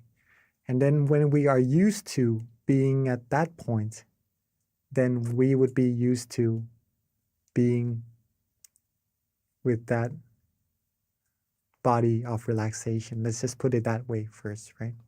And then we become the body of relaxation. So, yes, I would have to say yes. Okay, thank you, Venerable. So it is a little past 10:30. So at this time, there are no other further questions. So let us all pay respect to our teaching monk by just putting our hands together as he gives us a blessing. And don't forget our next month full moon meditation, Tuesday, June 14th. Thank you. Namaste Kalompi.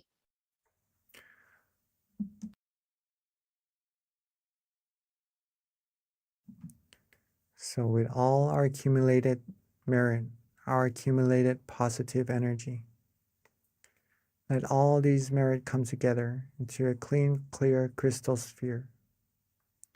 And let this merit bestow to us, bless us with the utmost of happiness, the utmost of health, wealth, success. And may we all be fulfilled with all our wholesome wishes. When we meditate, may we all be able to attain true happiness quickly and easily, and reach the utmost of happiness as quickly and as easily as possible.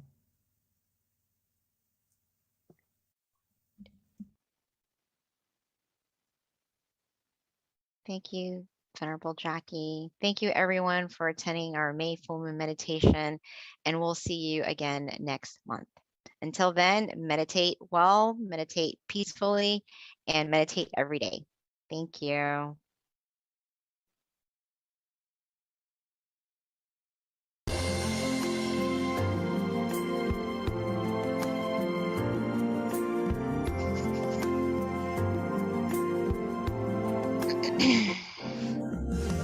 Let's come together to open the new whatever to eliminate all conflicts and differences. It's time for everyone to join hand in hand. At last, now the world's beyond healing. It's time to change the world. As the one who knew in the past,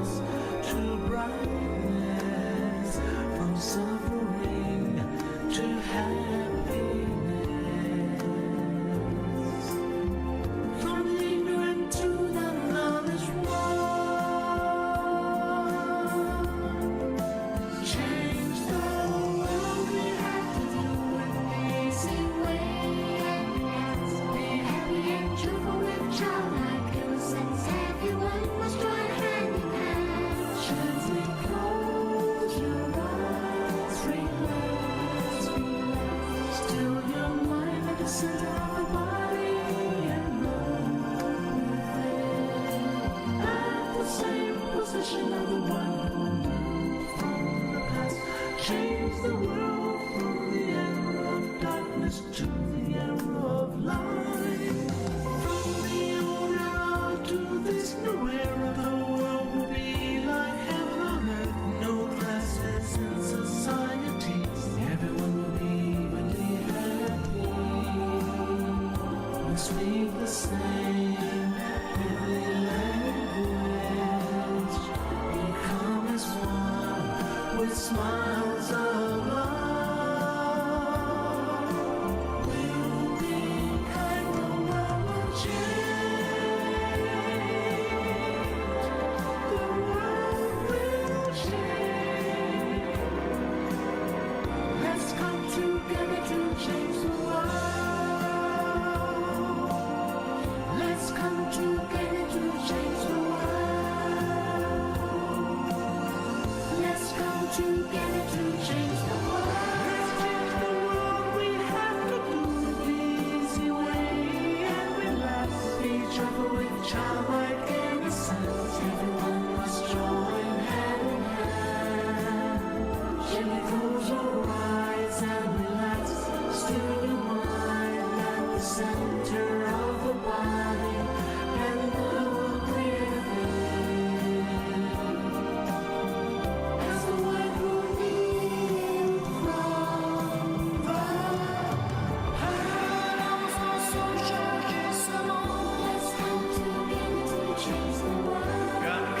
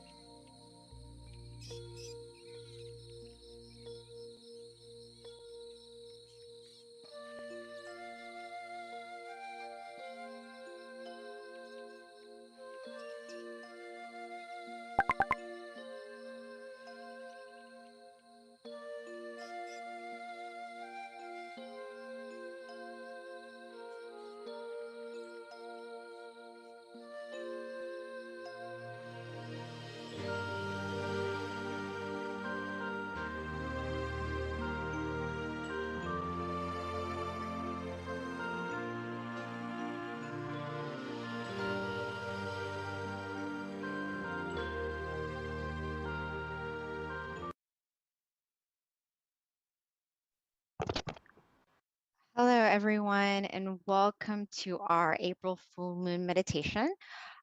We always start off with a quote, but first of all, let me introduce myself. Hi, I'm B, and I've been so fortunate to be able to help MC these monthly meditations since the beginning of the year.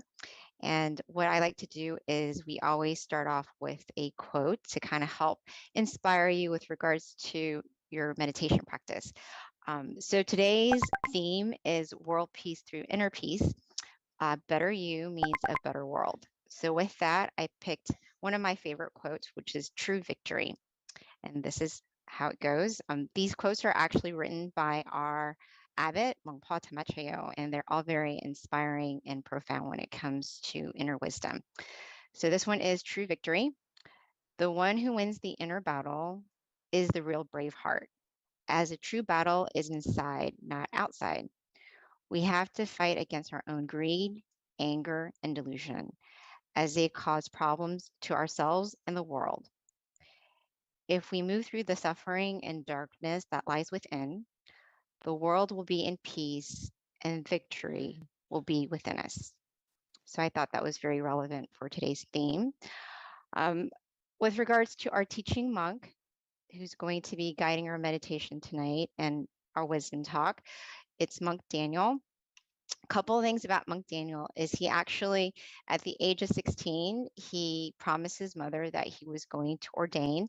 He kept that promise at the age of 20, which when he did ordain, he made a dedication to study, practice, and develop his meditation technique. He's been a monk since 2012 until present, and he's dedicated his life to meditation practice and also sharing this inner wisdom with everyone so they can find inner light within. So with that, today we're going to have a wisdom talk, which Monk Daniel will be giving to us, in addition to a guided meditation. Afterwards, we'll have the candlelight um, as well, a candlelight offering, in addition to loving kindness, and then Q&A at the end. So Q&A starts at 10 o'clock. We normally do about half an hour, ideally. Hopefully you'll be able to have really good questions that will help you with regards to your meditation practice, anything that you're wondering about meditation. And I promise you, there is no bad question because everyone benefits, because if you're thinking it, someone else probably is as well. So with that, I'm going to be welcoming Monk Daniel. He is in Thailand. So let's just fingers crossed everything goes well. We don't have any connection issues. We generally do not, but every now and again we do. So if we do, please be patient with us. But we should be okay today. So with that, Monk Daniel, we are ready for you.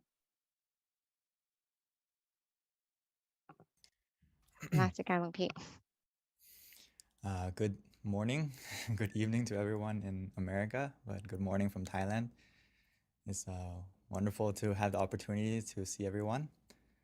Hopefully everyone's day and tonight will be very peaceful, just like the full moon will be full of happiness and brightness.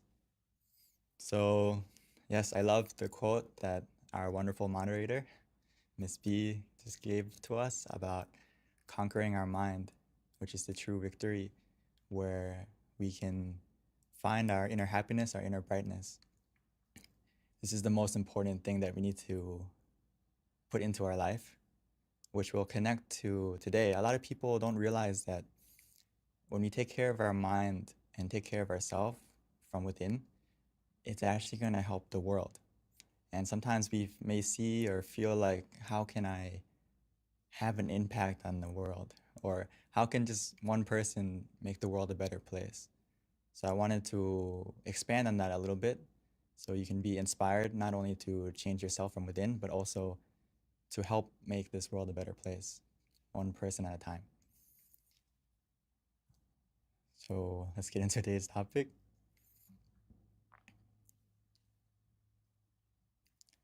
So a better you creates a better world. Why is that? Because if we love ourselves, the rest will follow. Or when we put our mind in the right place, as our master would say, Lumpha, he would say that if we put our mind in the right place, or another way of saying it is, if you put your mind in the right place, the rest of your life will fall into place. Or he would say that if your mind is at ease, your mind is relaxed, everything will be achieved easily. And if your mind is at the center of the body, everything will be successful even easier. So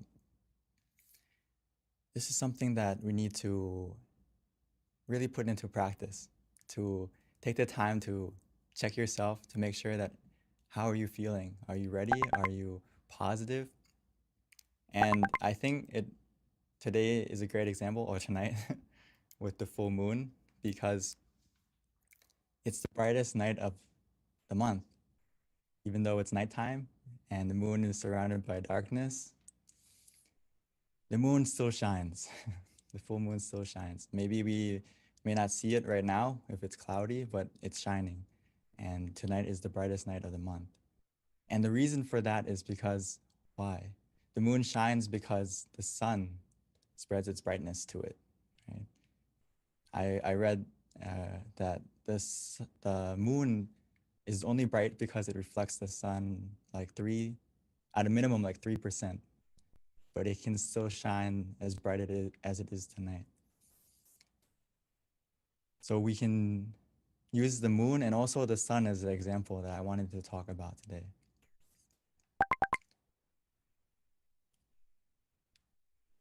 So the sun and the moon have a good relationship. And we can apply that to our life and as an example. Because just like the moon receives the brightness from the sun, it also spreads that brightness to the world, making the sun helps to make the day bright and the moon helps to make the night bright. So I want to start from the sun first before we come back to the moon. The sun is great because it creates its brightness from within, right? It gets its source of brightness from within. And once it has that source of brightness, it has the power to warm our planet, give it growth, make things grow. Like as we go into spring now, right, with the new season, creating growth, creating warmth for everyone and everything in the world. Not just our world, the whole universe and all the galaxies, the brightness of the sun spreads out.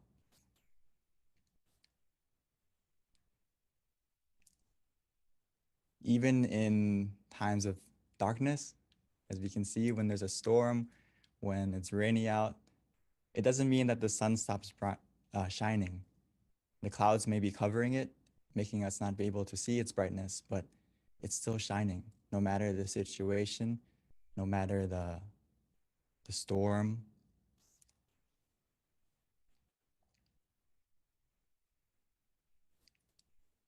And another thing about the sun is when it's surrounded by darkness in space, right?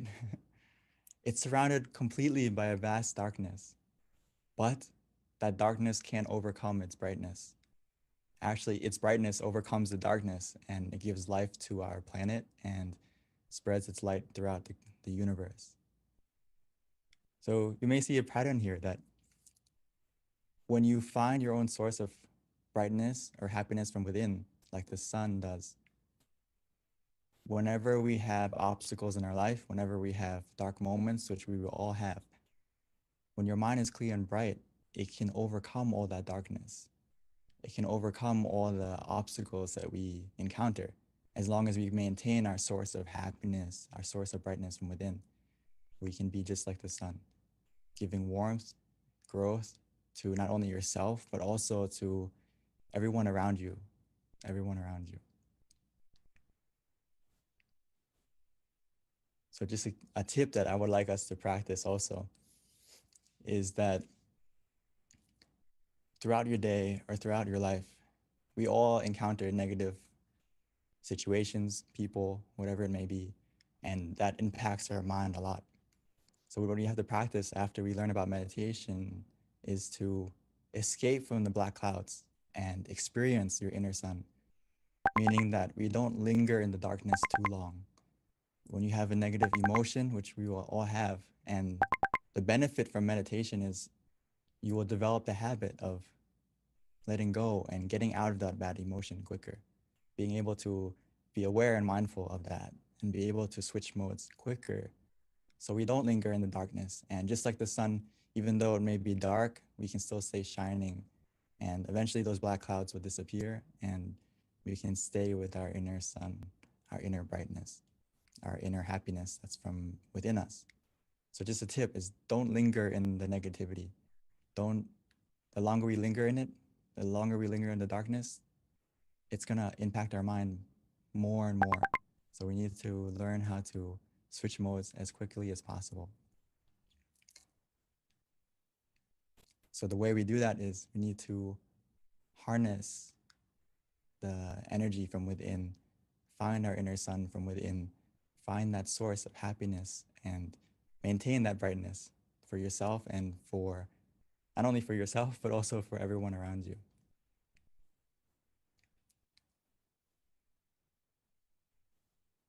So we need to be able to find your inner smile, as I put it as well, and relight that inner sun before you do anything in your life and make it a habit. A lot of times, the reason why I call it the inner smile, in sometimes our brightness within our inner sun that we all have, actually, it may have went out and we don't have the opportunity to relight it. So before you do anything, we need to practice ourselves to make sure that, can you smile to yourself? Can you smile to others? Sometimes we can't, I know. And this is a good homework to practice, to check yourself. How is your mind? Did you lose your smile? Did you lose your brightness from within? If so, that's a red flag for yourself to go and meditate, to find that smile from within again, and also to relight that inner happiness, that inner brightness, that inner sun before you do anything. So just like a simple tip is when you wake up in the morning or before we start our day or throughout the day, when we need to take a moment to pause to find your smile and relight that sun within before you do anything. And then you're going to be automatically want to smile not only to yourself, but to the people around you. And also you may even smile to everything. You may smile to your everything surrounding you, whether it's you see the sun shining in the sky and you smile and you are grateful that the sun's there. Or you see maybe there's traffic, you still smile because your mind is at peace from within. So why does this create a better world? Because you become just like the sun. If you have that happiness within yourself, that brightness within yourself, it's going to shine out of you. Whether or not you want to keep it within, it's going to happen automatically. You're going to want to smile automatically, and you're going to be positive to the people around you automatically and naturally. And actually in Buddhism, we talk about there's like 6 directions that we have a sphere of influence around us, whether it's our parents, our friends, our associates. Everyone impacts at least 6 people or more in your life. So it's not just you that's changing, but the people around you that you influence. So when your mind is clear and bright, you become that sun in many people's lives, spreading your warmth, spreading your growth, and helping other people develop around you as well, not just you. So when your brightness disappears, it doesn't only disappear for yourself, but also for the people around you. So I would like to have us keep that in mind, that you actually make a big difference, not just only to you, but also to the world. And the thing that we need to realize is that when we still the mind, every time we still the mind, every session that we practice, when we still the mind, it begins to change. It begins to change within us and also to the world. But for us, once we still the mind, what happens is we create a positive mind. We also have positive speech, positive action, positive habit. And through that positivity becoming a habit, it will create a positive destiny, not only for yourself, and help to make this world a better place. Because when you are positive, it's just like Luang Por would say, world peace through inner peace, which means all people in this world have a part to play. It's not just one country, it's not just one person in power. We all have a part to play. And if we all still the mind, it will begin that change. It's something that we all have the power to help to make happen. As we can say that if you have if you still the mind from within, it's going to help to change yourself first. And that brightness will go to others. And bit by bit, that brightness will spread from one person, one family, and then to the community. And it'll keep growing as long as we all take responsibility for ourselves to maintain our mind to get rid of the greed, delusion, and anger, and other negativities in our minds. Only then can we actually make true change to not only ourselves, the people around us, and the environment. So we need to take it easy and treat meditation just like we would do anything else in our life. Take a shower, clean our body, look after ourselves physically. Now we also have to look after ourselves mentally, and take it easy and do it as simply and as a habit, just like we would take a shower, or just like we would exercise and look after our physical self. Now we need to take a step forward and also look after your mental health.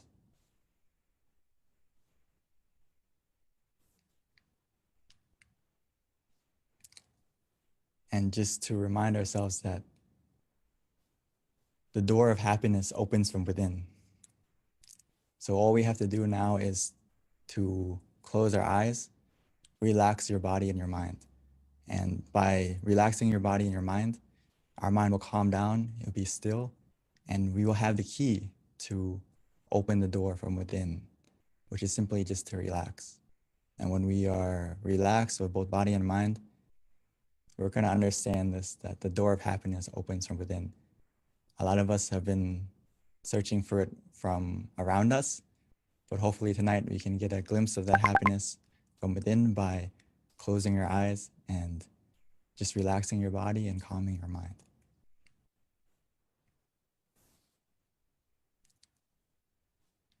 So we can go back and check ourselves right now if we have a low battery or not, or how is our happiness feeling right now? How is our happy meter?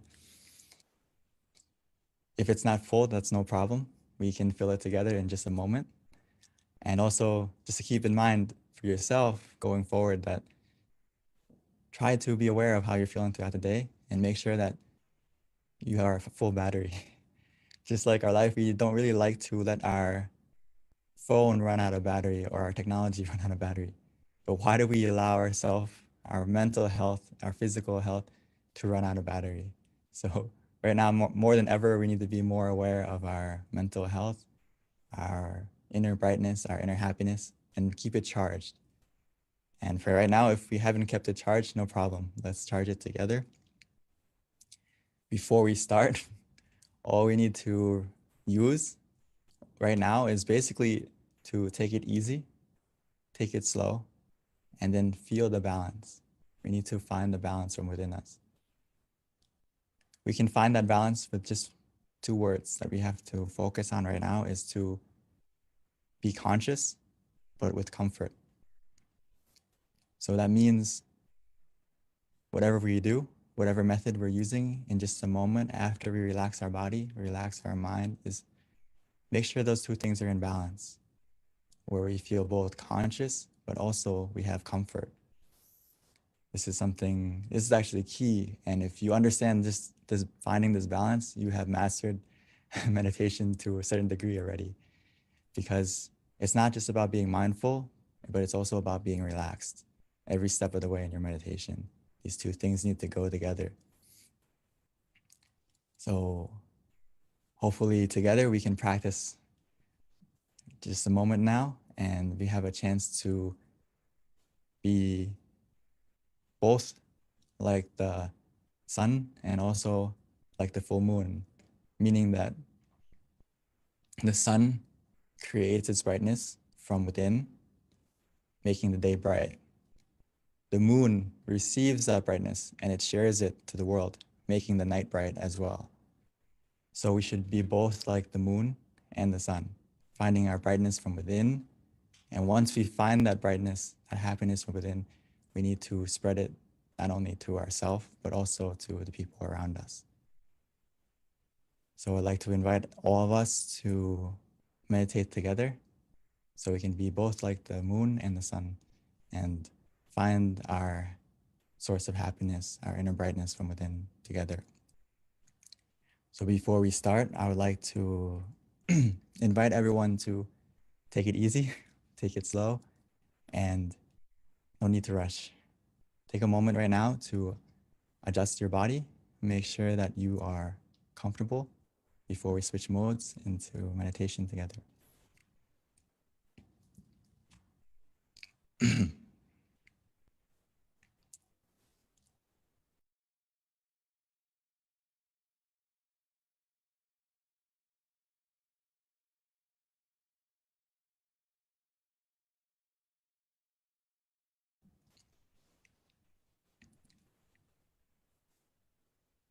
So let's take it easy.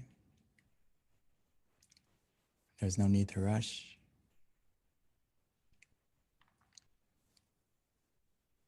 Meditation is about finding the balance between being conscious with comfort. So that starts from the moment we adjust the body right now. Being nice and gentle,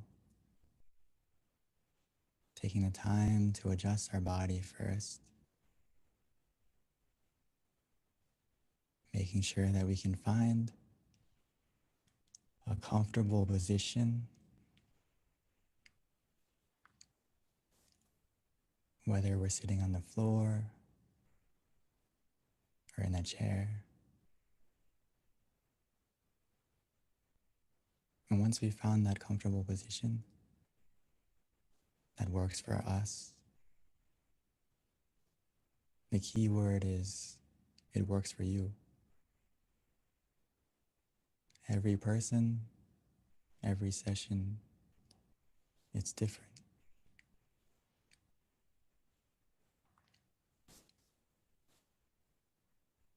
Once you feel comfortable, you can slowly and gently close your eyes, naturally, as if you're about to go to sleep.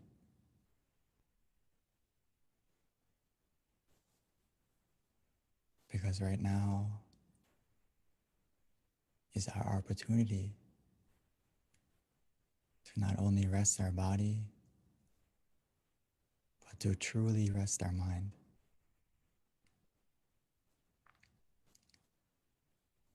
And that process has already begun.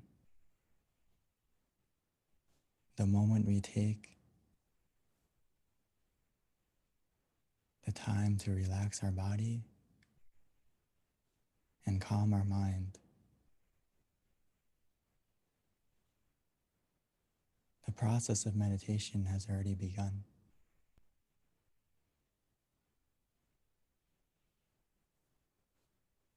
Our journey to find our source of happiness has already started.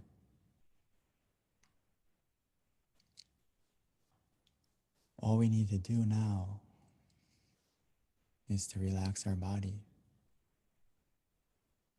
making sure every single part, from our eyes, our face, all the way down to our feet, making sure every single part of our body is relaxed, is loose.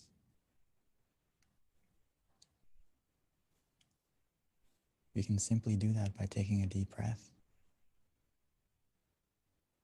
breathing in deeply and exhaling slowly.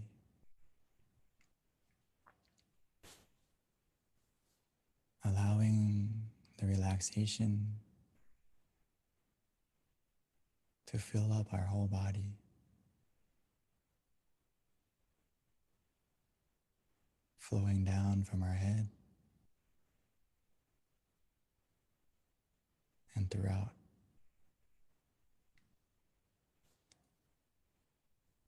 Breathing in deeply, exhaling slowly.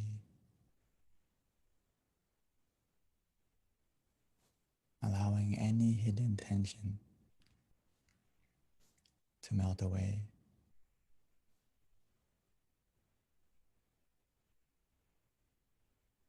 Allowing the relaxation to cover us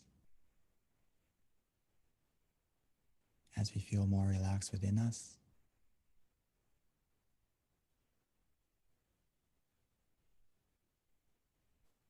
Even as we exhale,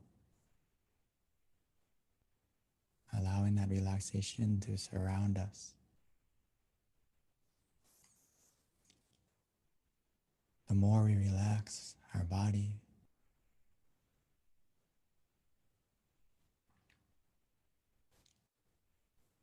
the more weightless our body will become. As our body begins to melt away, gradually, bit by bit.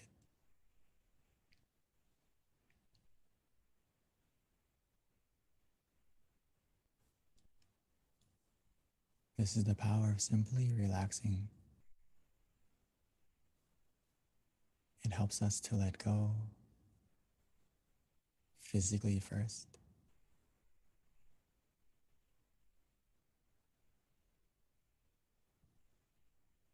and as we continue with that feeling of relaxation, our mind will begin to let go as well.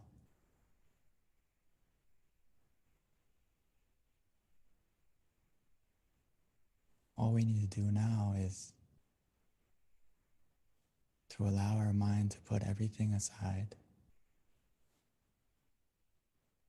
Any thoughts, any responsibilities. Just put everything aside. We invest so much time. We have so much love to give to everything and everyone. But now allow yourself this time. Give some of that love to yourself.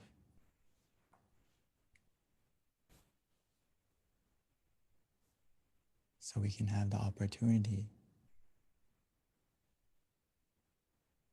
to find our happiness from within first.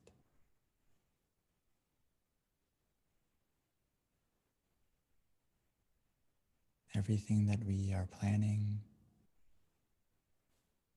or want to become better, it will happen automatically, easier and smoother after we make sure that our mind is clear and bright. Just like the full moon tonight, making sure our mind is full of positivity, full of happiness.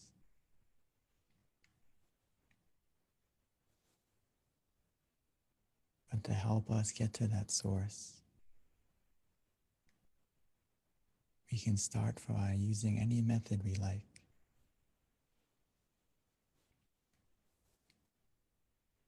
By placing our mind wherever we feel relaxed, whether it's inside of us, at the center, or anywhere you like. As well as using a method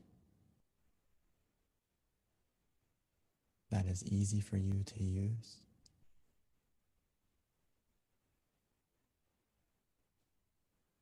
Whether it's to visualize an image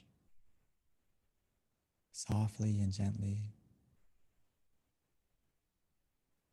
whether it's the full moon, the sun, a star. We can imagine it however we like. anywhere we like, as long as it helps us to feel conscious as well as comfortable. Don't worry about the clarity, as long as it helps us to stay relaxed.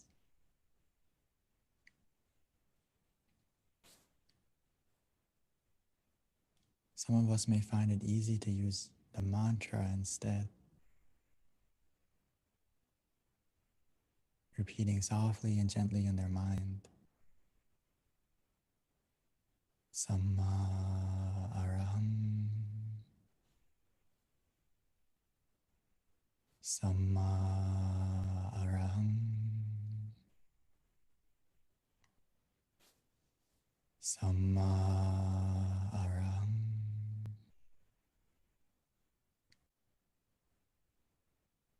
Samma means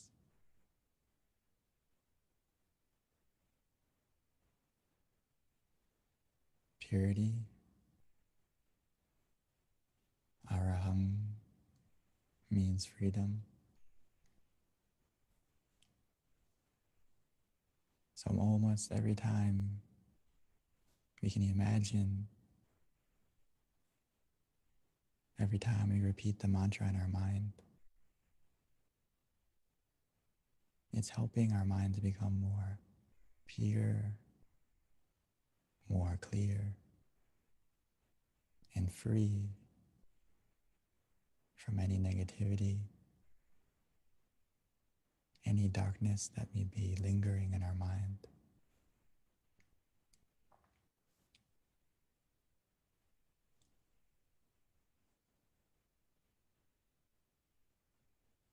Or some of us may enjoy just letting go,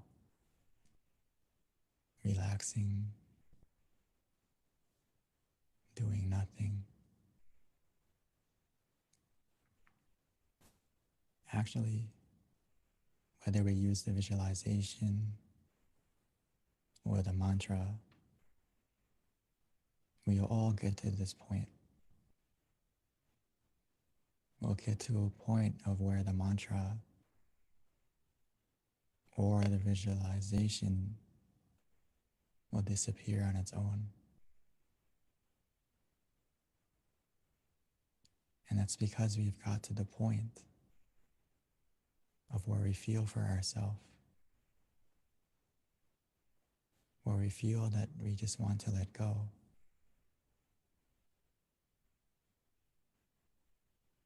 We are free to just be still, to let it be.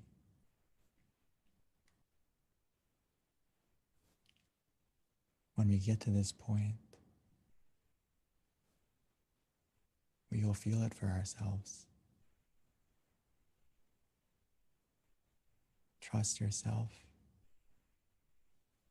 Trust your feeling.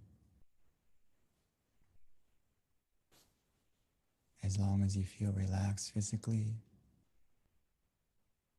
and your mind feels more calm, more relaxed,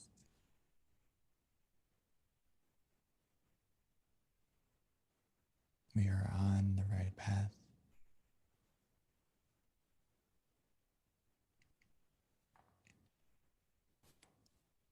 Before we know it,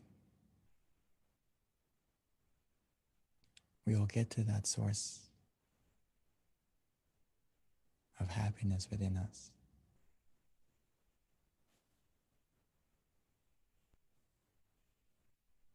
That door of happiness that opens from within.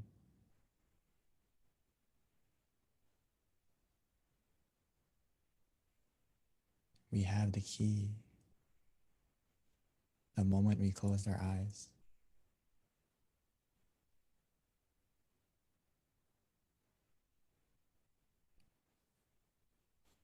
The more we relax our body, the more we calm our mind. Our mind will become still. Our mind will stop And the moment our mind stops, our inner happiness will begin.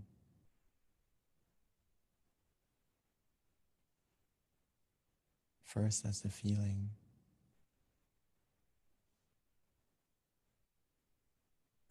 of calm, of contentment.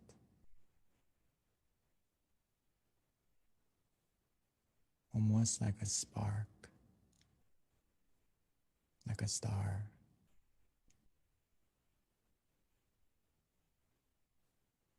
And as we continue to relax, take it easy, that feeling will grow and expand as the clouds of our mind will begin to disappear, revealing the full moon shining within us.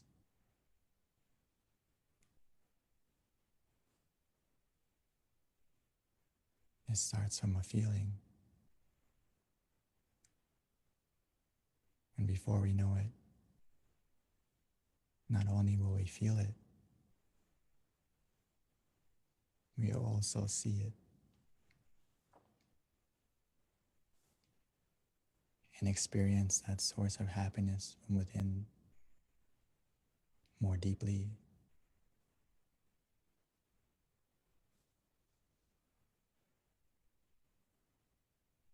But for now, as long as you feel relaxed, we feel conscious and calm together.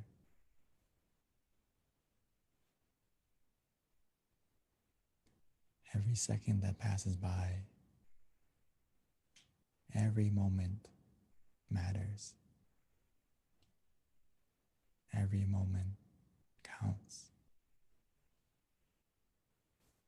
Our mind is becoming clearer, brighter,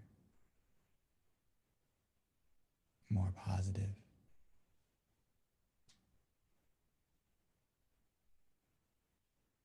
We have everything we need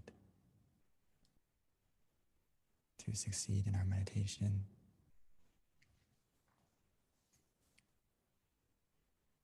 Just continue with this feeling, allowing it to grow.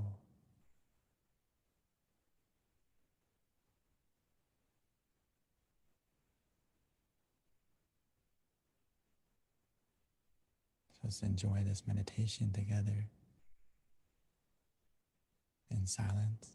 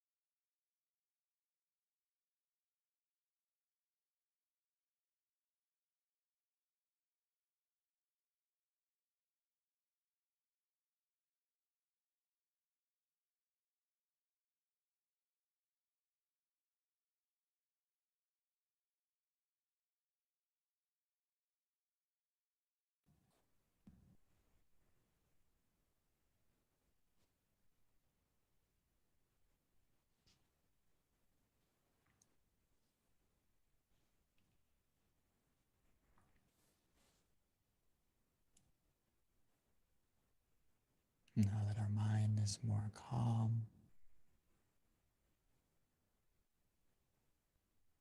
now that our mind is more clear and bright,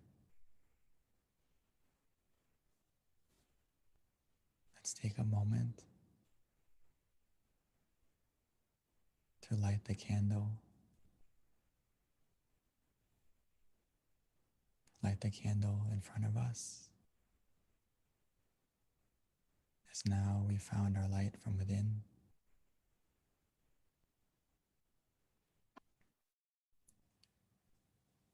We can slowly and gently light our candle.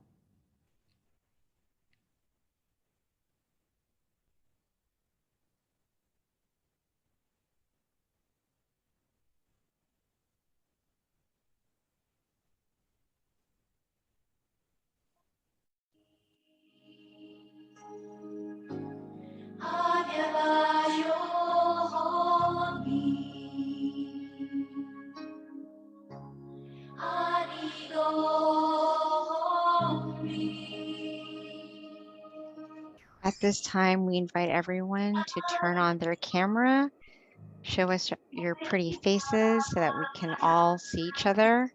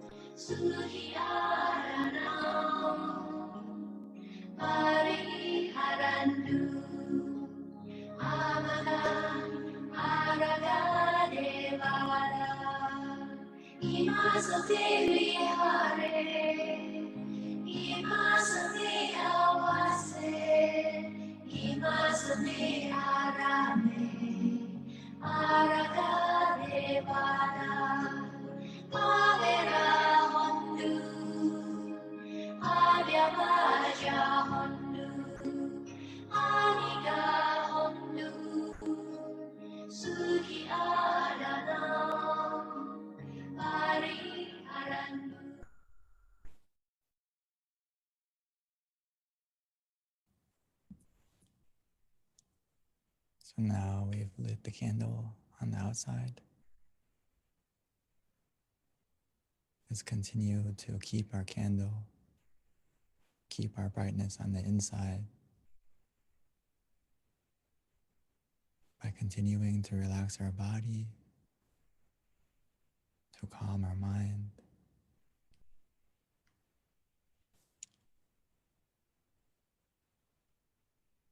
Now that we have found our source of brightness from within,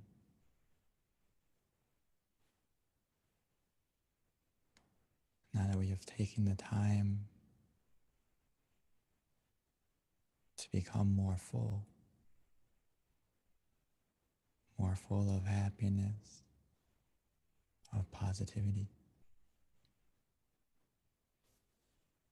let's take a moment to spread our love and kindness, our forgiveness. Spread it just like the full moon.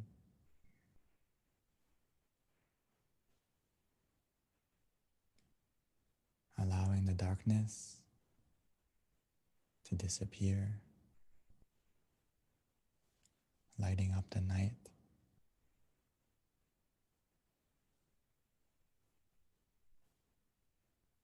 Don't let the ugliness of others or of the world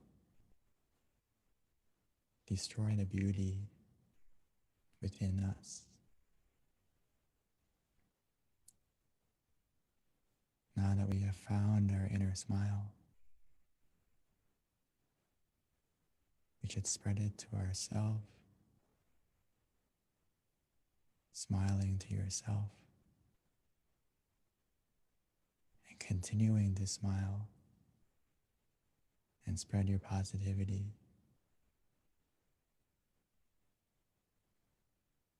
Spread your good intentions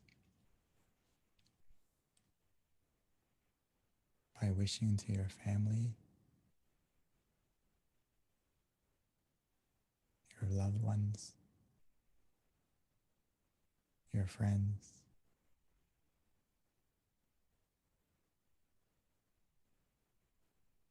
wishing for everyone to be healthy, to be happy,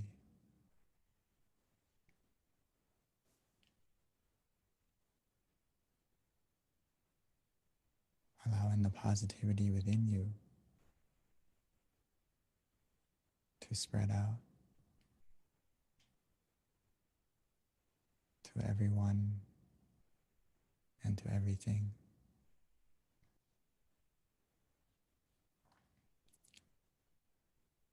We all have a part to play, just like all the stars in the sky help to make the night more beautiful.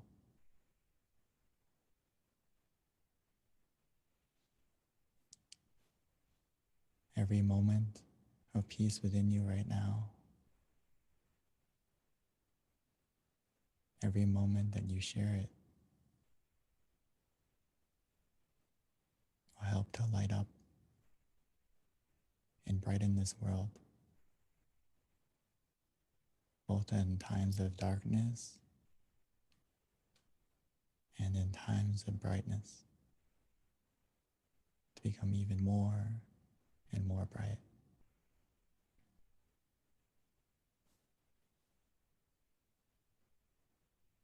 So take a moment to spread your happiness, your love and kindness to everything, to everyone.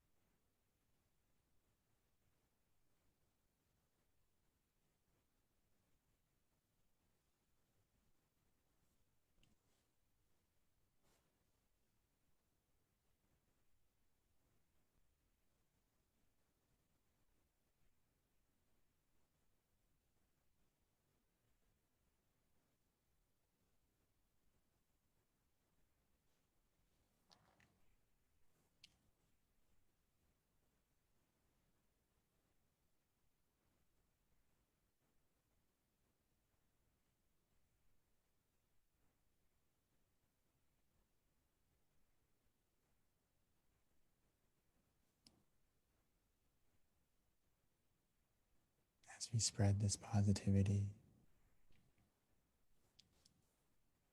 we may not see the change right away, but we'll feel it within us first. And now that our mind is positive, now that our mind is clear and bright, now that our mind is in the right place, everything else in our life will fall into place more easily and more smoothly.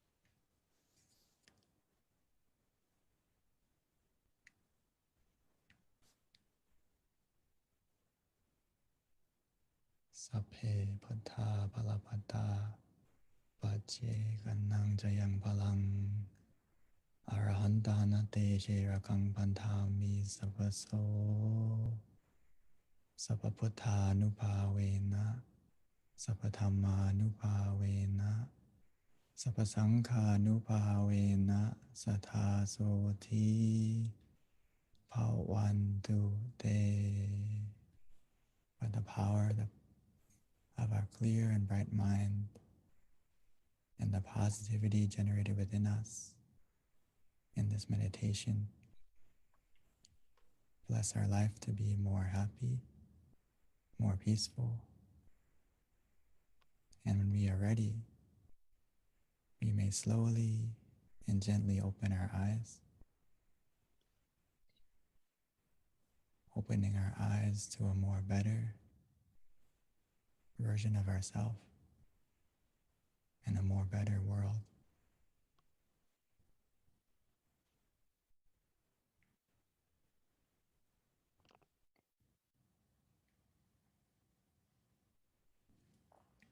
Thank you, Venerable Daniel. That was very, very peaceful and very calming and beautiful meditation, always. So before we transition over to the Q&A, Venerable, did you have something you want to say before I do announcements? Okay. Yeah, just before we continue, as you're also announcing, but as well as I would also like to check everyone, if you are at home or if you're available to, if you can check yourself, how do you feel? And please share it not only as a word form, but as an easy form, maybe 1 to 5 on a scale for yourself. How do you feel from the meditation? And please share it into the chat, as well as if you have any initial or any further comments or experiences, please also share. Thank you so much. And I would like to pass the mic back to Ms. B. Thank you, Venerable. Yeah, that's a very cute slide. I like that. Okay, so yeah, if you can share your experience for Monk Daniel there, and also we'll transition to Q&A shortly as well, if you want to talk about your experience or if you have any questions. So a couple of announcements, everyone. Please mark your calendar. We've got a big announcement coming. April 22nd is Earth Day, and it is actually a recognized day around the world. It's also our Master Abbot Longpa Tamachayo's birthday, which falls on the same day, amazingly enough. So there are no such thing as coincidences. There you go, April 22nd. Please join us, as it is a very special day for all of us, not only appreciating the earth, but also for our community. It's a great way to give back to the world in our own way, or the earth, and also a way to show gratitude for our teacher who's given us this meditation practice. So we are hoping to have as many people on the call as possible, because, you know, it's really world peace through inner peace, and with all of us coming together in different parts of the world, it's even more power, and it's a great way of just thanking the earth. So please join us on April 22nd. And two, you can always download our app as well, MindGem, which you can get on iOS or iPhone, and we send out notifications and reminders so that you're definitely up to date on all of our activities and our meditation events. So with that, another event that I want to go ahead and just share with everyone so that you have it way in advance is our next full moon meditation in May. I know that's a long time away, but time goes by so quickly. That's one thing that's for sure. And so we'll quickly be getting to May 16th. Right around the corner. So it's going to be Monday, May 16th, again for Earth Day meditation and the May full moon meditation as well. It's the same time zone. We don't change it. So if you're in Pacific, it's going to be 6 o'clock. If you're in Mountain Time, it's 7, Central is 8, and Eastern is 9. So that's an easy way. We keep things consistent. Also, we do have an awesome meditation website for everyone to visit, and this will help you be connected to your closest center. It's tamaguayameditation.org. In addition with just learning more about our meditation technique and meditating with your closest center, you can find out that information with regards to location from that website as well. All right. A couple of other things. Yeah, there you go. All of the centers are there. Most of our centers right now are actually open to the public. So as you can see, Meditation Center of Chicago, Azusa, I believe we've got a couple of different centers that actually have on-site meditation as well for the full moon meditation. So they actually invite people close by to come and meditate and listen to these sessions with our guided monk teaching, but coming together at one location. So depending on where you're at, you can definitely look at the website and learn more about your nearest center as well. And then that pretty much sums it up in terms of our announcements. Yeah, again, we've got 2 websites. One is tamaguayameditation.org, and that will help you locate your nearest center in addition to just learning more about our meditation technique. And then MindGym, there's a website for that, or you can easily just download it as well onto your phone to stay connected to our meditation teachers, notifications, and events. So yeah. And then in addition to our upcoming events, everything can be found on our website and our app. All right. So with that, let's transition over to Q&A with Monk Daniels. We're going to ask him to come back on. And it looks like we might already have a question, which is awesome. So if you have any questions for our teaching monk, this is a great time to ask anything that has to do with your own experience that you want to share, maybe even how to better your own meditation experience. This is definitely a great opportunity to ask his advice. So with that, looks like we do have someone who raised their hand, Mr. Tom Wood. So if we can spotlight Mr. Wood so that he can ask his question, or you can also, oh yeah, can the admin please type out the link for one of our users asking tamaguayameditation. I think it's .org and then mindgym.org. Okay, so is he still there? I think he disappeared. Ah, there we go. Thank you, Kunsit. Excellent. So yeah, feel free to either raise your hand and we'll spotlight you, or you can ask your question via chat as well. This is a great time to take advantage of our teaching monk who has a lot of inner experience and guidance for any question you might have.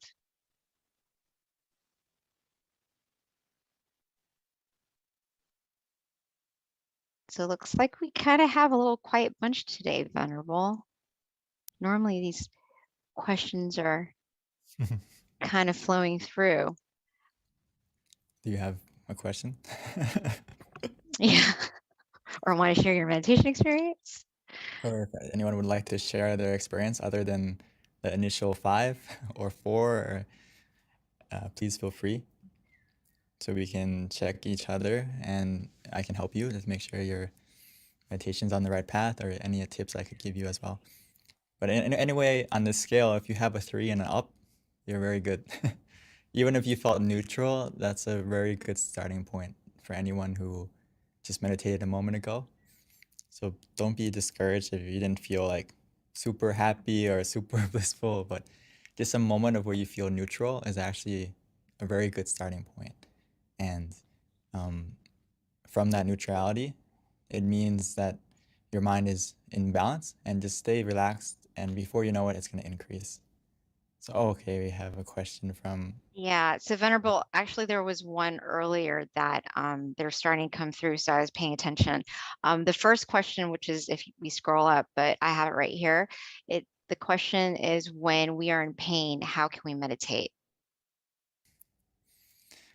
When we have pain, actually, myself included, sometimes when I first ordained, I was 20 and I grew up in America. So sitting on the floor, sitting in meditation position, like the standard one, it could be painful for me. And also like physically more pain than that. I had some knee surgery. So I also had problems physically when I first started. So there's a couple ways to deal with it. So great question. The first way is a lot of times we can't completely get rid of the pain because physically we have some limitations. But the best thing we can do initially is to adjust yourself to be as comfortable as you can. And when we meditate and close our eyes, it's like a race between the pain and the calmness. So if we can get to the calmness first by using the mantra and using the visualization to kind of take our focus off, it can help us to win over that pain that we may feel like. It depends on the level of pain too, okay? And another thing is, if you feel pain throughout the meditation, like where it's distracting to us to a big degree, I would recommend you just to adjust your position. And sometimes if I felt like a really overwhelming pain when I'm sitting, sometimes I just get up and walk around and still meditate, but in a walking position or in a different position until you feel that pain kind of dissipate, and then you can continue again when that pain goes away. So actually, it depends a lot on the level of pain. I don't know if I could ask you how severe it is, and it can also give you some more tips. But if it's not super painful, we can adjust the way I just mentioned. Hopefully that gives you an idea. It doesn't. Everyone has. It doesn't mean that if you feel pain, you can't meditate well. It can be a little bit difficult, but we can overcome it in different ways. So Venerable, there is a comment that I feel like is definitely something I wanted to share with you. It's from Jesse. Jesse states that beginning session was awesome for a short time. This person saw brightness within, and yeah, so it was very lovely. That's what came from Jesse. Are you ready for the next question, Venerable? Oh, thank you, Jesse, for sharing. And yes, you can. When Okay. your mind is more calm, more peaceful, like I mentioned during the meditation, we may experience it first by a feeling, but if we continue with that feeling, we may encounter something more profound, as Jesse mentioned, where we can not only feel the purity of our mind, that we will also be able to see and experience it more. But So, yeah, sorry. Oh, the next question, Venerable, is, and I think this is a good one. Actually, every question is always a good one, but this one is, what can you do when you find that it's hard to motivate yourself to meditate, and you find that it's actually like boring? What can you do to motivate yourself? The thing that I find that if we practice when we practice in the right method, the word bored will disappear. So we have to be a little bit observant of ourselves, that are we practicing correctly, and just truly relaxing our body and relaxing our mind, and treat it like don't treat it as meditation, treat it as a time to rest your body and your mind. and you're gonna find that the boredom will disappear because we need to rest our body, rest our mind often. And if you don't feel motivated to meditate, I like to think of the benefits a lot to myself. To motivate me to meditate is to think of that, okay, if my mind is clear and bright, I can achieve and do everything more efficiently. So I use that to motivate myself sometimes when maybe I don't have the drive in the beginning, and I try to think of the benefits and how can that impact not only myself, but how can it also impact the people I care about and love. For example, one way I motivate myself is like, we've all made mistakes in the past. We've all hurt the people that we care about, right? And maybe we don't want to repeat those mistakes. And the best way we can do that is to look after our mind. So to motivate yourself to see the impact it doesn't have, not only does it have for yourself, but also the people around you. So that's one way for me to motivate myself as well. Thank you, Long P. I really like that because, I think that's probably a common thing, especially if you meditate daily, that, sometimes you have to really think about the reason why you're doing it to kind of inspire you to do it consistently. And if you kind of see the bigger picture of why meditation is so profound and important, and the more you study it, the more you're going to be committed because, it does start to make sense.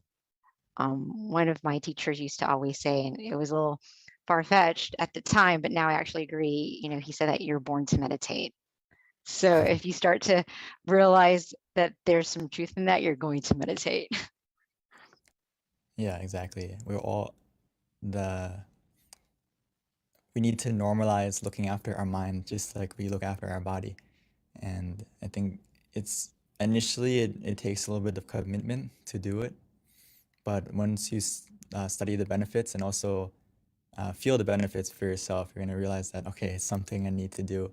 And I really recommend you being as consistent as possible, because actually the method is really easy if you understand just finding the balance between being relaxed and mindful together, or sometimes you can say conscious and comfortable. But the thing is, the hardest thing of meditation is not the practice, but the consistency. And just like exercise, right? Sometimes the first step is to get yourself to the gym or start to work out, and then it kind of gets easier as it becomes a habit and becomes almost like you can't miss it and you want to do it. And this is even more so with meditation, because you're going to feel that happiness, and you're going to have you're going to not only see the happiness within yourself, but the impact of yourself around other people. So Thank you, Venerable. All right. And then the next question is, why do I always feel sleepy when I meditate? So maybe like how, this can be what this person can do to prevent the sleepiness. great question. I'm sure everyone here has felt sleepy sometimes during meditation, myself included. So it's not something to be annoyed about. It's just you practice correctly, and one of the side effects is you feel really relaxed. So it's very easy for us to fall asleep sometimes in meditation. So there's a couple of things that generally cause you to feel sleepy in meditation, and a lot of it is physical, meaning that how did you prepare yourself to come to the meditation? Physically, as we go throughout our day, a lot of things that we've measured it down to is basically how late you sleep, how much physical activity you do can have a huge impact on when you come and meditate, are you going to feel sleepy? Also, as maybe not tonight, because, or maybe some of us, if you had a heavy dinner and you come to meditate, it's very easy to fall asleep as well. So these are physically has a huge impact on if you're going to fall asleep, if you feel sleepy. So there's a couple of things I would like you to go and check. Is physically, how is your sleep? Are you sleeping later than 10 o'clock, maybe 11 midnight every day, maybe even later than that? If you sleep late, when we come to meditate, there's a good chance you're gonna feel sleepy as well as how much you eat can have a big impact, or how much physical activity you did. But in the case where you can't control those factors and you come to meditate, what do? We have 3 techniques, right? Visualization, mantra, and just relaxing. So it's about picking the right tool for the right job. So when you take a moment to observe yourself before you meditate and you feel sleepy, I recommend you use the mantra or visualization, or even both, to add more awareness to your meditation. Because you already have the sleepy part, you already have the relaxation part, but you need to add the mindfulness part in that case. So hopefully you got the idea. Yeah, thank you, Pete. That actually makes good recommendation. So this next question is from Charity Sills, and the question is it okay to lie down while meditating? And especially this person, considering there's injuries, or is it more powerful to sit up? Oh, to a lot. I think in this case, in general, I wouldn't recommend you to lay down to meditate in a sleeping position. Only if, unless in this case, like you said, is if you have injuries or you're physically like unable to sit up or to sit up. Because in this case, yes, it's okay to lie down, but if we in a normal situation, I recommend you to sit up just because it helps you to find that balance between being conscious with comfort and being mindful and relaxed together. It's easier when you're sitting in a position or not necessarily lying down, because when you're lying down, just like the question before this, it's very easy to fall asleep. So it depends. It depends on your physical condition. But in this case, please feel free if you are if you have an injury like this. So it is still possible, though, correct, Venerable, Yeah. to meditate lying down. You just have to be more aware, because if you're not, you're going to fall asleep. Exactly. Okay. This is an interesting question, Lone P. It's a question/experience. So this person felt very cold, like chills on the arms, but it was very blissful in meditation, and wondering if this is a cleansing of energy or just relaxation, like the temperature dropped. This has happened a few times during meditation. Very good example and question. I would like, for those of us in Thailand right now, it's very hot. So if you can get that experience, that's great. You can feel cool and have your own personal Air air condition. conditioning. Right now it's very hot. But anyway, it's a very good experience, okay? If you feel, the key thing is not only with any sensation, whether it's a cold feeling, some people feel warm, some people even feel hot. But the key thing I would like to ask you back is, other than that sensation, is how did you feel? Which in this case, if you felt, in this case where you said that you feel blissful, you feel, and you have relaxation, that is the key, that to check yourself, that is it a good experience or is it a positive experience? So you can say it's similar to what's actually cleansing you is not necessarily just the sensation, but also the feeling of relaxation, and that you have the blissfulness too. So I would say that it's a result that you're practicing in the right method, and just keep going with that sensation and see where it's going to take you. It's definitely the feeling of relaxation, the feeling of blissfulness, as well as the product of being cool and feeling more cool, is all in the right direction. So please keep going and spread your coolness and your your coolness to not only yourself but the people around you. Maybe the people next to you can get closer to feel some of that coolness too.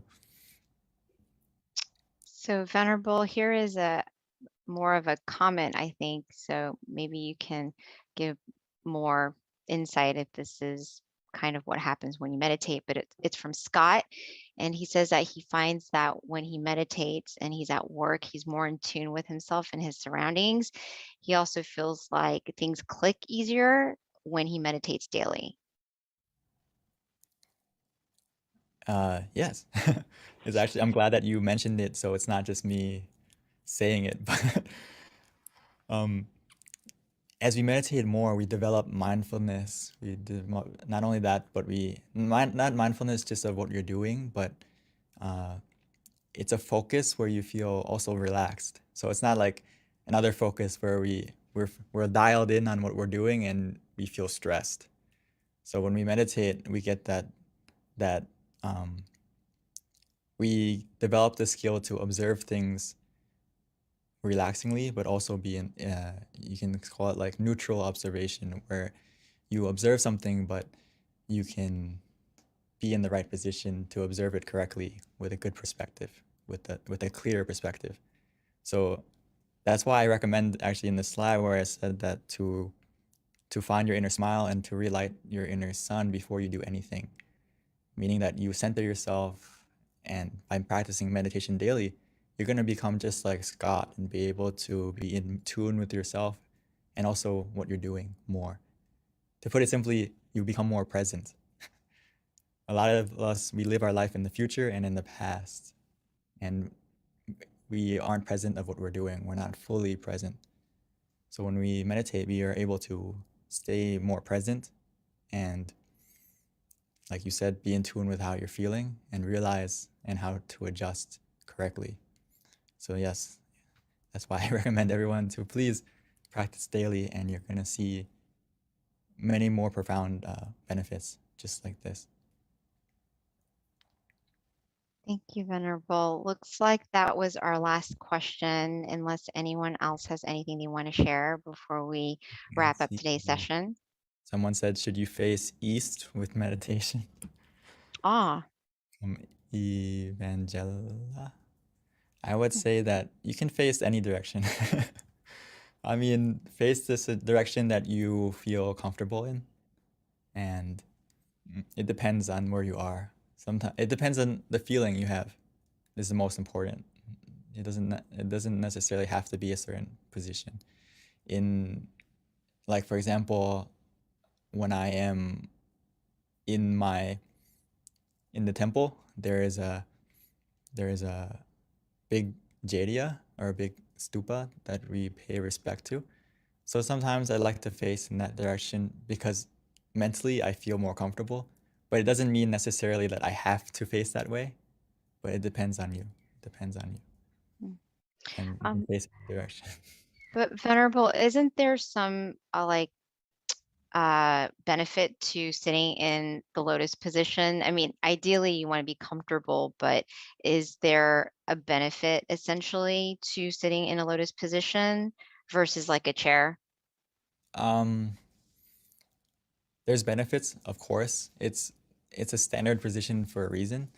And if you can train yourself to be able to sit on the floor and sit in the lotus position, there's benefits, for example, increased awareness, and if you can really keep your back straight comfortably, it helps to reduce the stress on your back to almost be zero if you can stay in. But for a beginner, or perhaps when you first start out, it's always important just to find a position that works for you and gradually work towards that if you really want it to be a goal.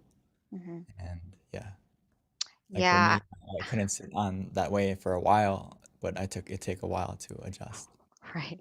I'm always very stubborn. Like I like to kind of test things that I'm told. And I did try the chair, and I'm like, yeah, I could sit in the chair just as well as sitting on the ground in the lotus position. And then I tried it, and then I learned why. You have to try it for yourself for you to figure out what works for you. Because after 40 minutes, my head kind of like went down and I almost fell off the chair. So I was like, oh, that's why I should sit on the floor. Okay, so Venerable, another question that just came through. The question is, what are the different type of levels of meditation, and how can we tell if we've reached the next level of meditation? Very good question. Save the best for last. Great question. To put it simply, there is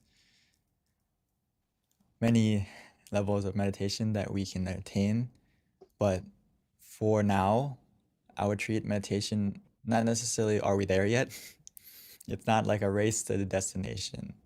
If we treat meditation that way, it's gonna feel we might feel bored or we might get dissatisfied with our experience.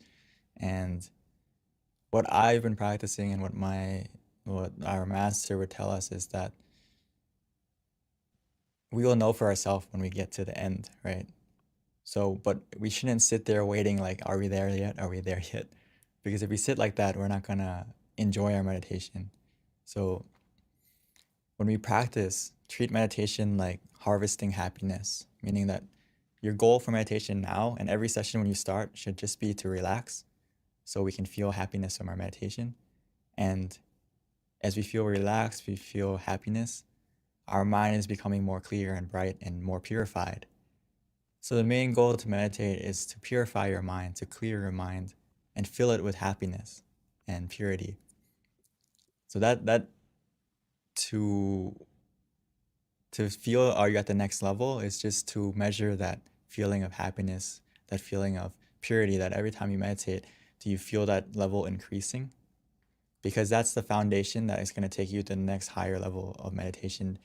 If you speak it in Buddhist terms of attaining enlightenment or attaining a deeper, as we say, okay, enlightenment is the highest goal. The foundation to get to that is you have to have a clear mind, a pure mind, a happy mind. So let's focus on the feeling first and measure the feeling for yourself. Every time you meditate, do you feel that feeling increasing? If so, that means you're on the right path and you're getting, if you want to call it the next level of meditation, is that the feeling increased. And as the feeling increases, that purity increases, you're going to see and experience the levels of meditation for yourself. As I think Jessie mentioned earlier, she said she can feel and see the brightness within herself. So that's something that we have to experience for ourselves. And it's something that I also put to, like, I think like B just said, like, you're stubborn, right? And you want to test it for yourself.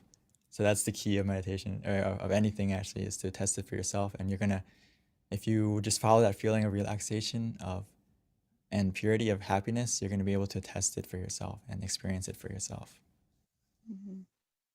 And that's the thing, Venerable, is it's great because you have the guidance, and because our teachers tell us all the same things. And then if you test it, then you're like, oh, that's why they say that. It just makes it more efficient when you have the proper guidance. But still, people are stubborn. They want to see for themselves. I would say just for now, your best guide is you can feel for yourself if you're on the right path. Listen to your body, listen to your feeling. If you're meditating correctly, your body is going to react a certain way. And how you feel, you're going to feel a certain way.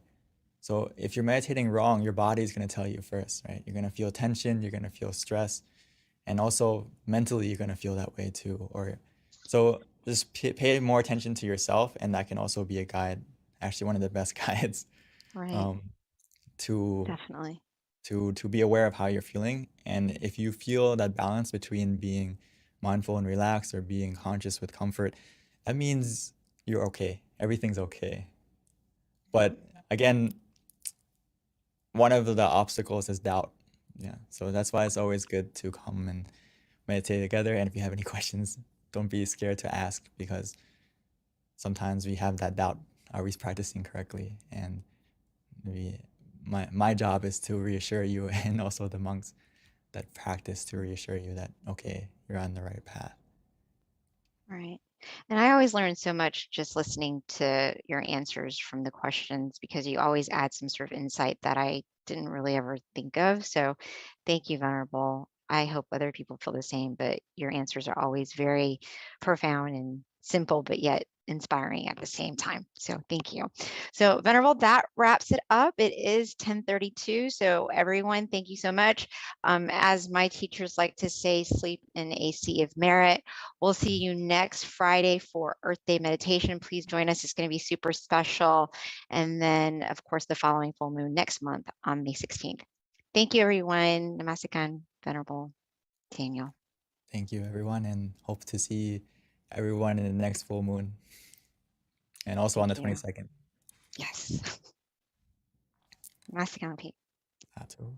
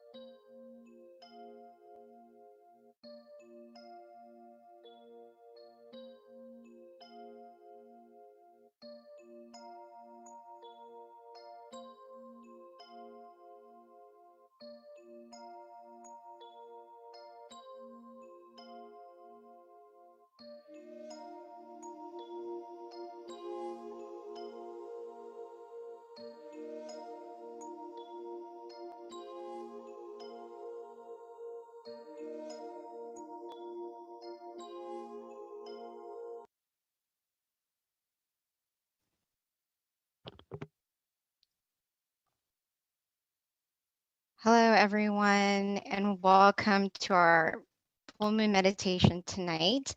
We have a great lineup for you. Our theme is brighten the mind, brighten the world. And with that, I wanted to share a quote because that's normally how we start our full moon meditations. So, for those of you who don't know, I normally read out of Pipo, and Pipo stands for peace and peace out. And these are quotes from our abbot, Longpa Tamai Chayo. They're very profound, every single meditation practice. So I picked a quote that I felt that would be appropriate for our theme, which is brighten the mind, brighten the world. And it's called Happy Sun. So the internal sun will arise when our mind is at a standstill. It will be like a bright object shining day and night. The ordinary sun shines half a day, then fades away. But when we attain the internal sun, our life will never be in darkness. Whatever incident we face, though we cannot change it as we wish, we can overcome it as we connect with the happy sun inside. So that is a little inspiration with regards to starting our meditation tonight. So with that, just wanted to introduce our teaching monk. This is going to be Monk Jackie's turn. A little bit about Monk Jackie is he has been a Buddhist monk since 2014. He ordained in Thailand, and with that, he learned the value of meditation, and he became very passionate about meditation. One of the reasons why he decided to stay in robes. So now he's able to study his meditation practice in even more depth, in addition to sharing it with those of us around the world. So with that, I would like to introduce Venerable Jackie.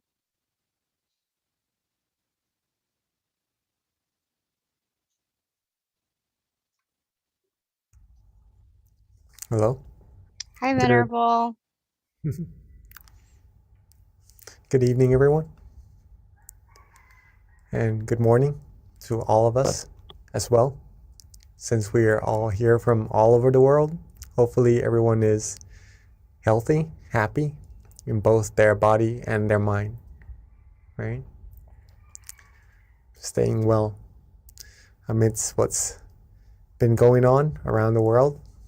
Okay? It's very nice for us all to take this chance, take this good opportunity to come together, to meditate, to pure our mind, to find true happiness, right? To find that inner sun that PB just talked about from our Longpa's quote, our Longpa's teaching, or in other words, our master's teaching. Right? This inner sun, this inner brightness that shines all the time, I would really much like for everyone to experience this. It is something phenomenal. Even though they're covered. Because I'm sure it's all covering a smile. As now Venerable Jackie is already here, we'll get more time to talk after. So let's see what is going on. All right. Yes. So, in order to see the sun,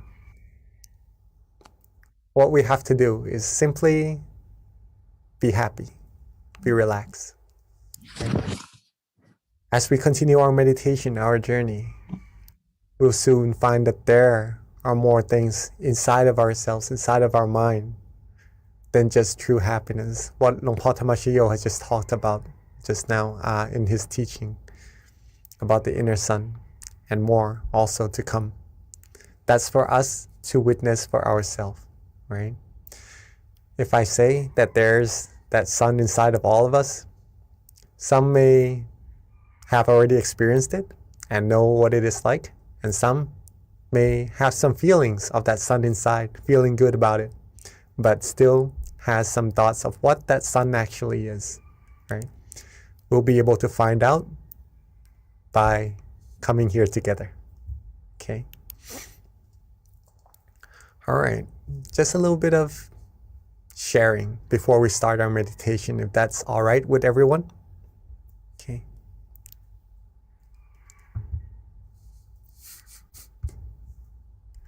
All right. So, war, chaos, disputes, all these things that somehow creates sorrows, sadnesses in our mind, all derives from one same source, right? All derives from one same source. And do we all know what that source is? Weapons? Money? Power? Authority? What is that source that creates conflicts all over the world? Right? Not to be specific or anything, right? Just in general. Well, the source of all these conflicts or these disputes, these commotions, is the mind, right? The mind. The mind of human beings that are involved with pretty much the viruses, not on the outside, but on the inside. The viruses that can't really be seen unless we still our mind correctly and go deeper, having that sun and further on. But that's another topic, all right? But just to show you first that these things, these disputes comes from the mind that is involved with some viruses that's already there inside of our mind, right? To name them: anger, right? Delusion, greed. Greed, anger, delusion.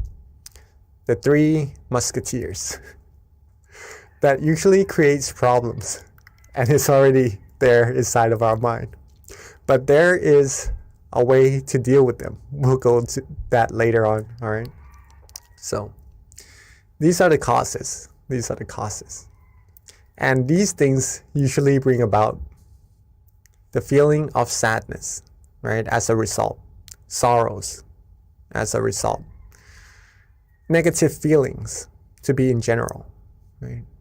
Not what we actually want as humans, or I believe any beings, because all humans seek, what all humans seek, what all beings seek is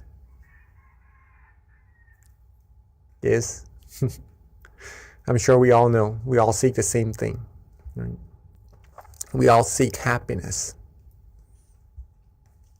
We all seek happiness one way or another. We try to find things that makes us happy, right?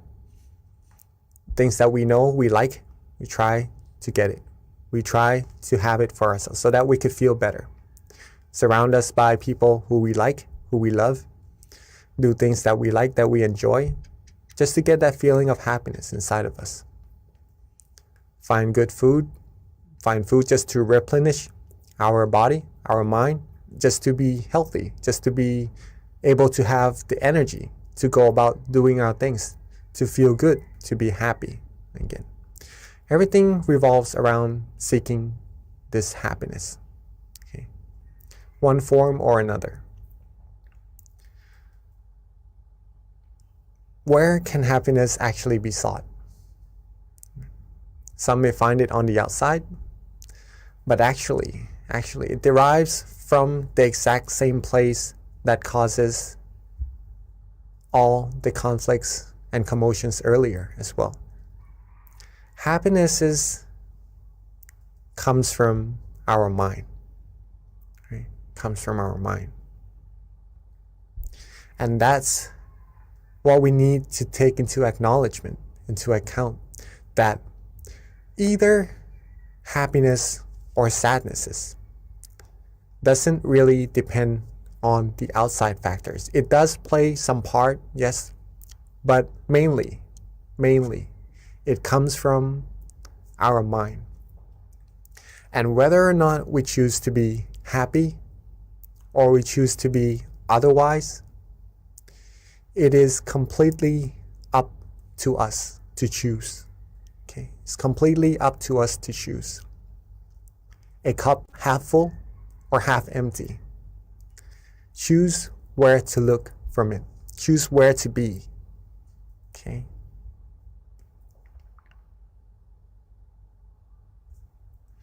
Now, let's go back a bit first.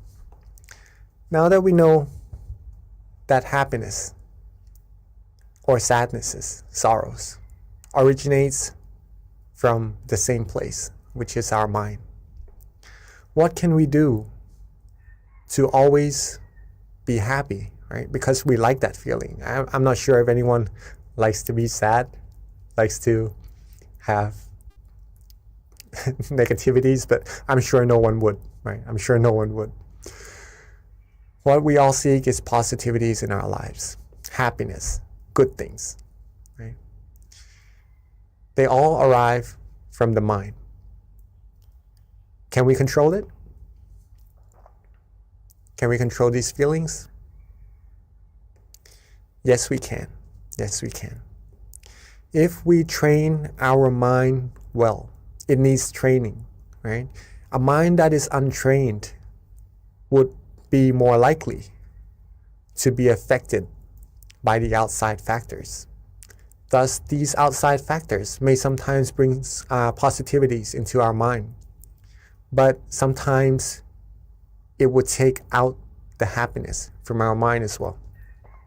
Okay, so training the mind, training this source of happiness within us to always have that feeling of happiness is very, very important. Okay, we can all do it. We can all do it. Right? If we always wanted to be happy, there's a way to do so. That's what I'm implying on this, right? Hopefully this all makes sense and everyone is catching up. How then? How then do we always have happiness? The answer is to practice these two. Okay. Whatever we do in life, wherever we are, whatever state we're in at that moment, right? Our physical body, our mind. If we have these two things together, awareness and relaxation, we will instantly find happiness. Awareness and relaxation.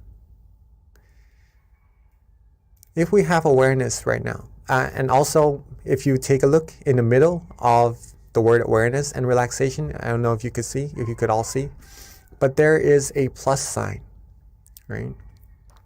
So that means that if we are aware and we have relaxation, we simply put our awareness with that relaxation. Have them two go together, hand in hand. And that's when we will receive happiness. An unlimited amount of happiness. Infinite amount of happiness. The happiness that you could always access at any time, anywhere. Whether you're here on Earth or maybe you have the chance to go out in space, if you have these two things together, awareness and relaxation in your mind, in your body and your mind, right? You see? Relaxation in your body and your mind, you will find happiness. Always. Always. No matter if we are healthy or if we maybe in times of sicknesses, right? We always have that point in our mind to be happy, for sure, 100% all the time, right?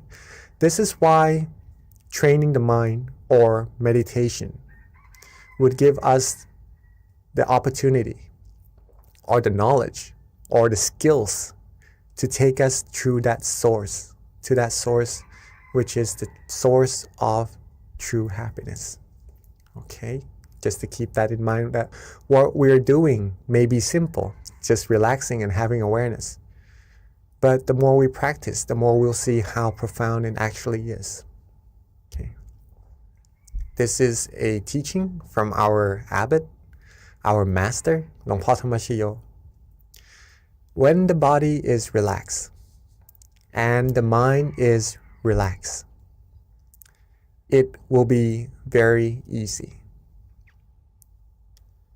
This it means meditation, or finding true happiness, or stilling our mind.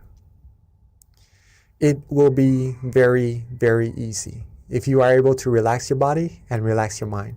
That's it. Okay? As simple as that.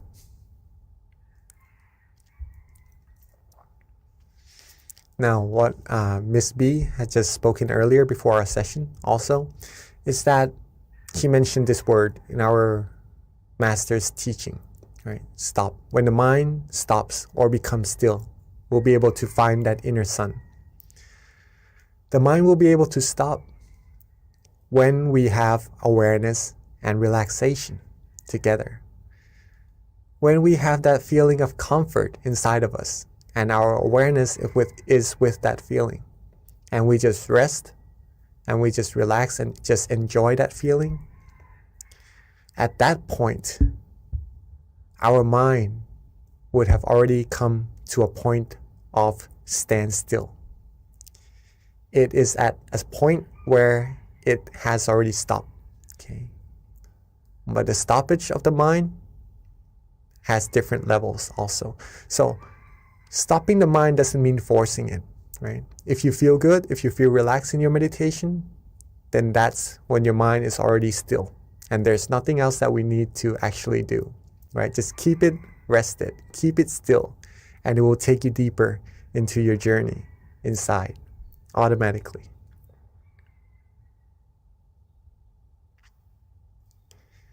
This is a very important sentence from our great master, the one who rediscovered this meditation technique, or rediscovered the middle way, the way to true happiness.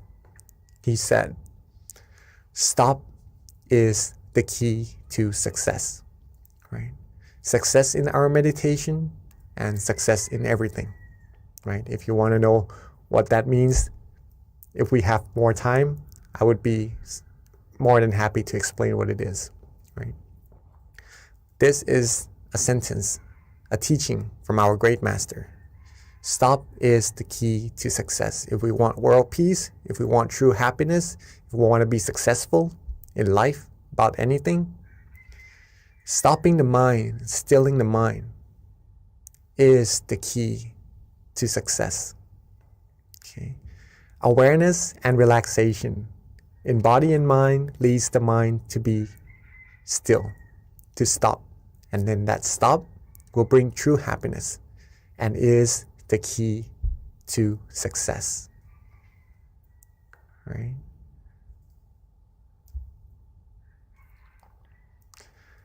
When we train our mind and we're able to reach that source of happiness more and more, we'll be able to control ourselves, to control our mind, whether to feel good or otherwise. Right? We'll be able to be more in control of what we can, right? Because we can't really control the factors on the outside of what's going to happen. Even our own body, we can't really control it to age or not, to be sick or not, right? We just have to be as caretaking of it as possible. Okay, but to be able to control it, whether or not to age or to whatever happens, sometimes it is beyond our control. What we can train, what we can control though, is our mind. And since we all want to be happy, being aware and relaxed together will lead us to this true source of happiness. The more we practice, the more happiness we will receive as well.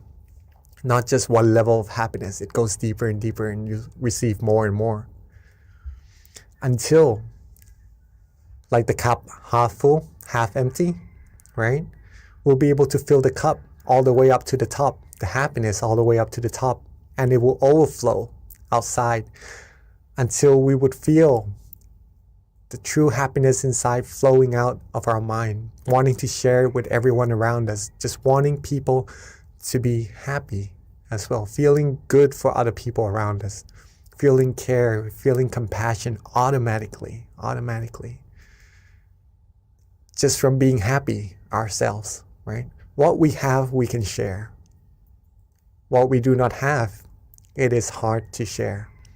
So if we want to have other people around us happy, have the world be a world of peace, it is very important to keep ourselves happy, or to make ourselves happy. Then we can make others happy as well, help others be happy as well. Like the sun, having so much brightness in it that it shares its golden lights with everyone on earth. Right? Like the moon that shines, especially this full moon meditation, right? Shines, illuminating the darkness in the sky and sharing its wonderful, brilliant light with everyone on earth as well. We will be able to be like this sun, like this source of light for everyone on earth, right? And together, it's not a one-man job, right? If we can all find that sun, that happiness, that brightness inside of our mind, overflow ourselves with happiness, the more we can do, the more people who comes together and are able to find this true happiness. This is a way that we can attain true world peace, right? True world peace. World peace through inner peace. World peace, there's a teaching from my master that I just listened to yesterday, actually, a voice file. He says that, okay, we have a little bit more time. Not a lot more time, sorry. But world peace cannot be attained with fights, with wars, with disputes, right, around the world. The true war is not actually outside, it's actually within us, right? Whether we are happy or not, with that viruses inside of the mind, whether we clear it out or not, the true war is actually inside. If we can win the war inside, we'll always be happy. And if everyone can win that war inside, that's when true world peace will happen, okay? So it's amazing to get to see everyone here come together to practice meditation so we can brighten our mind and brighten the world as well. Hopefully that all makes sense to all of us, and that we all know how important we are to having world peace. And if we are able to do so, once we have our inner peace inside, share it with as many people as we can, our loved ones, so that this world peace can happen as quickly, as soon as possible. Okay. So I guess that's a good amount of talking for today's session. Maybe we start our practice of meditation. See that sun, see that brightness inside of ourselves for ourselves. Okay. So we can practice being the light to this world.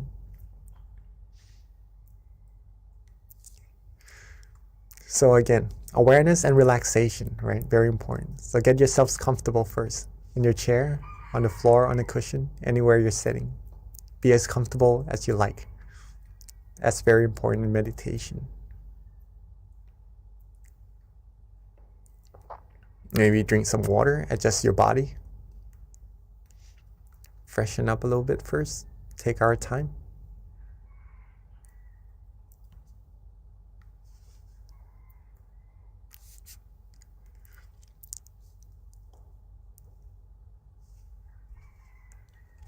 All right. It's just amazing to get to meditate with everyone, see everyone come together, so many people. I'd like to actually thank all of us here also.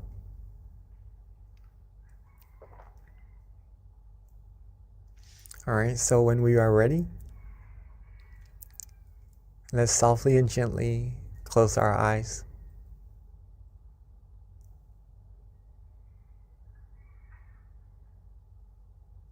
So when we are ready, let's softly and gently close our eyes. Rest our face, rest our forehead, our ears, our cheeks.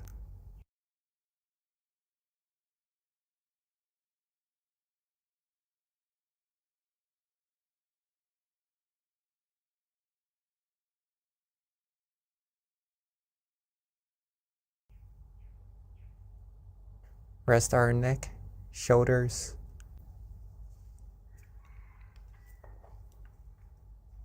Take our time. There's no need to rush at all. It is simply the time for us to rest and relax. And that's all that it is. Just resting and relaxing, along with being aware.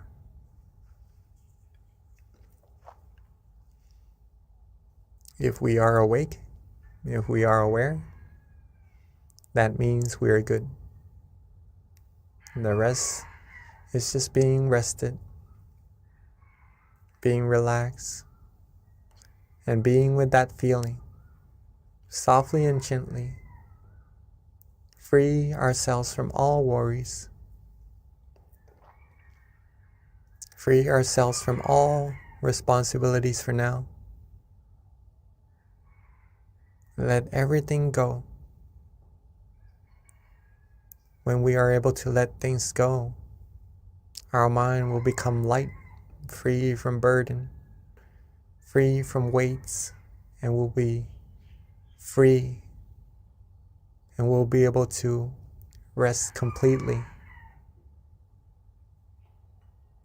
So let go.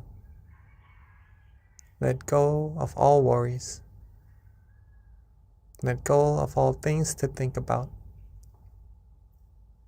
For it is our present, our gift, this moment, to give ourselves true happiness, to give ourselves the positive energy that we need to go about our lives with, to be successful in life. So let's rest, relax, and just let go. Be calm, be comfortable. Be with that feeling and just enjoy. Enjoy this moment. Enjoy this calm and comfortable feeling inside of all of us.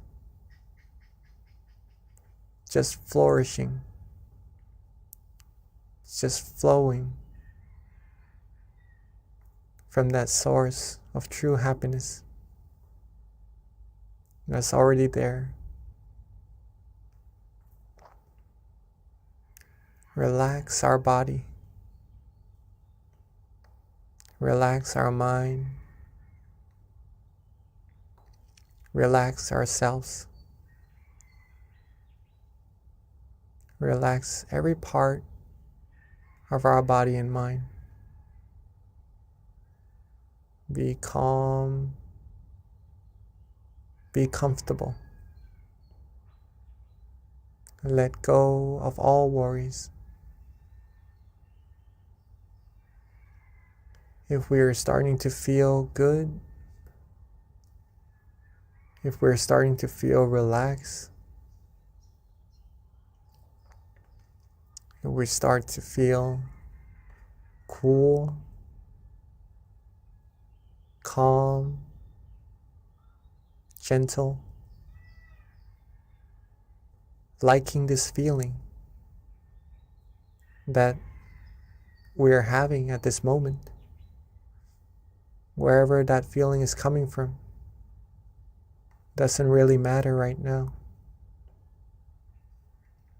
If we are relaxing and enjoying this moment, being with this feeling, we feel good, then at this point, you are already meditating. You are already stilling your mind automatically without doing anything. The mind has already come to a point of standstill. And at this point of happiness, this point of tranquility, where our mind feels happiness and relaxation, is where the purification of our mind will take place. Gradually, our mind will be cleansed, will become purer and purer. From our mind, reaching out to our speech, reaching out to our actions, we'll be able to have clearer vision, clearer mindset,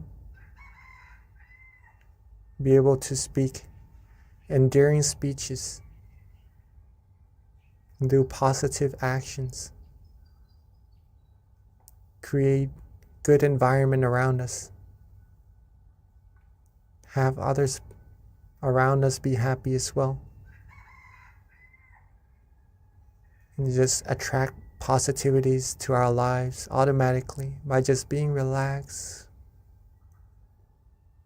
being calm, being rested, being with that feeling of relaxation within. Some might even start to feel bright, to feel light, to feel like just really enjoying this moment, not wanting to do anything else at all. And that is really, really good. All that we need to do is the exact same thing, which is to be relaxed, to rest, to let go. Just let our mind sink to that point, that place of clarity, of true happiness automatically, and to rejuvenate us with that positive energy. If we would like to use an object of visualization, such as the sun or the moon, then you may feel free to do so. Whatever image that uplifts the mind, that is pure, and you are visualizing it comfortably, then that is also meditating correctly. That will also lead us to the point of true happiness. Or if you would like to use a mantra to coax the mind, to relax the mind, to free the mind from wandering thoughts, then you may feel free to do as well. Recite the mantra relaxingly, calmly, at our own pace. Samma Arahang, Samma Arahang, Samma Arahang. every recitation, every mantra, let it resonate with that feeling of calmness, with that feeling of relaxation, and just nourish us with that purity from within. Whichever meditation technique we use, let's make sure that we are calm and comfortable and relaxed using it. So let's keep ourselves calm, keep ourselves relaxed. Enjoy this moment. Be free from worries. Let's meditate together in silence for this time being.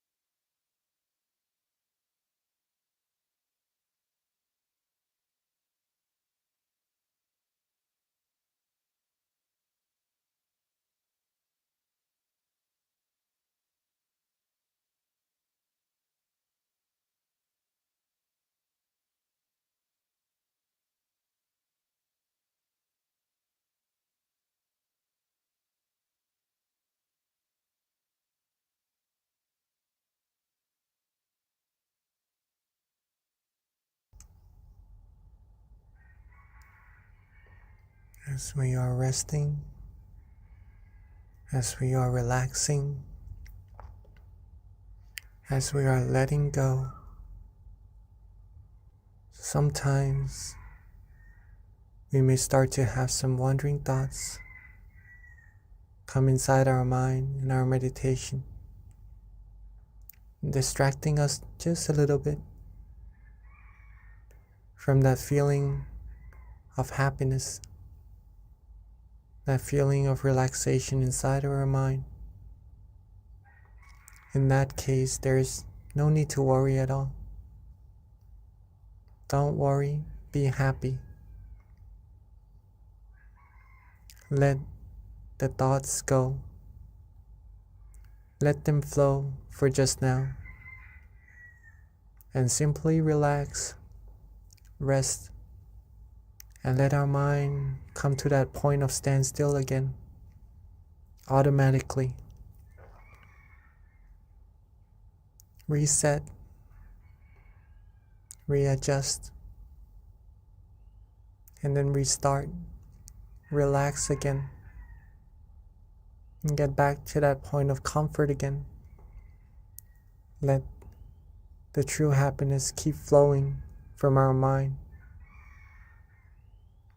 Keep the positivity coming. Keep our mind purifying,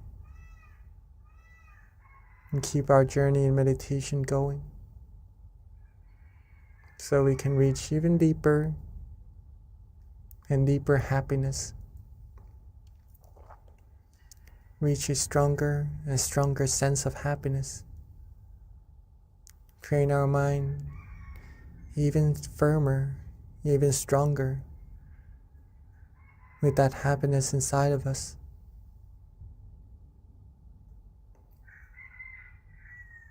At some point, we may have some tension as well, or some sleepiness.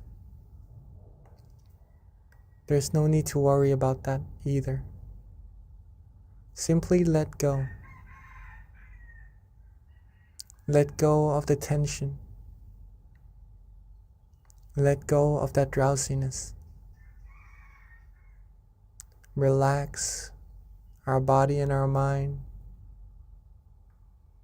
Come back to being with that feeling of relaxation in ourselves. And we'll be right back on the road, the journey inside, to deeper, stronger happiness as well. So let's keep our mind relaxed, keep ourselves calm, keep ourselves flourish, energize with this positive feeling inside of all of us for a little bit longer.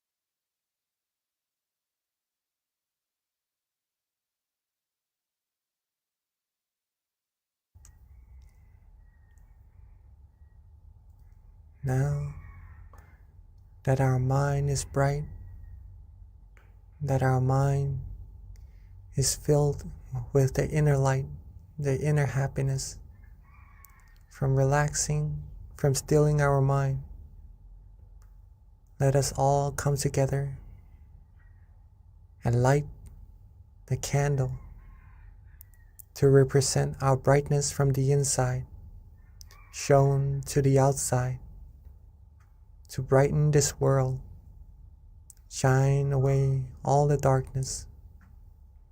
So while keeping ourselves relaxed, keeping ourselves calm. Let's softly and gently open our eyes. Let's softly and gently open our eyes. And let's together be the brightness and light the brightness to this world. And at this time, we'd like to invite everyone to please turn on their camera. Let us see your bright, happy faces with your candlelight right before you so that we can all connect visually and energetically under one moon and under one Zoom room.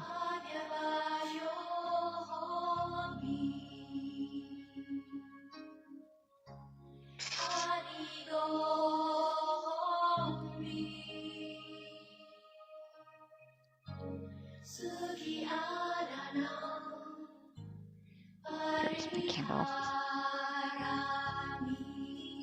Again, we'd like to invite everyone to please turn on their camera so that we can see your bright, happy faces, connecting visually and energetically, keeping your mind at the center of the body, allowing your mind to radiate with happiness and joy.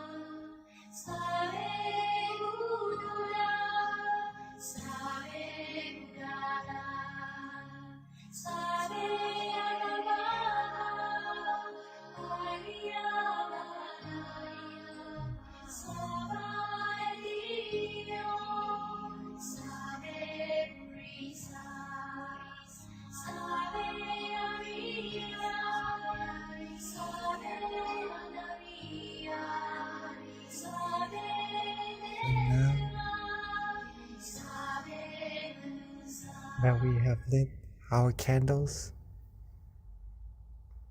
on the outside together. Let's bring that candlelight, closing our eyes softly and gently back to being relaxed and comfortable in our meditation again. Let's softly and gently close our eyes, rest ourselves, come back to being relaxed and comfortable in our meditation once again. Feel that brightness, and let's bring our candle inside of our mind, at the center of that feeling, shining bright together with the happiness of our mind. And let that brightness be the representative of our true happiness, of our positive energy. Let all of our merit, all of our good deeds, the positive energy from all our good actions come together into this brightness, and let it shine bright outwards to everyone in this room. Shine bright outwards, reaching everyone in our community. Shine outwards even more, while being relaxed, reaching everyone in this country. And shine brighter outwards even more, reaching everyone in this world. Shine bright, shine out this peaceful light, this light of purity, cleansing everyone, everything in this world, seeing the world clean, clear, bright, calm, seeing everyone on earth clean and clear, bright and calm as well. And with our positive energy, our merit, our accumulation of the purity, with this brightness, let this energy be shared to everyone, be shared to everything, wishing for everyone to always be happy, to be able to find true peace, true happiness quickly, be able to be free from all the viruses of the mind, all commotions, all disputes, be free from any kinds of sorrows, sadnesses, be free from any form of negativities. May everyone on earth live a happy life. May everyone on earth be free from dangers, free from harms, free from diseases, free from anything that could try to harm them.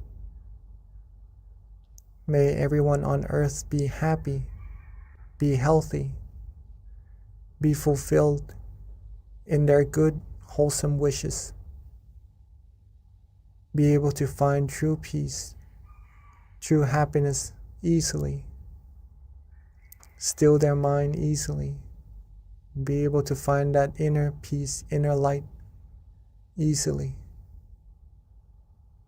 and to ultimately be able to reach the utmost of purity, the utmost of happiness, as quickly and as easily as possible. Let's take a few moments to share with the world, share with everyone our positive energy, our good thoughts, goodwill, our loving kindness.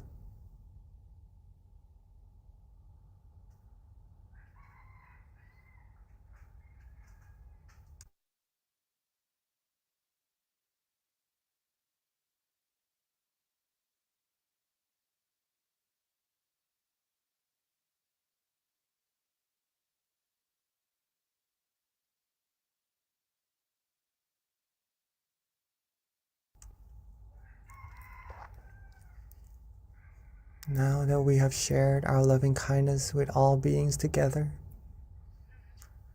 let's softly and gently relax ourselves, bring our awareness, bring our attention softly and gently back to ourselves.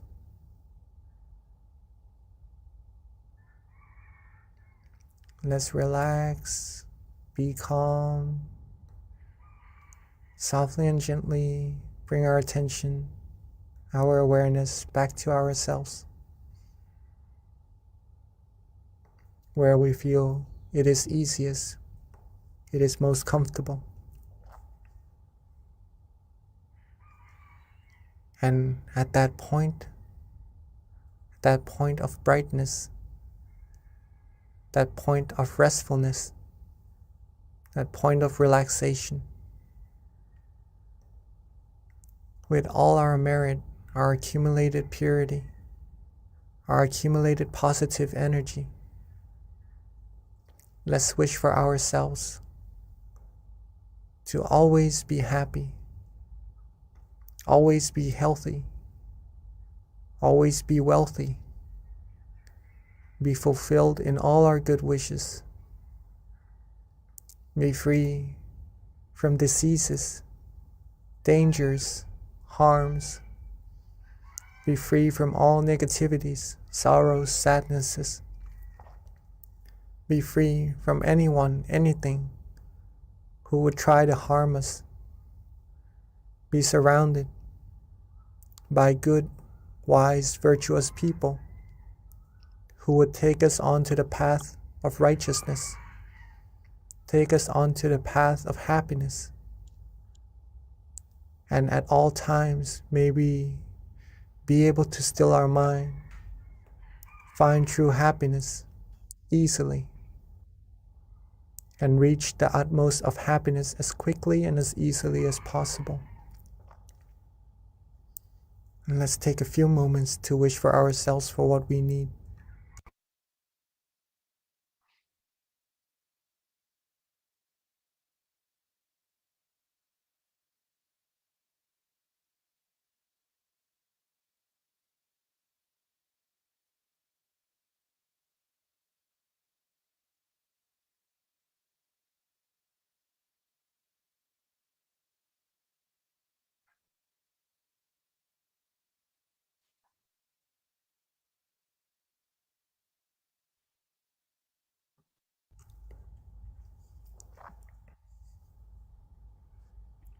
Sapphe buddha phalapata pacheka nanjayang phalang arahanta nanjate shena rakhang pandhami sapaso sapabuddha nupavena sapathamma nupavena sapasangha nupavena satha soti bhavantu te. Yeah. And then when we are ready, let's maintain our relaxation, our calmness, our feeling of comfort, and to keep this feeling with us as much and as often as possible. When we are ready, let's softly and gently open our eyes. And when we are ready, let's softly and gently open our eyes, for we are now at the end of our session together. Thank you, Venerable Jackie. That was a lovely meditation tonight. So everyone, please note that this does wrap up our meditation session. We do have a Q&A, but before Q&A, which of course we recommend everyone please stay on. You'll learn so much information with the Q&A. We do have a couple of announcements before transitioning over to Q&A. A couple of things to note is please mark your calendar for Saturday, April 16th. It's going to be our next full moon meditation, and the theme is going to be a better you means a better world, and our teaching monk will be Venerable Daniel. A couple of other additional points to make is that for those who are not aware, please do follow us on tamakayameditation.org. This is where you can find out information with regards to your local center if you want to come meditate in person, or you can also follow us on MindGem as well, on our Facebook, on our Instagram, on our website. If you don't already have our app, you can download it on either iOS or Android. Again, that's MindGem, and we send notifications every month with regards to our full moon meditation. So you'll be reminded and get notified on your phone, which is very convenient and easy. And if you RSVP, you'll also get daily, well, not daily, but you'll get reminders with regards to our full moon meditation. A couple of other things to announce is that we do have our in-person meditation centers that you can visit if you're in New Jersey, Azusa, Alabama, Chicago. Our local centers are open to the public. And a big announcement for those of you in Georgia like myself, please mark your calendar. We are so excited after 2 years of being closed since 2019. We are one of the last centers to open, but we will be officially opening this week. We've got our kickoff meditation classes, one being on Sunday for those who attend service, the other being on Wednesday, which is our regular meditation classes weekly, was on Wednesday before. So we're going to start that, resuming that again. And our kickoff is going to be on March 23rd. And super excited that we've got 2 visiting venerables from Thailand. One of them being our former member, Venerable Michael. He is with us. He flew in the other day. And Venerable Nick, if you aren't aware of Venerable Nick, he's got a huge following on YouTube. He gets, at this point, millions of hits. They're both in Georgia. And what's even more exciting is they've got a book that they're going to be launching, and the book is The Building Blocks of Meditation. So if you're in Georgia on the 23rd, please come to our 7 o'clock meditation class. Anyone who attends will receive a book as a gift from the center. We've got a lot right now in inventory, so please come and get yourself a book. If you aren't in Georgia, it's okay. You can go to Amazon and purchase a book, and all the proceeds goes to donations anyways. So at this time, that wraps up all of our announcements. We would like to invite Venerable Jackie to answer any questions.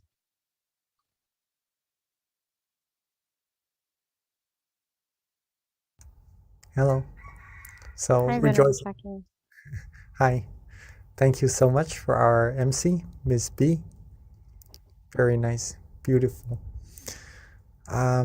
Yes, so I would also, yes, encourage everyone if you could join the meditation sessions or the sessions with Monk Nick, right? Coming from Thailand, right? Monk Nick and Michael Venerable, And- both of them are here. Both of them. Yes. Yes. We got a double whammy. Really excited. And they've got their second book, The Building Blocks of Meditation, that we get to piggyback off of a book launch too, and opening our first class in after 2 years. So very excited about that. Yes, I also heard some of his teachings on YouTube, Monk Nick. Mhm. Yeah, very, very good. Very, very good. So if you would like to go and see for yourself also, that would be very nice. Okay. So I guess it's time for Q&A. Still see some of us are still here. All right. So I do have a question from not me, but someone gave me a question. All right. So as we know that meditation can improve mental health, are the people who have some mental disorders able to meditate, or is it recommended for them to meditate?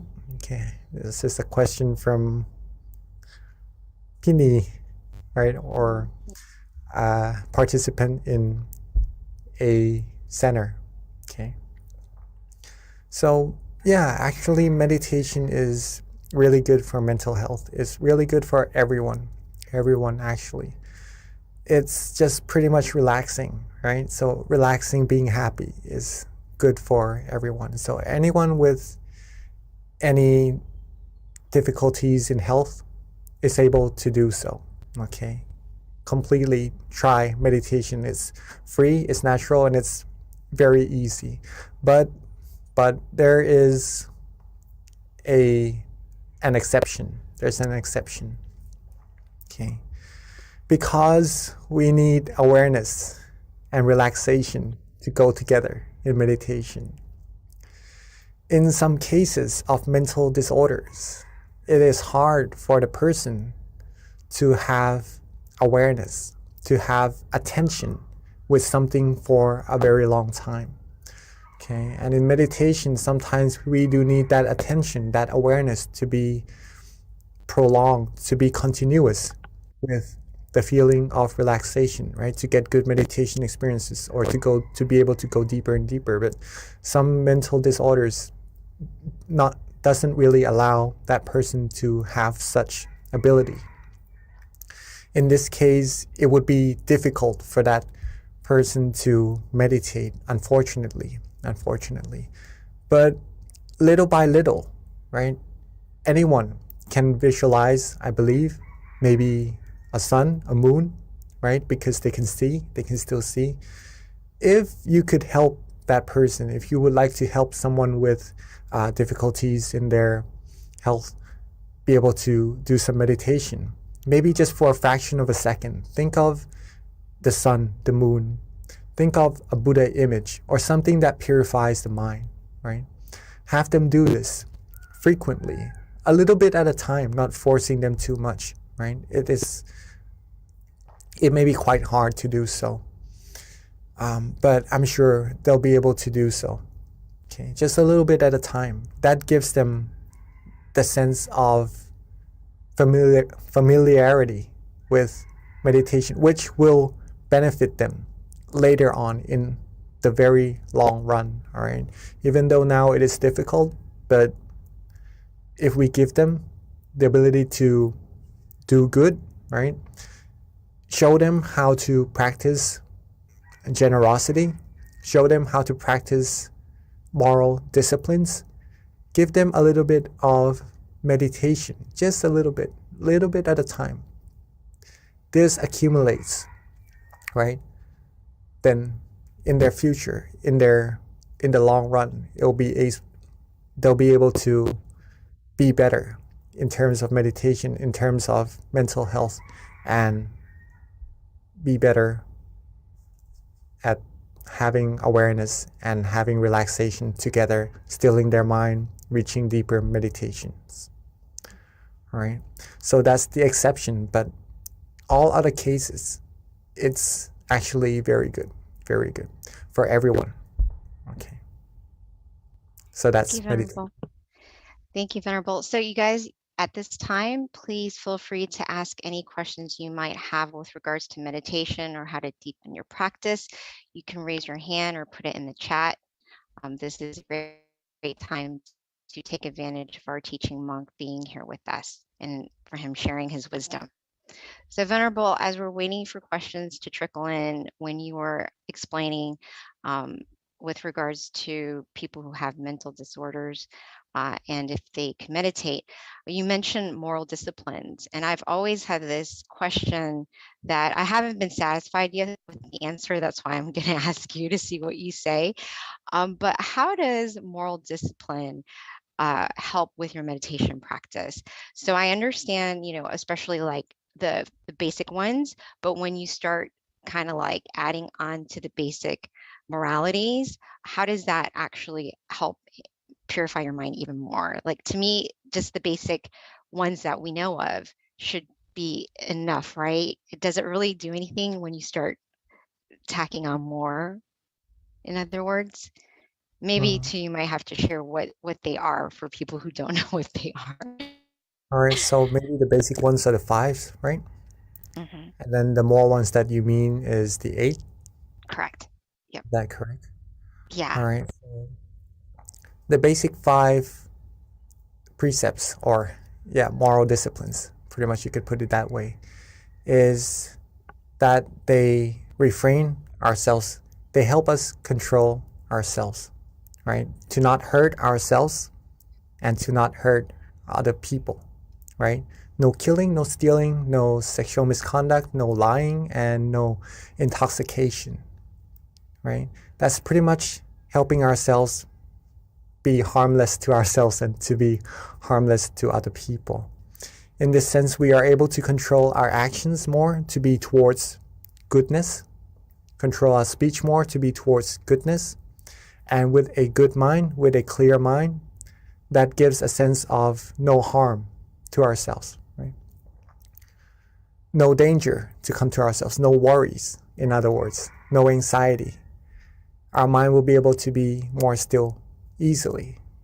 We'll be able to meditate better easily, right? And the 3, to add even more, is to uplift the mind even further, to be pure, right? The extra 3, no having dinner, no having meals after lunch, pretty much that. No engaging in entertainments, no lying on big beds or very comfortable ones, right? It's just an incentive. It's just disciplines to help us free ourselves from desires. Let's just put it that way, from desires. When the mind is free from desires, it'll be more calm, it'll be more tranquil, thus easier to meditate. Okay. All precepts are good. It keeps our mind clean, gets ourselves the better sense of meditation, better sense of cleanliness of our mind. Like when we shower, we clean our body. We really don't want to get our body dirty after cleaning it, right? When we have our white shirt on, don't really want to get it dirty, all right? It doesn't feel good. Okay, same with the mind. If our mind is clean, we will get the sense of cleanliness and have better meditation. Moral disciplines. If we have the 5 disciplines, it's like wearing a good white shirt, right? We are clean. We're clean. And makes us feel good. The 8 disciplines, maybe a white shirt also, but an even brighter one, right? It uplifts the mind, makes that brightness, makes that cleanliness of our mind even higher. And maybe even more disciplines, if you would like to take on, then that's like wearing an even brighter, whiter clothes, shirt, right? That's pure in a sense of the mind feeling better, feeling more proud of oneself in the sense of wholesomeness in the mind. And that gives better meditation as well. Thank you, LP. I like the comparison of the white t-shirt. I never thought of it that way, but that actually is a really good analogy in terms of that question. Yes. Yes. So about just a little bit about, is there any other questions to come? I haven't seen any other questions yet at this time, Venerable. Looks like we kind of have a quiet bunch today. It's kind All right. of the change in time, I think, makes you feel a little slower. Oh, we have a question from someone in DC who just raised their hand. Can someone spotlight Mr. Rabbit, please? Okay, let me see. All right. If you have any questions or you would like to share your meditation experiences, you may feel free to do so, all right? Or what to do in your meditation when you come to this experience or anything. If you have any questions related to that, please feel free to ask, okay? Yeah, so we do have a question, Venerable, just waiting for our technical lead to unmute the person and spotlight him. But in the meantime, Mr. Raven, if you want, you can also put it in the chat too. They might have individuals within the chat room.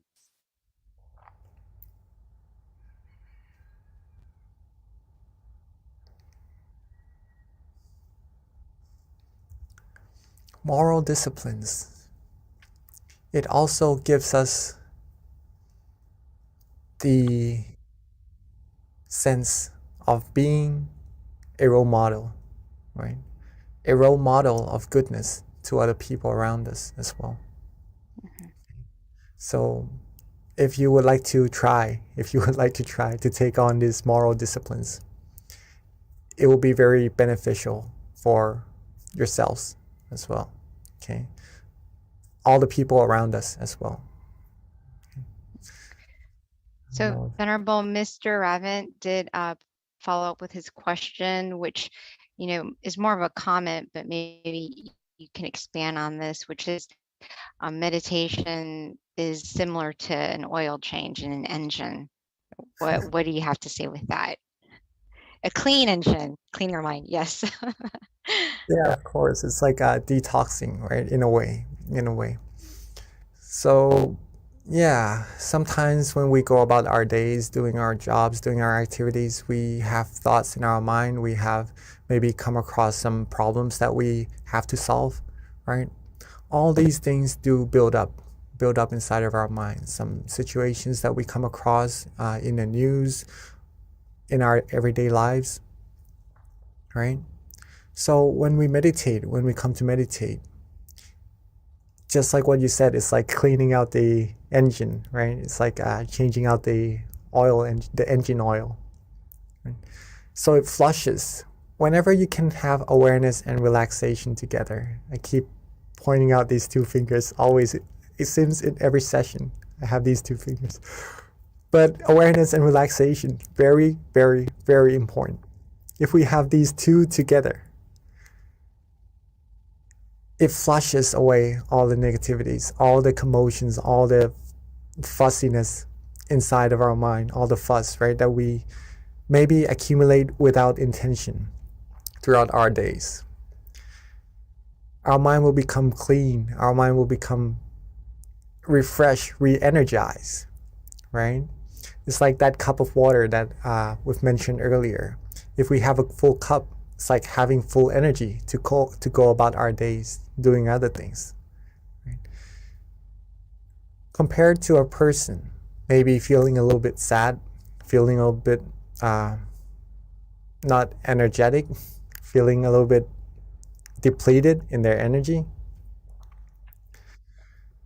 maybe giving them the advice of meditation, recharging them, they would feel better, they would feel more energized, they would feel good, and then they would have the energy to go about doing their days, right?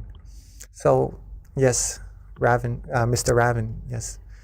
So meditation is pretty much like that. It's cleaning the mind. It's like cleaning the engine of the car, right? Our body's the car and our mind inside. Maybe we need to change the oil, take the bad stuff out, fill it with good stuff, good energy, positive energy, and carry on with our lives better. So Venerable Scott has a question, and his question pretty much is, how do you relax the body? Because sometimes it's hard to relax, which I think that is That's a very common question. that is actually a very, very good question, right? How do you relax your body? How do you relax your body? Sometimes it doesn't get really relaxed. What do you do? Get your body as comfortable as you can, okay? First of all, if you need to do some stretchings, some exercises on some parts of the body, then do so in order to have a better, more comfortable body, relaxed body in your meditation sessions or in your daily lives, to be general.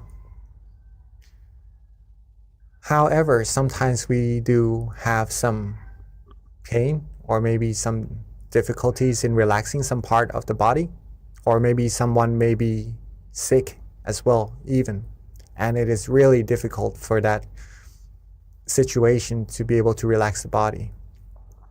All right. In this case, be content. Be content. Be happy with what we have, right? Whatever relaxation we have at that moment, it may be different also. Even being healthy, it may be even different in each different session or different days. So whatever we have of a feeling of relaxation at that moment in our body, be content with it. And then once it's relaxed, once it's good, once we accept it, then we go on to relaxing the mind. And then our meditation will progress as well. Okay. Thank you, Venerable. We have another question from Isabella. This is a pretty good question too, which is how can you tell that you have true self-awareness? How to tell that you have true self-awareness, right? Simply, let's put it this way first. Simply being present, knowing that you are here, knowing that your mind is not somewhere else, right? Knowing that you are present, then that's being aware. That's having true self-awareness already. Okay. But it gets even more intense as we go deeper in our meditation, as we become more and more still. Okay.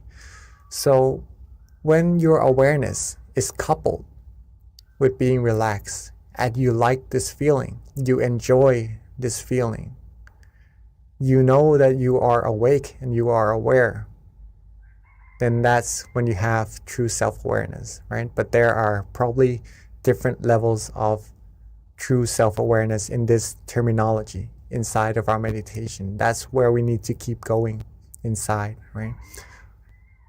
That's pretty much that.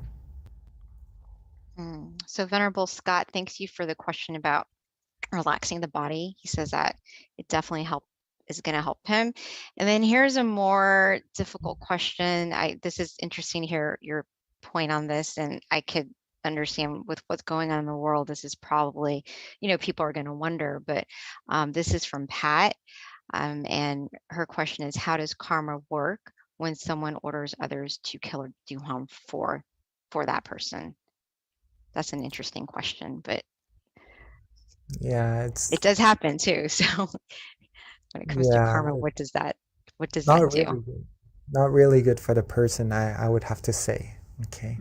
Usually the person doing the initiation would receive worse karma, right? The top person doing the initiation of whatever is done later on would receive the worst karma. If someone sells alcohol, right, the producer would receive the worst karma rather than the people selling them, or because it does bad to the people who are receiving them, right? So the top person is the worst to receive the karma. Not saying that everyone wants to be a good person, everyone wants to be happy, right? But the karma just means action, right? It's just a general explanation for it, terminology for it. There's no meaning of bad or good. But if a person does something not really wholesome and it's the top person doing it, ordering it downwards, then he receives the worst karma. On the other hand, if the top person initiates good actions, wholesome actions, that person will receive good karma as the most as well, right? So if we are practicing meditation right here together, okay, we have the brightness and we share this brightness with people around us, and they go to share with more people around them. They go to share with more people around them until we have world peace. All the brightnesses that you share to that first person and share to the others, the good karma you share to all of them will be unto you. You'll receive all of those good karmas. It's like lighting one candle for yourself. But when you light other candles, all the candles that's lit after that, you'll receive that brightness back to yourself as well. Thank you, Venerable. A very simple answer, but it makes a lot of sense. So, Venerable, there aren't any other questions, and this is a good one that I kind of thought of as you were answering one of the questions, which is on self-awareness. And I feel like it can probably help everyone on the call in terms of seeing what your viewpoint is on this, which is when it comes to self-awareness, and you're aware of your thoughts and your behaviors, how do you take it one step further and try to change that behavior, especially if you know it's not working for you, more against you, right? Like, let's just say you really want that, I don't know, big house, right? Mm. This is just hypothetical. You want that big house and it's creating suffering because you're desiring that house and you're aware that, you know, you're just craving this thing and therefore that's why you're creating suffering on yourself. So you're aware of that, but like it's still there, you know? So how do you take it one step further to really penetrate that and try to like detach? All right. Does So my if you want question to, make sense? I guess I'm trying to get a little deeper in terms of how to eradicate some of your bad behaviors and habits, essentially. pretty much is desires, right? To get things maybe sometimes we need, then it's okay if we are looking forward to get that. It's just good passion, good intention to receive that, and we need it. But sometimes we need to work hard for it, all right? But sometimes just again, if it's something on the outside that hurts us, let's just put it that way, right? Because some things we need, some things maybe would hurt us and be less beneficial. Not the house in this case, right? Maybe sometimes we do need a house and we do need to work for it. In that case, we could work for it from a mind that is happy, and that would reach us that success more easily as well. Okay, but maybe let's just some other example of something that we may desire that sometimes hurts our mind. Okay, how do we get our mind to be happy and to be free from actually feeling any negativity from what we desire? The answer is to practice meditation. To practice meditation, how do we go deeper? Practice resetting. Resetting. Okay. Once we know, our awareness goes out, right, to other things around us. Because if we receive it, if we have it, it makes us feel good. But if we cannot have it, if we depart from it, then it doesn't really make us feel that well, unless we are able to control our mind. If we reset our mind, get our mind away from these thoughts, these desires, right? Come back to being relaxed and aware, okay? Relaxed and aware. Come back to that point of tranquility, that point of brightness inside of our mind. All the bad oil, the engine oil, all the other feelings other than happiness, the viruses, won't be able to penetrate, to come in at that moment. Okay, we will be free from those thoughts that may feel like it hurts us, or maybe isn't really as healthy as happiness inside of our mind at that moment. Does that make sense? Yes, that's great. Thank you, Pete. That makes a lot of sense. So Venerable, we actually have a couple more questions that have trickled through. All right. Okay, let's go on first. All right. So it's, what do you envision when you say world peace, Venerable? A world where everyone has inner peace. Yes.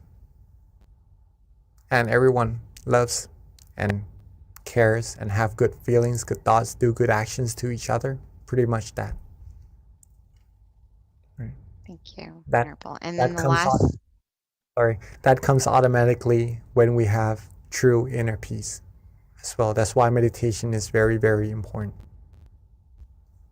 So essentially it is when everyone finds inner peace, then you have world peace because no one's hurting or harming each other and we're all trying to elevate our minds. Right, Venerable? Yes. All right, thank you. All right, so here is I guess it's a comment from Josh and also a question in addition. So he says, during mindfulness meditation, we are told to be aware as if from the third person point of view. During my normal day-to-day, I find myself being aware from the third person as well, but more as if through the judge's eye of another, which brings me anxiety. What can be done to help this? Is this normal or is this my ego and the solution that comes from within? That's a good question. All right, so mindfulness meditation pretty much helps us observe ourselves on what we're doing actually, and just to try to let go of all things that doesn't really still our mind and go deeper into our meditation. Hopefully that is correct and the same terminology. All right, again, what can be done to help with this? Let go, reset. In mindfulness practice, in any meditation practices, two things must go together. Again, awareness and relaxation, right? If you are having thoughts, if you are having anxiety, maybe the mind is not feeling as relaxed as it should. Okay. In this case, maybe focusing on relaxing the mind would help the mind come into balance. And relaxing the mind in this case, just resetting. Resetting means letting all the commotions, letting all the other feelings besides happiness go. Okay. In this case, it may be anxiety, worries. Let them go. Let go. Let it be. Let it go. Let the mind rest. When we reset like that, the mind gets to rest, we'll be in balance. And at that point, you'll find true happiness again. Oops. All right, Josh, with that. Okay, I think Miss B just got disconnected. All right, so maybe through the judge's eye, we may see ourselves being a little bit anxious, right? If the mind is on the outside, being with other people, being with judgments, being with anxiety, right? Then usually this would happen, right? Feeling a little bit worried. But if the mind is inside of our body, being with that source of happiness, then all the worries would go away. We would have no anxiety. We would have only happiness, and we would be confident of ourselves. We would be calm and go about our days with being confident with this feeling, being able to share this feeling with everyone around us as well. So hopefully that answers your question, Mr. Josh. I'm from Kitty. I think we are in the habit of trying to do so many things when in fact we only need to do nothing. Allow ourselves to just be. Very nice, Miss Kitty. Yes. So in meditation, pretty much, yeah, sometimes we are a little bit worried about what's going to happen, what's going on, and our mind usually goes about on the outside. But in fact, we should just sometimes let the mind rest, let it go, let these things go. Let the mind be calm, be still. When the mind is bright and free from thoughts, free from anxiety, free from worries, it will be able to do things even better, right? Being happy, going about days. All right. I guess it's already 9:30. Yes, thank you, Venerable. Sorry, I lost my connection, but I'm on my phone. So right towards the end, I'm glad I was able to join in. But yeah, it is 10:35. So at this time, let us pay respect to our teaching monk as he gives us a blessing, and we sign off until next month, April 16th. See you then. And at this time, let us bring our palm together and accept the blessing from our teaching Venerable. Right? With all our accumulated merit, our accumulated purity, for all our good deeds, let them all come together and bless us with the utmost of health, wealth, success, happiness. May us all be able to be fulfilled in all our good and wholesome wishes. And when we meditate, may we attain true happiness quickly and easily, and reach the utmost of purity, the utmost of happiness as quickly and as easily as possible.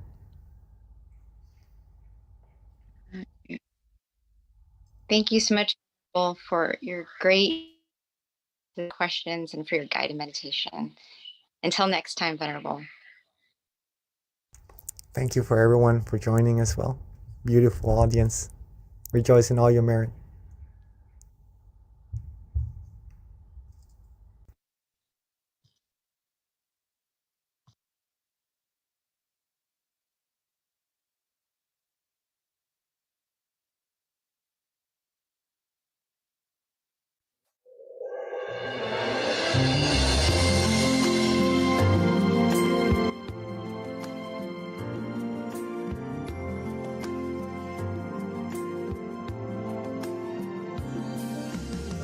Let's come together to open a new whatever to eliminate all conflicts and differences. It's time for everyone to join hand in hand. At last, now the world's beyond healing. It's time to change the world. As the one who knew in the past,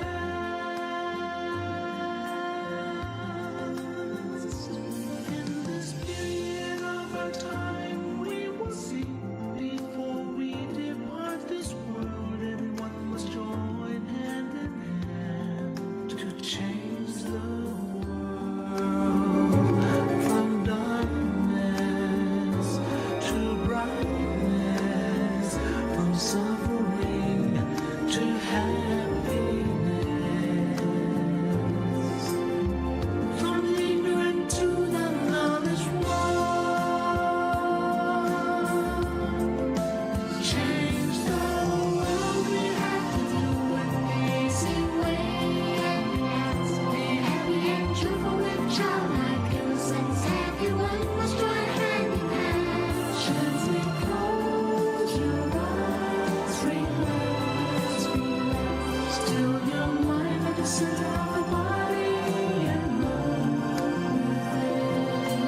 at the same position of the one who knew from the past. Change the world from the era of darkness to the era of light. From the old era to this new era, the world will be like heaven on earth. No classes in society. Everyone will be evenly happy. We speak the same heavenly language. Become as one with smiles of love. We'll be kind, the world will change. The world will change. Let's come together to change the world. Let's come together to change the world. Let's come together to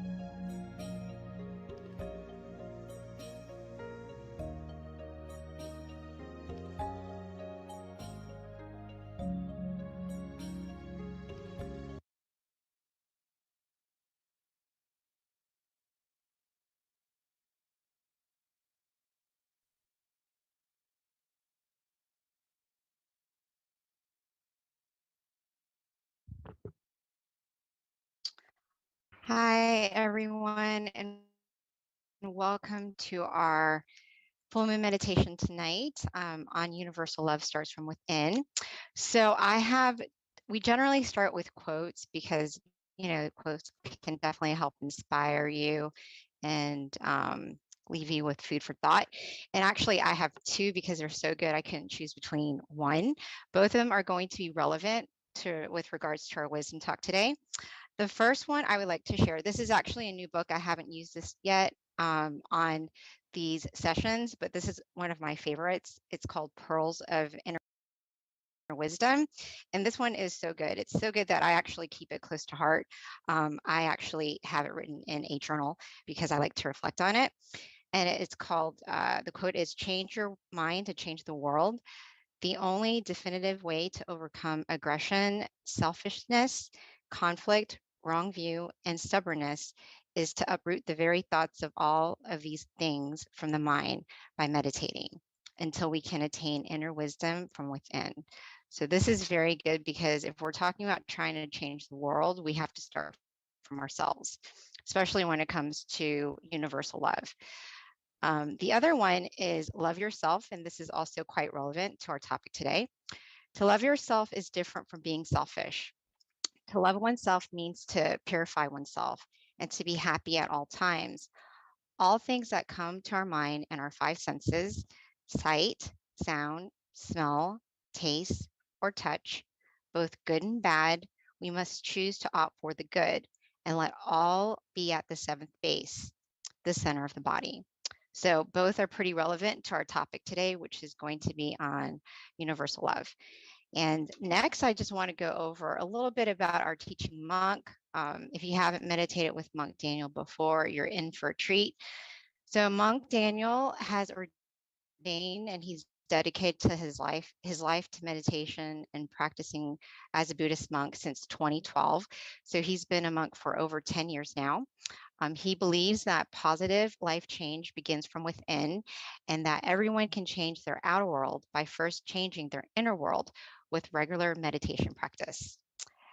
Another thing about Monk Daniel is that he's been teaching meditation domestically and internationally to monks and novices and people all around the world. So he's very well trained with regards to teaching and definitely inspiring people to find themselves from within. So without further ado, let me introduce Monk Daniel.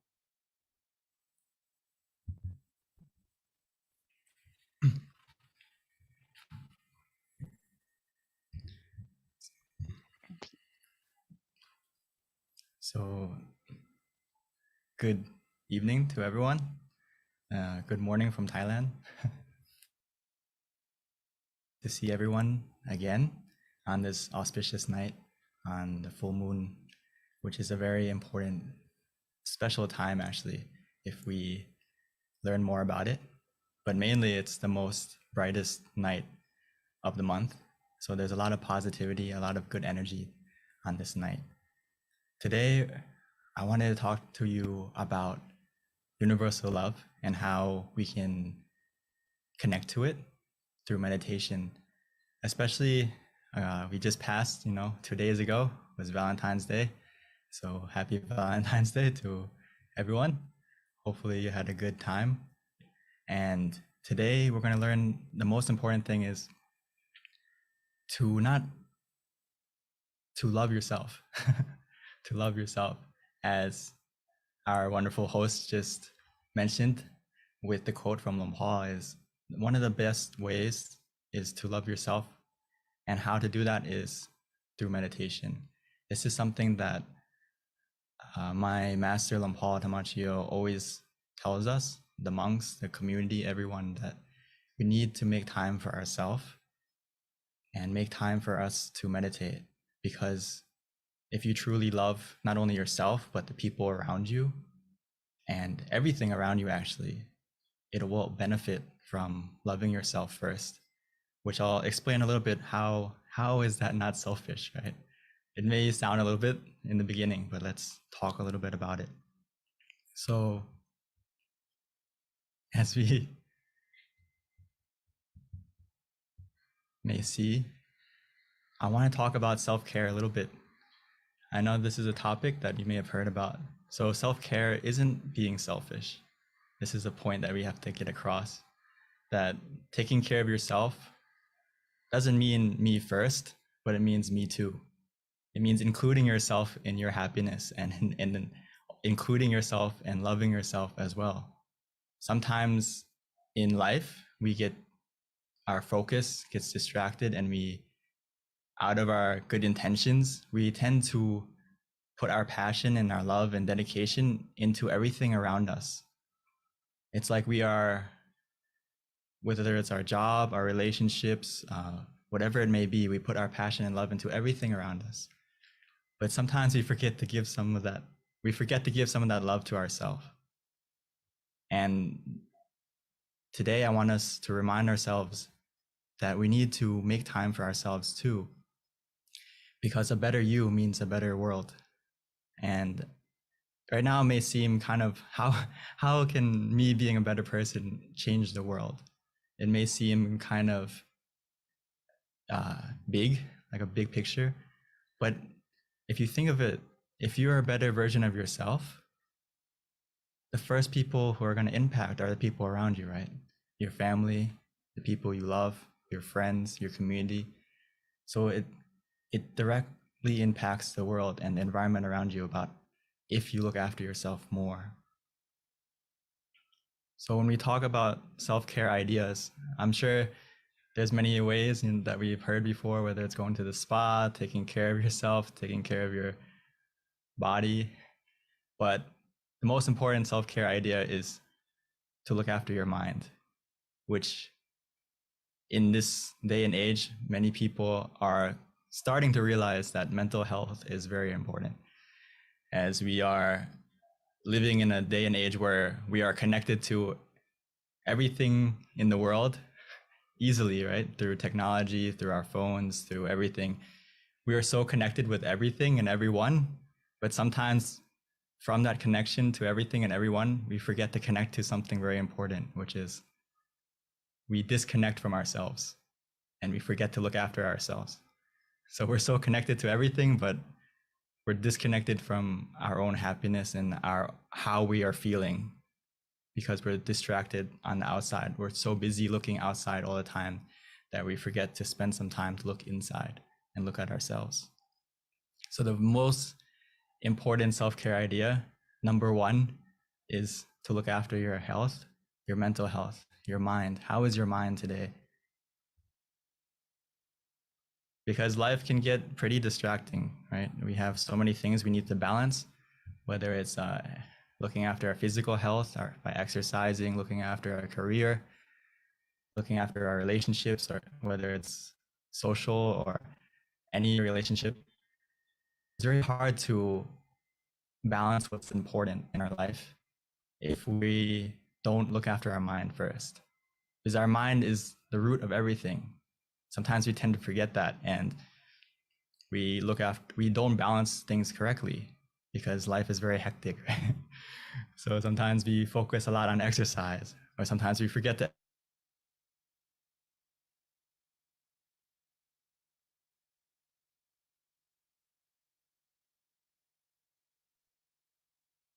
simple way is look after your mind first. Because if your mind is clear and bright, everything in your life is going to be done successfully and easily, whether it's your work, your relationships, everything in your life is going to go into balance if your mind is in balance. So many times we may feel like we're out of energy, or maybe we have a broken heart or something like that. We don't have the passion anymore. We don't have the love anymore. We need to recharge. We need to have mindfulness of how we're feeling and be willing to look after yourself. Just like our phones, right? Sometimes we see our battery low, we automatically need to go charge it, right? We see the 10% warning, the 5% warning, and then we're looking for a charger to make sure our phone doesn't run out or whatever it may be. We should feel the same way about our mind, about how we're feeling. If we feel low energy, we feel unhappy, we feel discouraged, we feel like weak mentally, we need to go recharge ourselves. We need to go refresh ourselves, which the best way to do that is by meditation. So I'm so happy that everyone here is coming to recharge yourself and to make sure that we are full of happiness and love from within. Because if you don't love yourself, it's very hard to love the things around you. It's like we are an empty glass. If you're low energy and you're not positive, it's very hard to be positive to other things and other people around you. So by meditation, it's like we are every time we meditate, the more we meditate and the better we meditate, it's like we're filling ourselves up. It's like a glass that's full. And actually, sometimes it may even feel like overflowing with happiness and contentment and not only love for yourself, but love for everything around you. So through meditation, it's like we're a full glass that we can pour and share to everyone around us after we look after ourselves first. So we need to normalize meditation into our life and prioritize, make it one of the things that we make it a daily habit, just like we look after our physical self, whether it's taking a shower, brushing our teeth. We do these things daily, no matter what. And we need to clean our mind the same way as normally as we would look after our health and our body.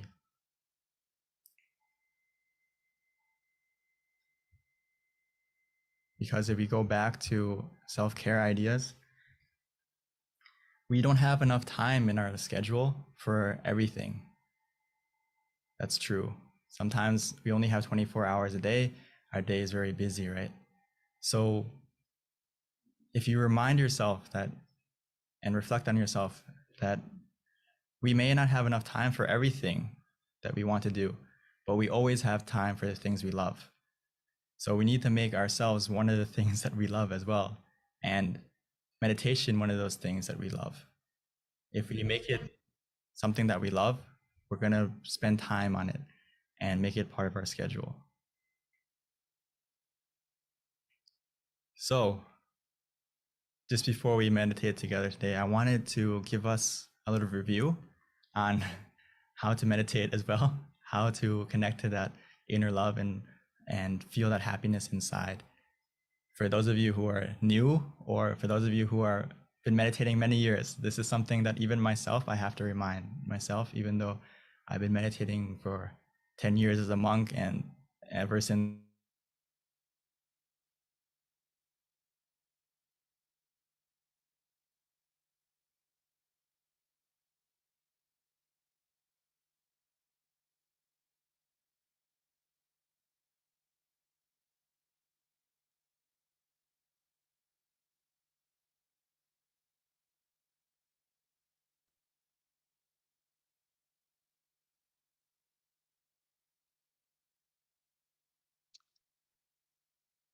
Well, you guys, it looks like we just lost connection, but Venerable Monk Daniel will probably be jumping on shortly. Give him about mm, 3 minutes. But until then, I'll go ahead and just kind of give you a recap with regards to our meditation technique. Definitely, you want to keep your mind bright and happy and joyful as much as possible. Try to recall good things that you've done in your life to kind of help make your mind just refreshed. And then from there, just relax your mind, your body, just some high level recap with regards to our meditation technique. One of the things that we try to focus on, if you can, is the center of the body. And Monk Daniel will definitely give us some guidance with regards to that when he returns. But there are 3 things that we can do when we're trying to meditate. Is first, we've got to clear our mind. Second, from that, relax the body and the mind. And then we want to pretty much trick the mind, because the mind has a tendency to dart from different thoughts or different images. So high level, one of the things that we recommend people utilize to help calm the images essentially is you can anchor your mind with a shining sun, a full moon, which is very appropriate with it being full moon meditation, or just simply relax and keep your mind at the center of the body. In addition to that, you can also use a mantra, and our mantra is Sama Alahang for those who are familiar with our meditation technique. Or you don't have to use that mantra. You can just use anything that makes you feel calm, whatever it is, it should be neutral. So another recommendation would be you can simply just recite clear and bright, clear and bright, clear and bright. Just something repetitive to kind of help tune out the noises in the mind. Or simply we can just relax and just clear our mind from any thoughts and just simply keep your mind at the center of the body. Meditation is very simple. It's just a matter of letting go of your thoughts, which is definitely easier said than done. One of my teachers, Venerable Nalong, always would used to tell us how simple meditation really is. But when we try, it's not so simple, because even though we might look very peaceful on the outside, in the inside, there's just so many thoughts just constantly running through your mind. But with practice, with guidance from our teaching venerables, you will be able to get to that point where you can calm the mind. So that is pretty much a high level recap of our meditation technique. Venerable Daniel is probably doing his best to get on. We'll just have to wait for him. And at this time, I would like to invite any venerable that's on this call who might like to also give some advice with regards to our meditation technique. I know we've got many amazing teachers on this call with us tonight. If you can add any additional guidance or any advice with regards to adding on to what I just said, that would be awesome.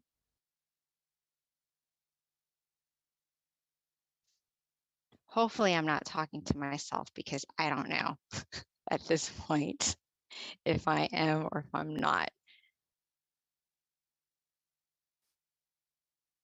I don't think I am, because if I was, we'd probably have a lot of people leave the call, and we still don't. So yes, please hang in there with us as we take care of our technical difficulties. Oh, good. Thank you. Thank you for letting me know, because when you are on Zoom calls, you really don't know if you're talking to yourself or not unless you get some feedback. Okay, excellent. Thank you. So just a little bit about myself while we're waiting for Monk Daniel. I've actually been a volunteer since 2008.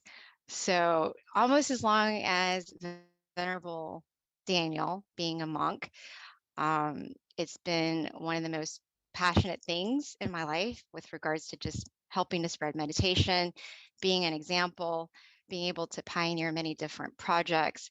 So it's definitely an honor to be able to be on these calls with you.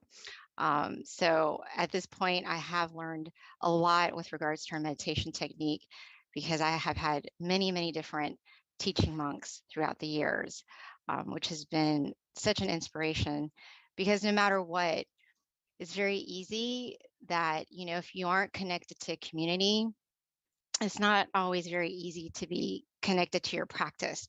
Even though you know how important meditation is, without a community of teachers or virtuous friends, or even meditating together like this, it gets really easy to get distracted. And before you know it, time goes by, life goes by, and you just don't have that same commitment to your meditation practice. But by all of us coming together once a month, or as many times as you can, say if you are connected to a local center, it really does help you commit to your practice, so that before you know it, as the days goes by, which becomes months and years, you can look back and be very proud of yourself that you have been able to commit to your practice, that you are doing something worthwhile, with your life, essentially, because in the end, the only thing that we can really take with us is our actions. And by meditating, we're definitely creating good actions for ourselves. So all of us on this call, be proud of yourself that you are in the right direction, that you found some of the best teachers in the entire world. I kid you not. We are so lucky. I see it all the time. We don't have to go anywhere else with regards to meditation. We've got it right at our fingertips. Or even better, if you've got a local center, you have to take advantage of the amazing wisdom that we get from our teaching monks. So, that's one of the things that I'm very grateful for, that I've got many, many teaching monks by being connected to this meditation community. Thank you. Yes. So, this might kind of interfere with our meditation just a little bit, since our schedule normally is to meditate from 9:20 to 9:50, which is about half an hour meditation. And Monk Daniel is not on the call yet. So we'll have to kind of kill time until he gets on. I don't know if anyone can. Thank you. I don't know if anyone can connect with Monk Daniel while I'm trying to inspire our community, and that way we can know kind of what to do. If not, I am going to have to volunteer one of our teaching monks, which we've got many qualified ones on this call, to guide our meditation practice for us, because there's many that can do it, I promise you. Okay, so a little bit more about me, since we've got a little bit more time, is that one of the things that I'm most proud of is, and this is for anyone in Georgia, because, and this is something I would announce at the end, but I'm going to do it now. I'm really excited that one of our teaching monks from Thailand, he's actually a former member of Georgia. And I'm very proud to say that when I saw him in Thailand in 2019, pre-COVID, he gave me a gift, and I went to a meditation retreat where he was teaching. His name is Venerable Michael, and he was a former student at the Georgia Meditation Center, which is where I volunteer. And when I saw Venerable Michael just before I was about to leave, oh, wonderful. Okay, I don't have to say anything now. I can wait till the end, because we've got our teaching monk back on the call. And now we will start our meditation, and perfect timing, because we start meditation at 9:20. It's now 9:22, so we didn't lose very much time. So at this time, Venerable Daniel, are you there? Wonderful. He's coming on so I can tell my story later. Thank you, everyone, for being patient with us. As we all know, technology, you just never know, it can be fickle sometimes.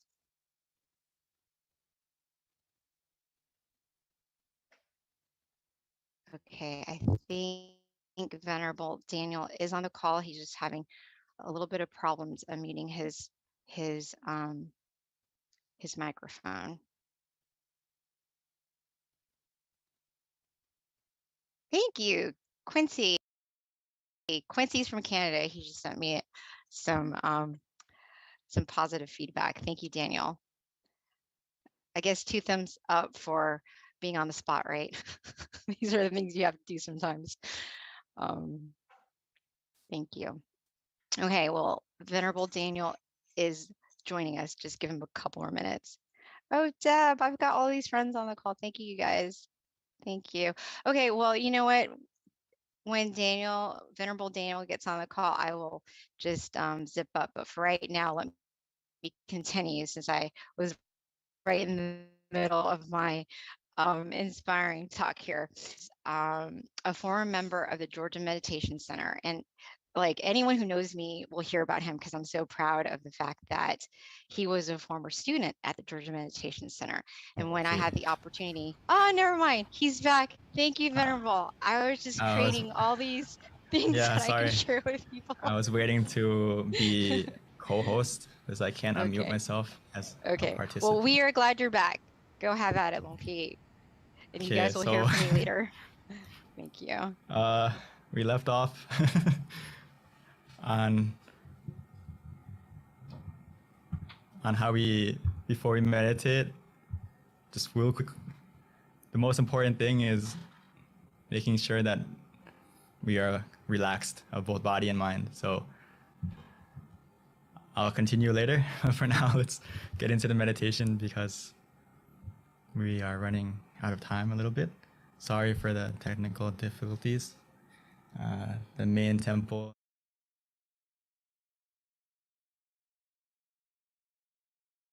Take a moment to adjust ourselves to make sure we're in the correct position so we don't start or run in the wrong direction like the crab and the shrimp in the picture. So take a moment to adjust yourself, find a comfortable position, whether you're sitting on the floor, on a chair, and let's begin our meditation together.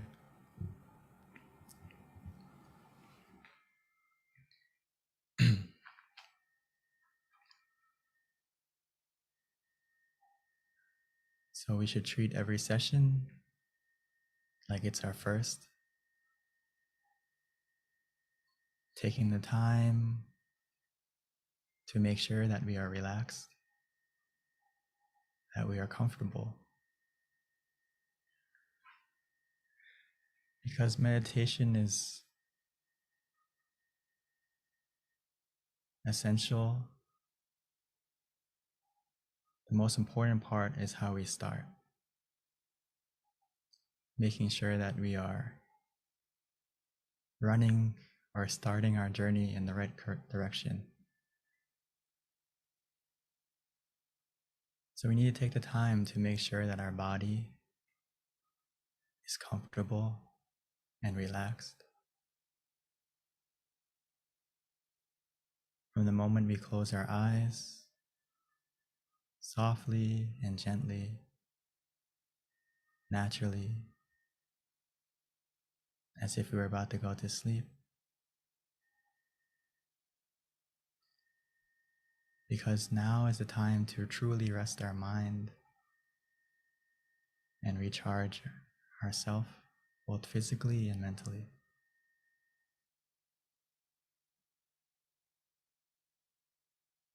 For the rest of the meditation, we no longer need to use our eyes. In order to see and experience the meditation, we only need to use our feeling of relaxation and comfort. That's why it's so important to observe and check ourselves physically first, making sure every single part of our body, from head to toe, is completely relaxed and released.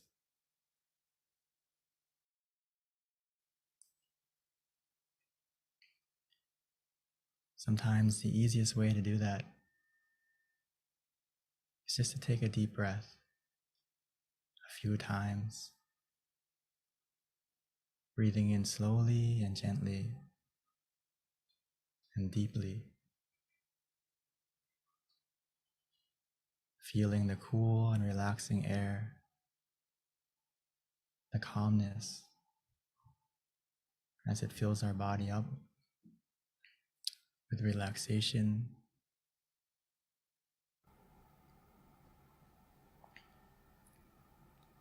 Even as we exhale, allowing that calm and comfort, that same relaxation to come out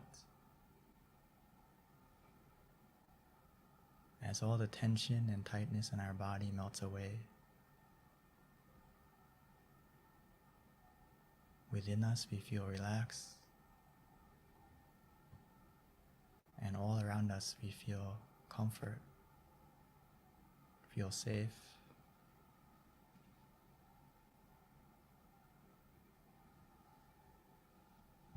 The more we relax our body,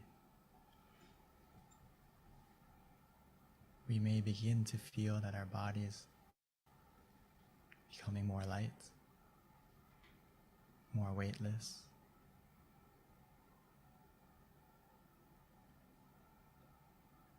This is the power of simply relaxing. Our mind begins to follow automatically as well.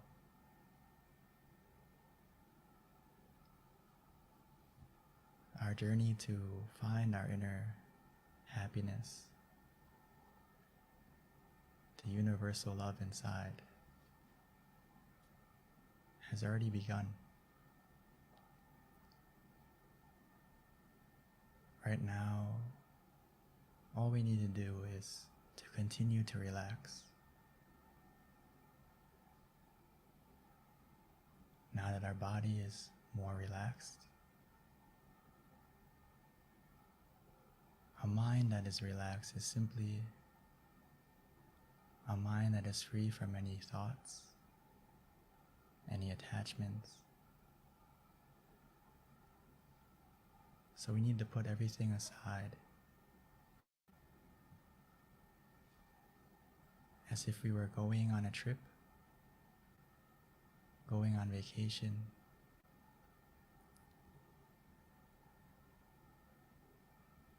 We can put our mind in airplane mode, disconnecting all connections from everyone and everything.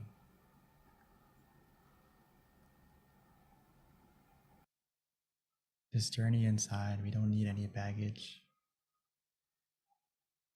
All we need is ourselves. Right now, it's a time to love ourselves, to make sure that our mind is in the right place, to make sure that our mind is positive, clear, and bright.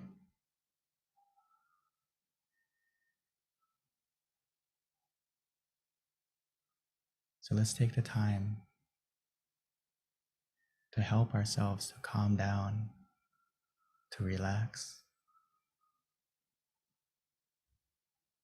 by using whatever method that is easiest for us to use, whether it's to repeat the mantra in our mind softly and gently. Samma arahang, Samma arahang, or clear and bright,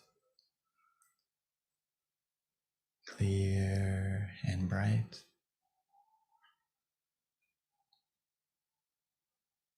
Using the mantra like a calming lullaby, soothing and coaxing our mind to gently calm down, to relax, like a song playing from within.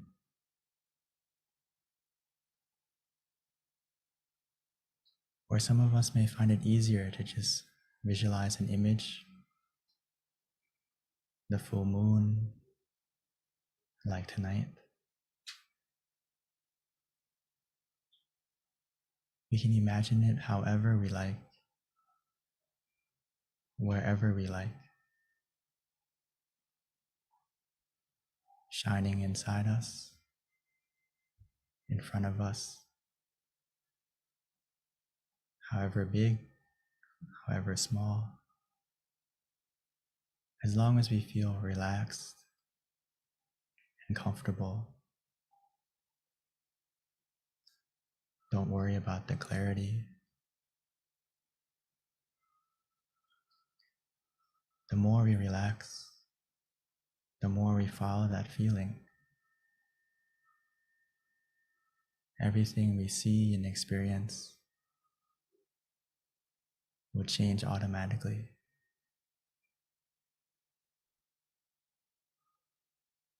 The key to meditation is just to keep the balance, to be calm, to be conscious, to be mindful and relaxed together.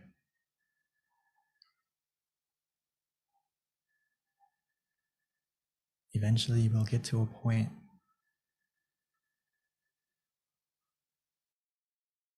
where we don't want to visualize, we don't want to use the mantra. We just want to do nothing. Let it be. Follow that feeling. Trust in yourself. You know what makes you feel relaxed. When we get to that point, just let go. Do nothing. And just be content. Through that contentment, the relaxation will continue to grow.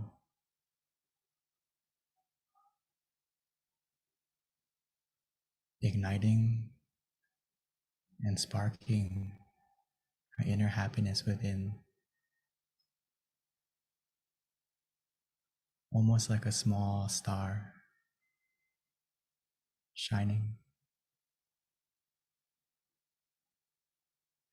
Eventually, the more we relax, by simply remaining calm and patient, content with whatever happens,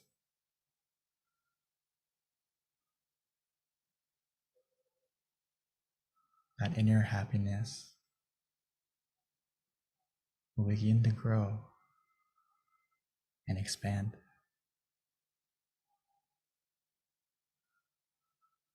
As the clouds in our mind, the negativity in our mind begin to disappear, revealing a happiness, a brightness, a love that has always been within us, waiting for us to look within.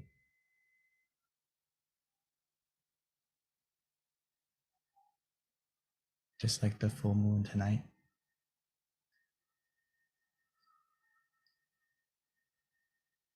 Sometimes we just need to wait and let the clouds pass by. Eventually, no matter where you are, who you are, everyone will be able to see the full moon in the sky.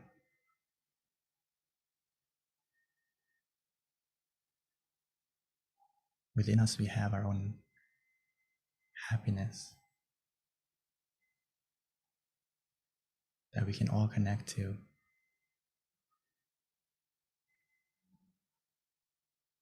We all have a point of peace, a place that is filled with happiness, and most importantly, a universal love that is pure, that is positive.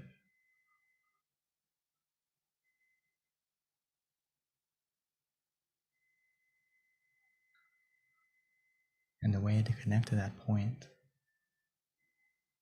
is to simply relax.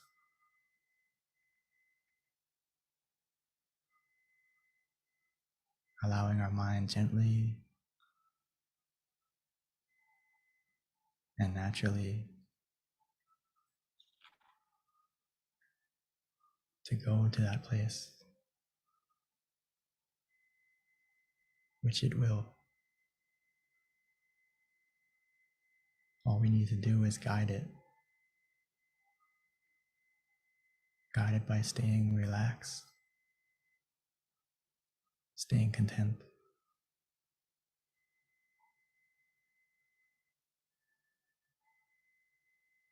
Every moment that passes by, every second where we feel relaxed,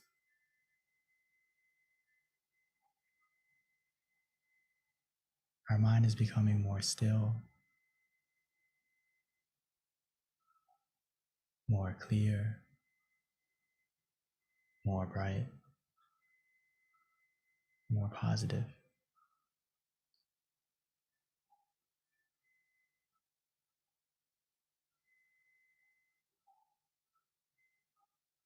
Even though right now it may be dark, but remember, the darkest night produces the brightest stars.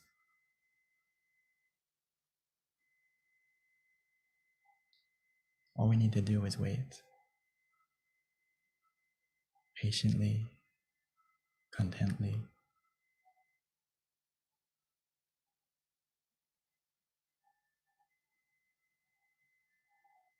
We have everything we need to succeed in meditation now.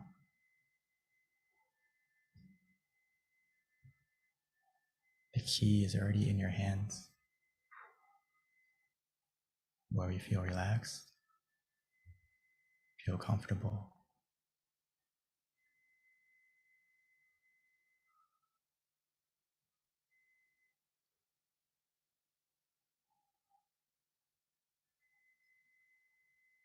So let's continue to enjoy the meditation together, allowing this relaxation to take us to connect to our inner happiness, where we can truly love ourselves, filling our mind with positivity and allowing it to shine from within us.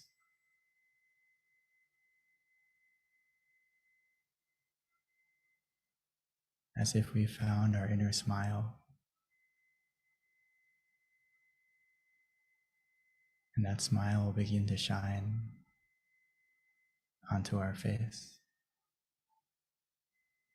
and spread out from within us automatically.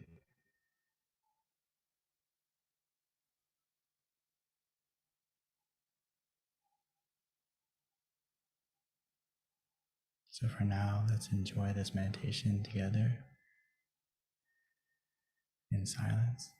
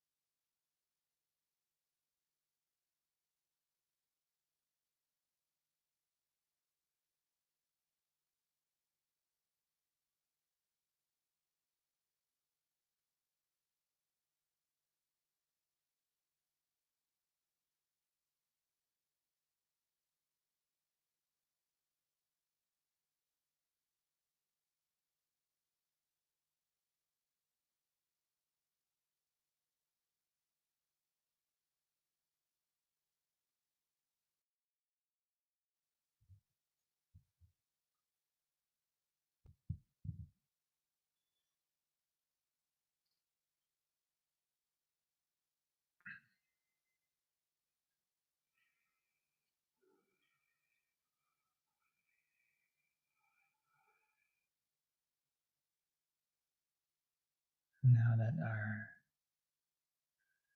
inner happiness, our inner brightness is beginning to grow within us, let's take a moment to light our inner happiness on the outside, light our inner brightness from within to our candle on the outside.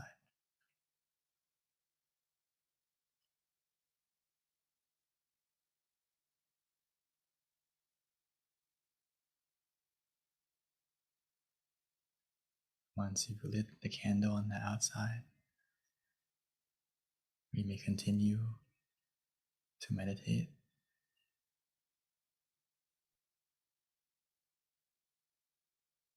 trying to feel and see that inner brightness of the candle, or just simply relaxing,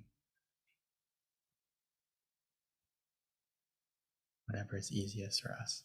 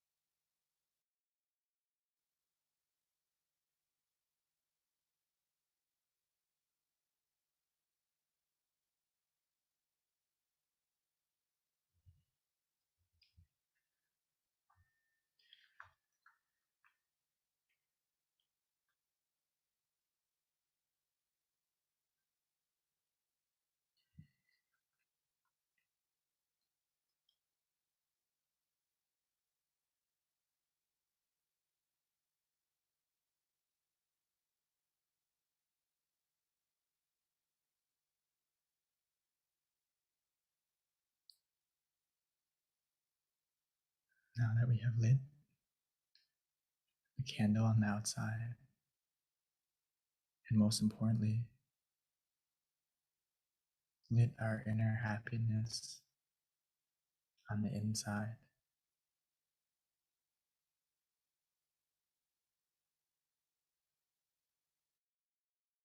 now that our mind is full with more positivity,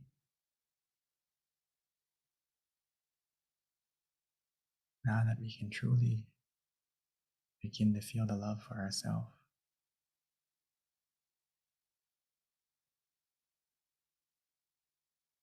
it's a good opportunity for us to now share that love, share our positivity, share that brightness and warmth that we feel from within, like the full moon shining on everyone, everywhere.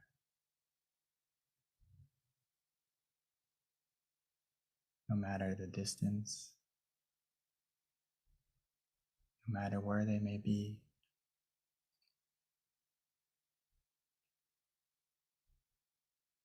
our mind has the power to spread our positivity the same.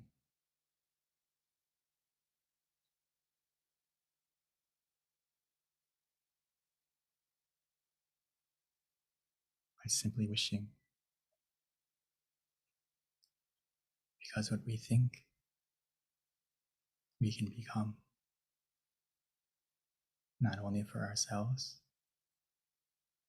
but for the people we love. So right now, let's take a moment to spread our love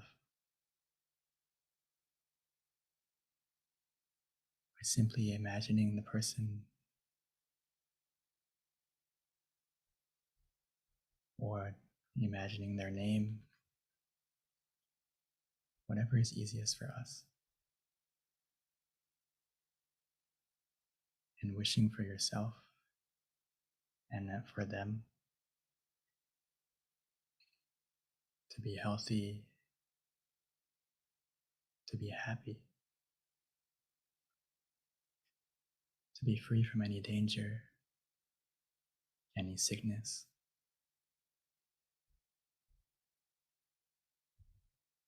or if they are suffering or in pain, may they be able to recover quickly.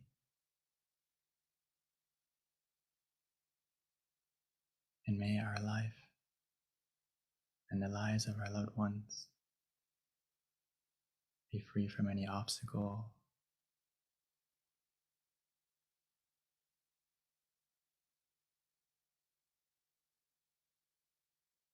most importantly, may they have the opportunity to also meditate, to find their own inner happiness, their own inner peace, that universal love that's within us, within everyone.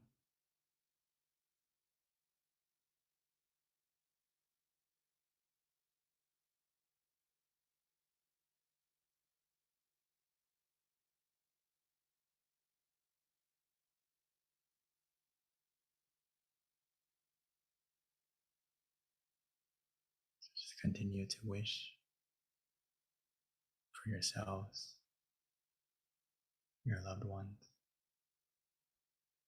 and for everyone in the world.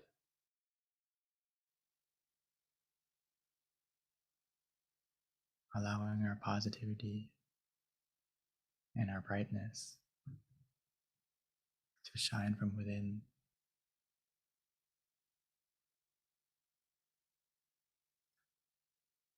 We may not be able to change the world right away.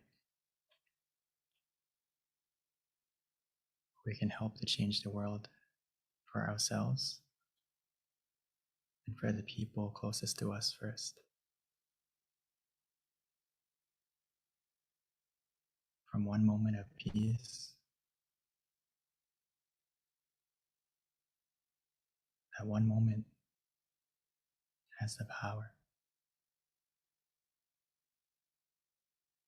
From one moment of peace can help to change a day.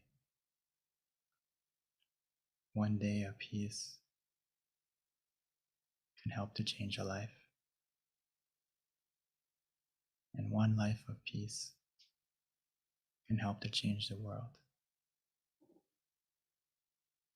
It starts from within us and spreads out like a universal, pure love.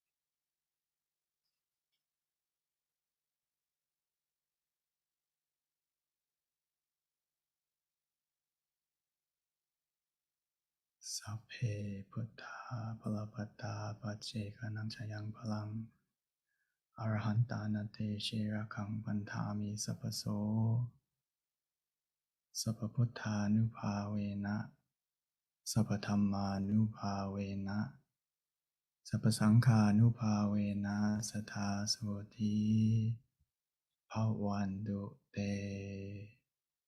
By the power of the positivity generated through this meditation and all the positivity in our life, bless our life with happiness and success. May this positivity and brightness overcome any darkness in our life.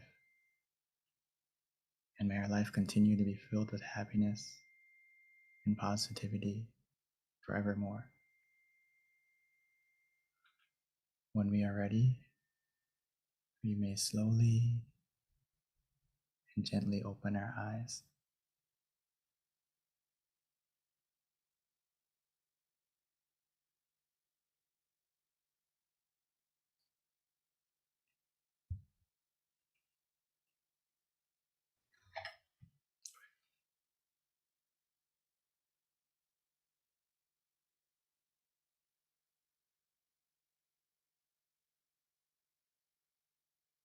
Thank you, Venerable Daniel. So that wraps up our meditation session. Before we transition over to the Q&A, if we can quickly ask for everyone to turn on their camera briefly so that we can all see your bright, happy faces for just a few moments. And then we will visually connect and then take just a couple of pictures before the announcement and then Q&A with Monk Daniel.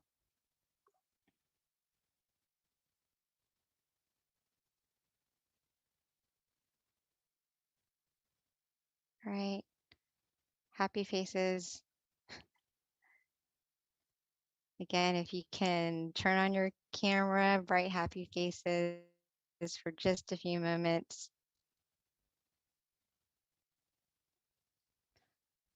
Hopefully everyone enjoyed your meditation tonight. Wonderful. Okay, I think we are good to go. So before we wrap up and transition over to our Q&A, just a couple of announcements that I like to give. Okay, so our next full moon meditation is going to be on March 18th. So everyone, please mark this on your calendar. Again, our next meditation full moon session is going to be on March 18th. Again, depending on where you're at, if you're in the US, it's going to be 6 o'clock PST, 7 o'clock MST, 8 CST, and then 9 p.m. Eastern Standard Time. For those who haven't already, please download our app MindGem. It's a great way for you to meditate with all of our teaching monks at home at the convenience of your home. Every day, if you like, we have over 100 audio tracks for you to listen to. In addition to that, we also send out notifications with regards to reminders of special events, such as our full moon meditation. So if you don't already have our app, download it on either iOS or Android. Again, it's called MindGem. Also, another thing to notate is we also have an awesome website, a centralized website. It's called tamakayameditation.org. And this is a great website for you to reference any of our special events and also all of our local centers in the US you can find through tamakayameditation.org. And for those of you living in either Chicago, Azusa, California, New Jersey, or Alabama, note that we do have classes available at the local centers. Also, just a little highlight, I was mentioning this earlier, that in Georgia, we have a former member who is now a teaching monk. His name is Venerable Michael. He has now been a monk for 5 years. Very proud of him because he came from our center, and he is going to be here with Venerable Nick. Both of them are very well known in Thailand in terms of also doing some wonderful teaching for international students around the world. They're going to be visiting Georgia. Also, they'll be in California as well. I think they have a couple of other centers they might visit, but for Georgia in particular, they will be here for 2 months. Our first class is going to be on March 17th. That's actually a Sunday service class for anyone who's in Georgia. Please come visit us. And on March 18th, we will have our full moon meditation session at the Georgia Meditation Center as well. And then we're going to have our kickoff Wednesday meditation class on March 23rd. Kind of a big deal for us because we have not met since 2019. So we're very excited about opening up our first class. So if you're in Georgia, please do come visit us that day. Check out our website, meditationcircle.org, for information as well. So at this time, that pretty much sums up our announcements. We are going to turn it back over to our teaching monk, Daniel, for Q&A. So let's transition back to our teaching monk. Okay. I'm just reading everyone's comments. Oh, great. Thank you so much. Hopefully you had a good meditation. If anyone could please share in chat, that would be wonderful as well. And if you have any questions, or please send in the chat, and I will help to answer any questions you may have about meditation or about your experience or whatever it may be. Yeah, so Venerable, as looks we're like we waiting. do have a question. Okay. Yeah, Venerable, looks like we do have a question. Yeah, we've got a question. A hand is raised. So if you can introduce Okay. yourself when we spotlight you. I don't know where he went. But yes, so you guys, this is a great time to ask any questions you might have to our teaching monk, Daniel. You can either ask via chat or you can raise your hand and we can bring you onto the spotlight so that you can ask your questions to our teaching monk tonight. So Venerable, while we are waiting for questions, can you not summarize, but can you repeat? This is like such a great, I like to collect quotes, obviously, but I really like the end of your guided meditation when you were talking about how a moment of peace and you kind of like progressed it to changing the world. I thought that was so beautiful. Could you repeat that? I'd like to write it down. Okay. So basically, sometimes before I talked about the quote, but I just want to emphasize that some people overlook that one moment of where our mind stops.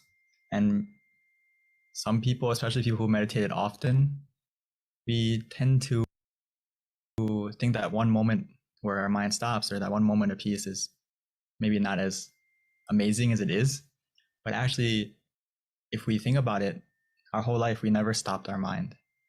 So just one moment of where your mind stops is amazing in itself. And that moment when your mind stops, that moment of peace, is a moment when your mind is free from any negativity, whether it's greed, anger, delusion, ignorance, whatever it may be. It stops and it's replaced by positivity and peace. So that's why I said that one moment of peace can help to change a day. One day of peace can help to change a life. One life of peace can help to change the world. And this idea basically comes from Luang Por. Actually, not basically, it comes from Luang Por. Because Luang Por said, world peace through inner peace. And it's not just a pretty phrase, it's actually true. It can come true starting from within us. And just like, I remember he once gave us a wonderful mission. Actually, he gave us the mission to spread meditation to the world, right? And some monks asked him, how can we do that? It's such a big project. And he said, you start from one person and create an inner peace family, and the inner peace family will spread to the next family, next family, next family. So it starts from one and slowly expands. So hopefully we can get the idea, but that one moment of where your mind stops is enough for you to unlock many profound things in meditation. So please don't overlook that one moment and be proud of yourself if you got that one moment. So I think, Pete, I did you get that's it? so powerful. Yeah. No, no, I just feel like it's just so powerful. Like when you really break down that, you know, that advice, essentially, how, that one moment and you are that one seed, and how we can all really help the world. When we're talking about universal love, it's definitely very relevant. Exactly. And And Lisa that one said, world moment, peace through inner peace. yeah, Lisa. that's Luang Por's famous quote, and it's actually very possible. You know, there's so many people who talk about peace, and I think that if more people focus on changing themselves first, that world peace that seems so impossible can happen. But it starts from everyone putting in the effort to change the things that they can change, which is change themselves first, right? We can't change the environment right away. We can't change policies right away, but we can change ourselves first and change the people. Mhm. We can't change people, but we can change ourselves first. We can change people eventually, but it's harder than changing ourselves. Right, So it's a collective effort. right. So I think someone said, I saw your slide about shrimp and crab. Could you share it with us briefly, please? Okay, I'll go back to that, or just to explain it. Sometimes this is a funny thing that happens a lot in meditation, is that we try to rush to the peace. We want to race to get to the goal. And if we rush, sometimes we run in the wrong direction, just like the crab and the shrimp. So when we start meditation, we need to take our time to make sure we're going in the right direction. And for the crab and the shrimp, it needs to know for itself what position works for them. For the crab, it needs to put itself in the right position that's comfortable for it to go in the right direction, which is side to side. For the shrimp, it goes backwards when it runs. So it needs to face itself in the right direction, in the right position. So what I mean by that is, for every person who meditates, it's different. Every session is different. So we need to take the time to look at ourselves and make sure we're going in the right direction, and we're starting in a position that is comfortable for us. Keyword is for us, not for someone else, not from what you heard before, but for you, what works for you. That's something that we need to pay attention to a lot. It's not a race to the goal. And sometimes when you run in a race, if you're running in the wrong direction, then it's going to be problems. So meditation is not necessarily about how fast you get to the destination, but it depends on, are you running in the right way? Are you walking in the right direction? Running or walking the speed isn't important. The speed will change automatically. I know a lot of people like to ask, like, how can I quickly still my mind? How can I get to that point of peace quicker? You can't rush it.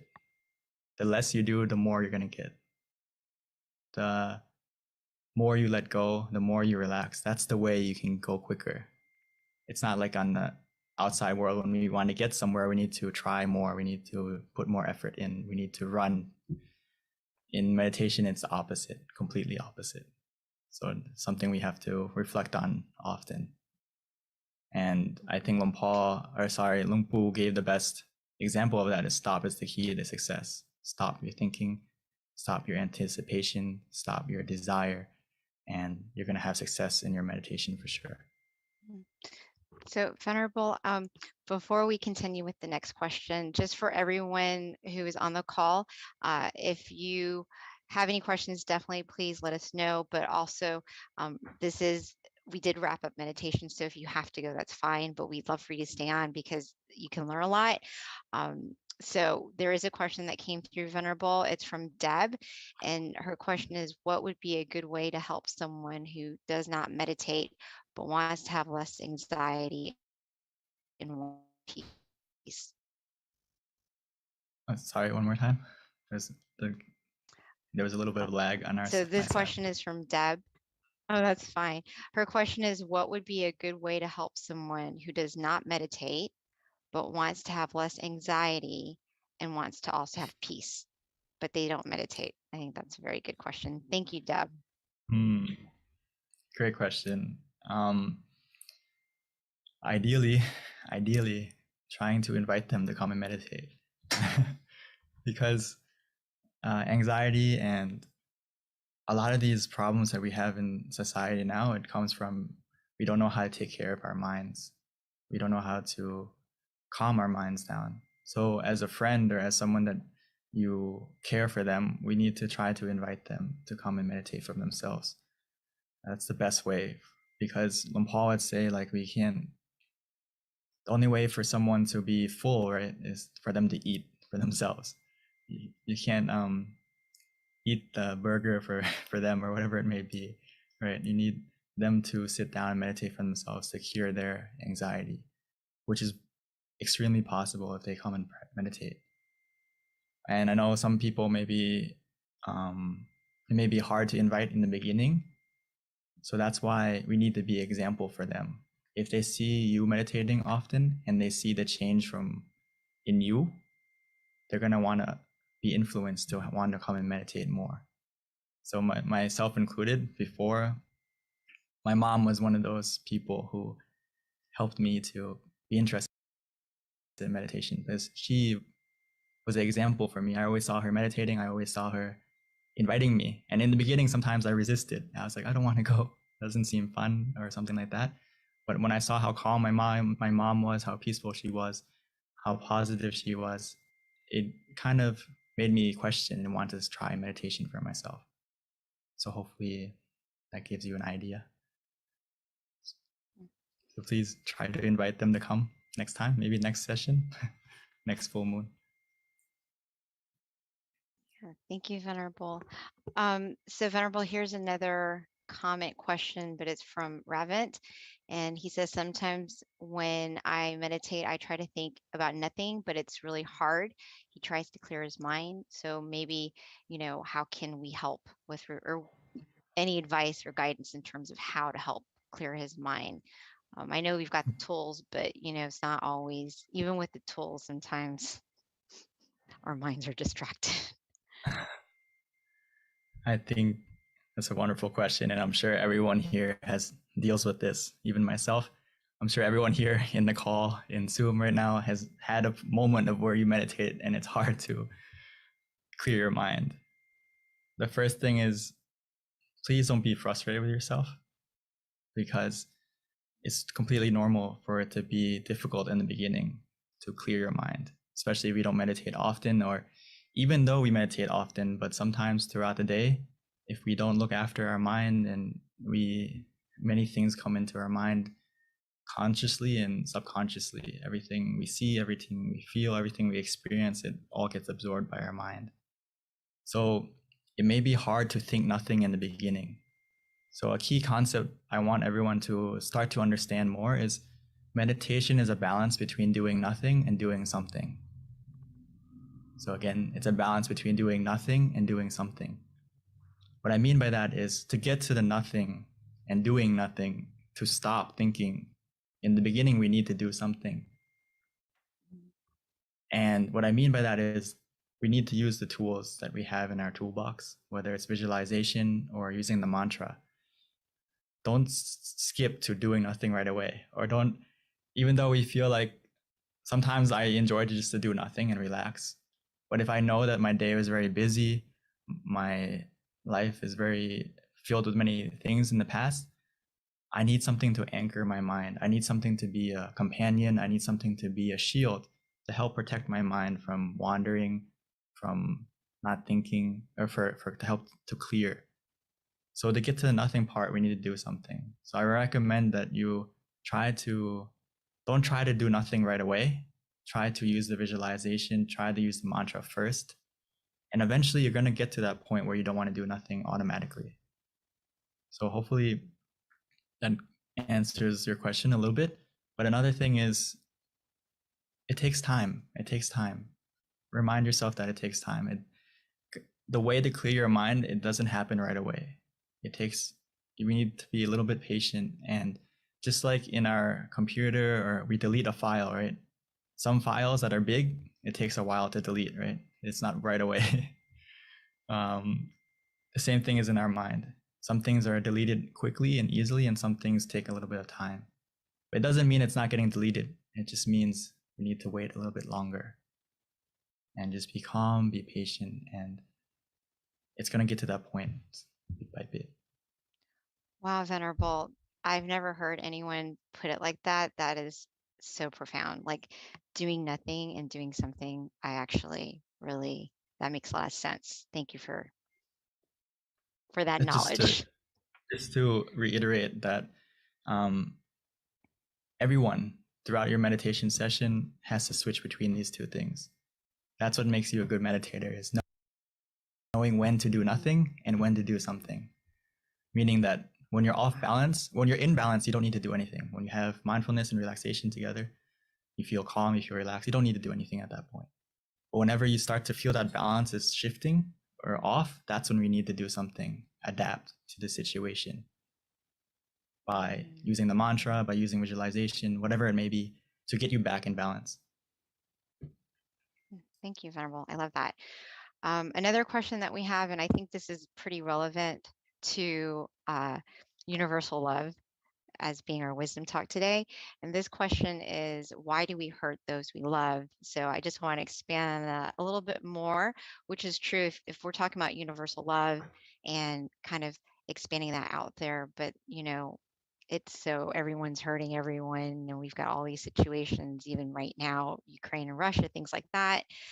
That's a very good question, Venerable. Why do people continue just not, loving each other and trying to find harmony and peace, the world even, on a bigger picture, except for, of course, us on this call?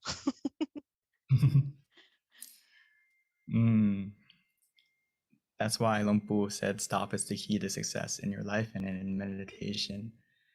And the problem is we hurt the people we love because our mind gets influenced by the negativity that inherently everyone has what we call defilements, where we have anger, we have greed, we have delusion, we have ignorance, we have all these negative emotions, or we have that switch to be negative inside of us. And the thing with it is, if you think about it, it's like almost everyone in the world is I would say sick with those things, and we need to keep them in check and keep that negativity in our mind that is always there, possibly able to switch. We need to make sure that we keep those negative emotions at bay. which is why we need to stop our mind often. We need to recharge our mind often to connect to those moments of peace more often. Because every time we connect to those moments of peace within, it's going to lower the negativity in our mind and not allow it to infect our mind, infect our thoughts, infect our words, infect our actions. So that's why we hurt people, is because we aren't mindful of our mental health, and that negativity takes over what we think, what we say, what we do to them. So the more often we stop and still our mind, the more easily it's going to be for us to not hurt anyone.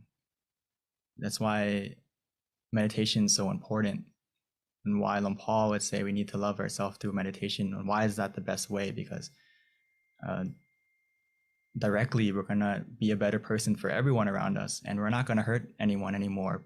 And most importantly, we're not going to hurt ourselves, because we are more connected to how we're feeling, both physically, both negatively and positively, meaning that if you practice meditation more often, you're going to be able to know how you're feeling, be more aware of how you're feeling.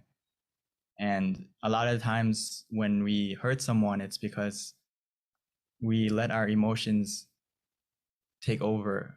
And sometimes, like speech, it takes a moment, a second to say something. And that second that we said something hurtful, it can last a lifetime to someone. And the same thing is true for positive things, right? One thing you said, one action you did one time can change someone's life. So we need to meditate and look after our mind to make sure that what we say, what we do, what we think is more positive. And the chances for us to hurt someone we love will reduce automatically. So hopefully, gave you some kind of idea. Well, that was so inspiring.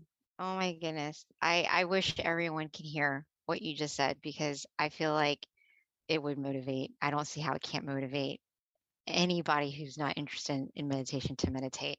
That question that Deb had, Deb, I think you need to write down what the Venerable just said and share it with your loved one who isn't interested in meditation, because I think it's just a matter of being educated. And, when it's broken down with such wisdom, I think it's very clear, and anybody who hears it would be curious to see what you're talking about.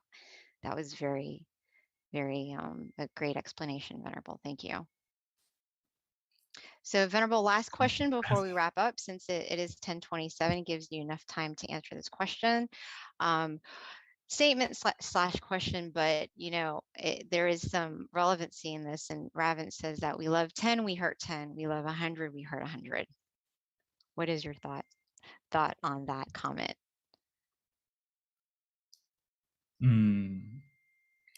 I think it connects to the second part where you say, when we love someone, we expect too much from someone.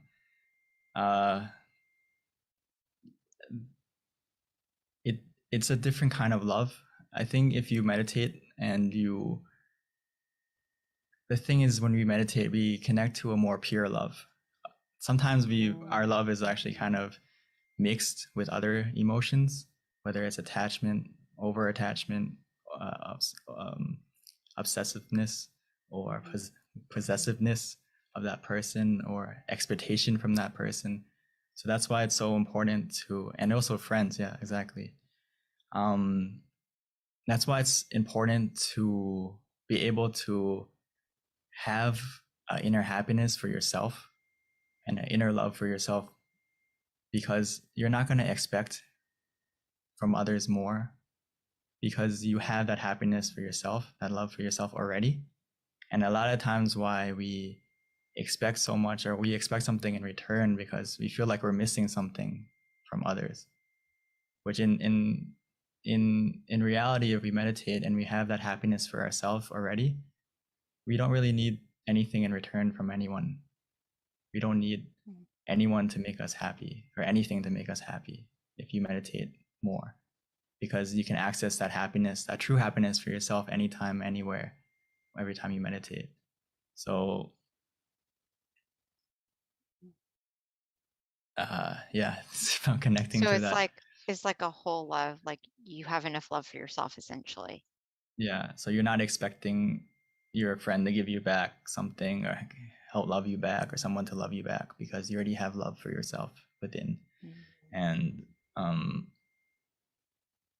it's similar to giving without expecting anything in return, if that makes sense. When we talk about giving or being generous, the gift of giving is the act of giving in itself. And if you practice that in Buddhism, yeah, you will understand it more, that the joy in, when you help someone, even though maybe they don't give you anything back in return or they don't return your kindness in the end, but you already benefited from it. You already got something good out of that. So don't expect to get anything back, but we did something good to them. That's enough. I think that's also very wise too, right, Venerable? Because then you're not being disappointed either. It's like it's only creating happiness for yourself because then you don't have any thoughts that might be negative. I think from my experience and from my understanding is a lot of people suffer because of expectations. Right. Meaning that your mind isn't in the present, your mind is in the future. You're expecting something that hasn't happened yet. So you're disappointed because you feel like something is missing. Instead of that, focus on what you have. Be in the present. And you're going to be way happier.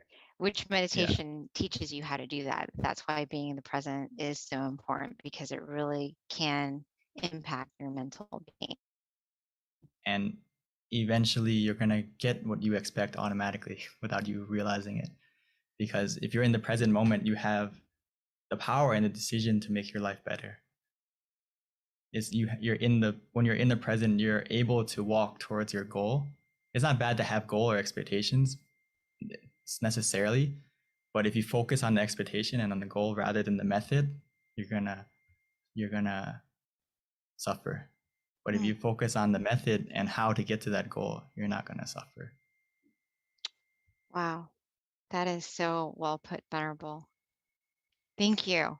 I love hearing your wisdom, because it really is so inspiring, Venerable. And you've got so many great comments that I didn't get a chance to read out loud, but they're there in terms of the wisdom that you've taught us today and how many people have enjoyed it. And thank you for sharing it with us tonight.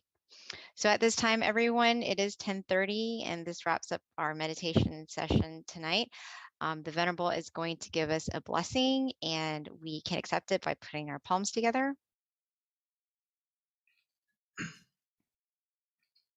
So by the positivity of everyone coming together to meditate tonight, and by your own positivity that you generated by meditating, as well as all the positive deeds you have done in your life that you can remember or that you can remember, may all that positivity, all that pure energy come together within us to cover us, to protect us, to guide us, to be surrounded by positive people, positive situations. May that inner brightness, that inner positivity make our life more clear, more bright, more successful in every way. May all the darkness, all the obstacles in our life disappear and be replaced with opportunities to succeed, to become more happy, both physically and mentally. Most importantly, must we be able to meditate, connect to that inner peace, inner happiness easily and quickly, be healthy and strong of both body and mind forevermore. Sadhu. Thank you for that beautiful blessing, Venerable. Namaste, Venerable. Until we meet again next time. Bye, everyone. Please mark your calendar, March 18th, for our next full moon meditation. Sorry for the technical difficulty problems. It's okay, Venerable. It happens. That's why technology is unpredictable. We're just glad that you're able to come back and we didn't lose you again. So thank you, Venerable. Okay. That was an awesome session. See you next time. Namaste.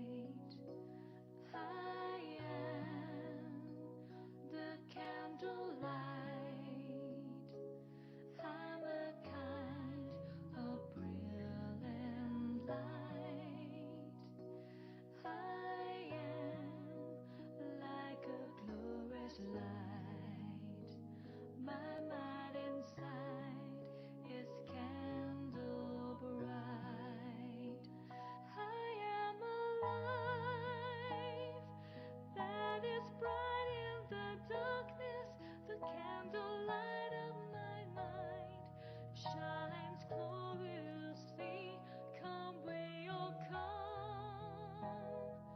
Come to light the candle, bathe the sky in golden light.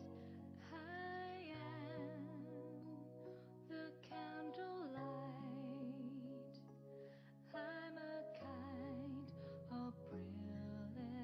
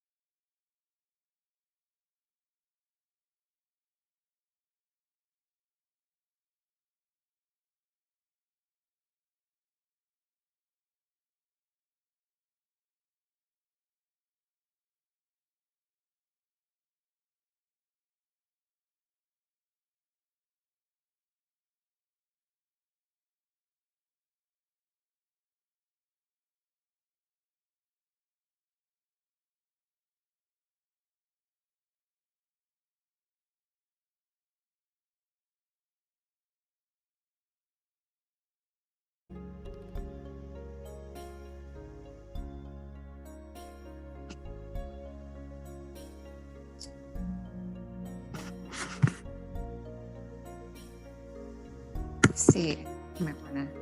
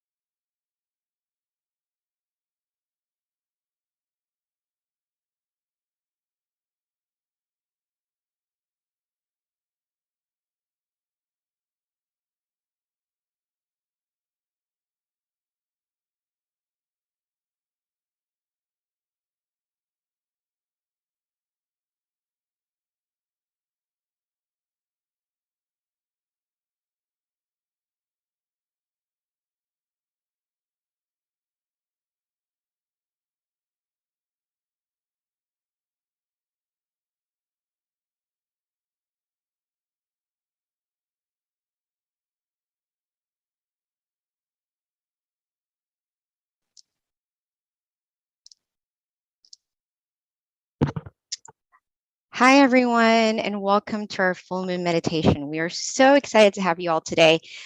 This is going to be a very good meditation experience. Our theme is going to be Ignite Your Inner Light, so be ready. And it is also Equality by Tranquility, which is actually a perfect theme considering today is MLK Day. So with that, I like to go ahead and start off with a quote. And this quote is actually pretty in line with the theme, I feel. So it does have to do with light and brightness. And it's from one of my favorite quote books. It's called Pipo. And this is the quote: "The happy sun. The internal sun will arise when our mind is at a standstill. It will be like a bright object shining day and night. The ordinary sun shines half a day, then fades away. But when we attain the internal sun, our life will never be in darkness. Whatever incident we face, though we cannot change it as we wish, we can overcome it as we connect with the happy sun inside." So that is our quote of the day. And a little bit about our teaching monk, Venerable Jackie, before I transition over to him for our guided meditation. Actually, he's going to do wisdom talk first, and then it's going to be followed by a guided meditation. So a couple of points about Venerable Jackie is that he ordained in 2014, pretty much after getting his VBA. And then he started studying meditation and learning more and more about it and how important it is for life, essentially. And with that, he found his passion. So now he gets to meditate often, accumulating this inner peace and also being able to share it with everyone else. So at this time, I'd like to introduce Venerable Jackie.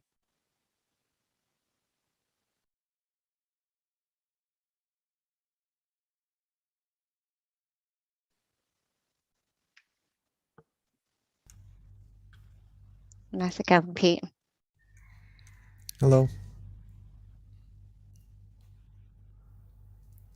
Well, good morning, good afternoon, and good evening to everyone. I see that you are here, not only from America, but from all over the world. Well, from Thailand here, it's morning time, so welcome everybody. Welcome everybody to this full moon meditation session together. Hopefully everyone is healthy in your body and your mind and is happy to be here, as I am here also, as I am happy to be here also, I mean. Okay. Today's topic is mainly, since today is Martin Luther King Jr. Day also, I believe, in America, I guess it's appropriate to be talking about equality, just a little bit on it, but in relation to meditation or the peace of mind, if that is interesting to everyone, before we start our meditation, just to see how important it is, meditation is, right? Okay. So first point I would like to make is that we know that we are different. From Canada also, welcome, Shanti. We know that we are different, right? We look different. We sometimes speak different languages, right? I speak Thai also as actually my first language. We like different things sometimes. We have different backgrounds. So differences are there. Like, definitely, we can see them. But we do also have similarities, right? We breathe the same air, we are in the same world. We breathe the same air. We have the same sun for light, for brightness. We are under the same moon right now, tonight, right? Sometimes we all have our own problems as well to deal with in life. Also, as humans, as all beings, we all seek happiness, right? You may see sometimes people might want to suffer or hurt themselves, but it is because they seek happiness for that. In a way. So all in all beings seek happiness. And it is this feeling of happiness, right, that is very important. Very, very important. It is because even though we are different on the outside, right, the feelings we have inside, love, happiness, all the other feelings, are the same. Okay? More or less, they are the same feelings. Different interpretations, yes, for sure, in different languages also, right? But the same thing that we are talking about, universal, is universal. When it comes to happiness, we all know what it is. We all know this feeling. There are two types, though, just to mainly distinguish them. First is the happiness that comes and goes. Okay. This happiness that comes and goes, for example, if someone gets something new, right, from a store, from somewhere, and accidentally it gets broken, we get happiness, yes, from getting the stuff for a while. It stays with us for a while, and then maybe it departs from us, right? If it doesn't get broken anyhow, right? Either us or that source of happiness on the outside, it could be anything, right, will depart from each other sooner or later. And that departing shows that those happiness doesn't really last. Or if you were to rely on these outer objects, outer things for happiness, sometimes instead of happiness, once we depart, we'll end up feeling sad. Okay. So this is a form of happiness. Okay. This is a form of happiness. You could say that it's a come and go happiness. Let's put it that way. All right. The second type of happiness is the opposite. How could happiness becomes opposites, right? Well, it's the type of happiness that we could always access at any time at all. It is always there waiting for us. Always waiting, always there waiting for us to grab, right? It doesn't go away. It lasts, right? All we need to do is get to it. And that happiness is inside all of us already. This could be considered as true happiness. True happiness. It is easy also to get this true happiness. I will later on meditate with everyone here and actually do the practical part of how do we get there. But I'm assuming that everyone comes and meditate quite a lot already. You already know how to get there, right? But just to do it all with each other again also. Okay. So this true happiness. Every being seeks happiness. But the happiness that they seek sometimes is outside, and that doesn't last. But the happiness that is inside lasts. So this is the ideal happiness that all beings should be seeking, should be getting, or should be acknowledging and really taking into possession of that, right? Since it makes you happy and it lasts. Well, a way to get that. Simple. One is to have awareness. Okay. One is to have awareness. Second is to be relaxed, to have relaxation. Okay. Have awareness. You don't have to really be aware, right? Maybe that would be putting too much intention into your practice, into getting to that true happiness. Just to have awareness, meaning to be awake, to be conscious while meditating, or to know yourself, right? Have awareness and be relaxed, be calm, be rested. Okay. Once these two components come together, your mind will become still. Your mind will become still automatically. There's no need to try to hold the mind still or to try to make it still at all. If you are aware and you are relaxed, your mind will automatically become still. And that stillness of the mind is where true happiness will arise. Okay. Right at that moment. Right? Instantly. So if you are relaxed right now, sitting in your chairs, you have awareness, of course. Right? And just enjoying this feeling. Enjoying this feeling of relaxation. When you are enjoying it, your mind will become still. Okay. And it keeps getting bigger and bigger.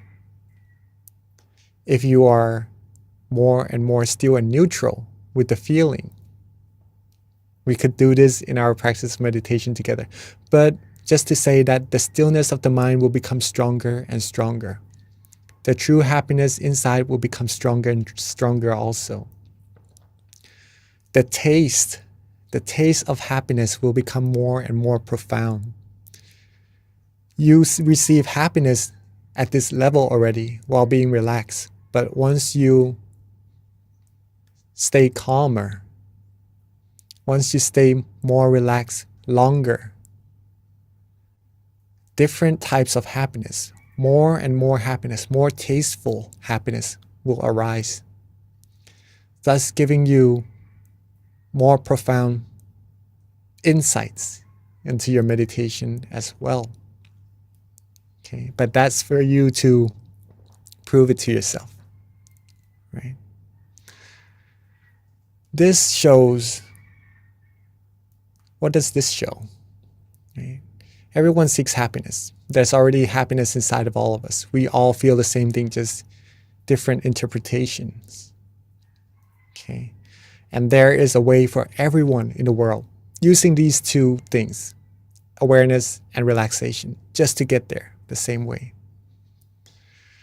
This could be said as equality of happiness, or the equality of humanity. The equality of humanity. Thus, equality by tranquility. Okay. If we choose to not really look so much at the differences of humankind, of humanity, but we choose to look at the similarities, peace will happen. And when we are happy inside, when we are fulfilled, when we are content, we will feel love for everyone. We will feel that everyone is equal in happiness. And we will know that this world is able to receive peace, and thus it is a way to world peace. Okay. There's a quote. Since today is Martin Luther King Jr. Day also, there's a quote by him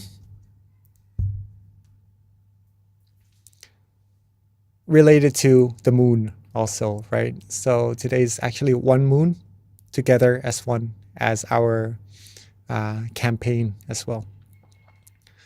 Darkness cannot drive out darkness. only light can. Only light can. If we were to create world peace, but we were to put out negativities, war maybe, into this world, how could world peace really be accomplished? But if everyone in the world can be happy, can find this true universal happiness, equality in all of us, right? That's the light. That's the light within ourselves, within humankind, right? That's the light that can actually, if everyone comes together as one, like the moon, we will be able to eliminate the darkness in the sky, even at night, right? Even in the darkest night. When there's light, we can see. We will be able to bring light into this world and truly make world peace come true. Okay. That is pretty much our talk today. Hopefully everyone enjoyed it and acknowledged how important it is everyone is today.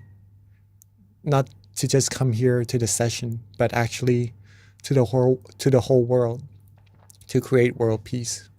Okay. But it is a teamwork thing. It is a teamwork thing. It can't just happen with one person. Everyone has to be happy, right? Okay, so I'm guessing that everyone is ready to practice our stilling the mind together. First of all, we all have awareness already. Now the second one is relaxation, right? Make sure you are comfortable in your seats. Make sure you are sitting relaxingly, the way you like it, right? This is all you. It's up to you to make yourself happy. Okay. So once the body is relaxed, then we'll go to the mind. And then when the mind is relaxed, the mind will become still. And then we'll go from there further and further. Okay. So let's take a few minutes to get our body freshened. If you need to drink some water or do some movings, please do. And then once you're done, let's get into our meditation.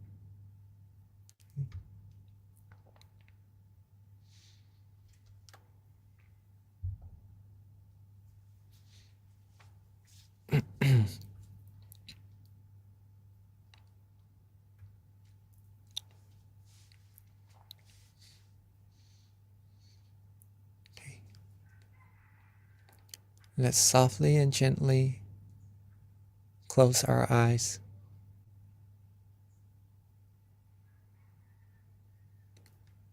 Softly and gently close our eyes. Just enough so that we feel relaxed. Just enough so that our eyelashes touch. It is to relax our eyes and not to worry too much about it. Relax our foreface. Relax our head. Relax our cheeks, our chin, our neck. Relax our shoulders, torso, waist, thighs, all the way down to the tips of our toes.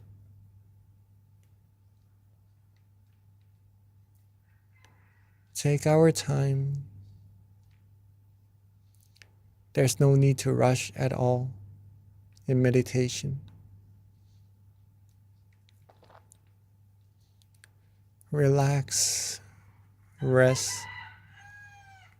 be calm,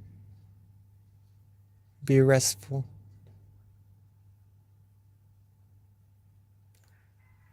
Rest and relax as if we are taking our vacation, taking our time to really take care of ourselves, take care of our body, get the rest that it needs, and later on to take care of our mind as well. take this time to make sure that all parts of our body is ready to rest, and there's nothing that we need to worry about anymore. Now, let's let go of all our worries. Let go of all our responsibilities, just for now, so that our mind can be rested as well. Rest and let go. Be free. Be free from all worries. Be free from anything that would give you a burden or give you weight to your mind. Be completely free. Be completely rested. You may start to feel the mind actually moving, flowing, and that's just the mind being free. And when you're able to let go like this, you'll start to feel relaxation. You start to feel inner comfort, peace, happiness, calmness, or tranquility. Just relax and let go, and don't worry about any feelings to come at all. If you don't look for it, it will come to you. All we need to do is just rest. Rest and let go. You'll start to also feel that the mind wants to be at a certain place, maybe right there in front of you, right there around your chin, or maybe around your shoulder, or even at the center of your body. There is a place when you are relaxed, when you let go, when you have no worries, that the mind will rest at. And let the mind rest there. That is good. That means the mind has already come to a point of standstill automatically. Let it be, let it go, let it flow. Enjoy this relaxation. Is this feeling, this universal feeling that is very, very important. Let this feeling, acknowledge it to be the most precious feeling, the most precious possession we can ever have. In order to keep it going, keep feeling this peace, this relaxation, simply don't worry. Don't worry, be happy. Let go, relax. Be neutral, be as happy as you can be. Be as calm, as comfortable, as relaxing as you can be.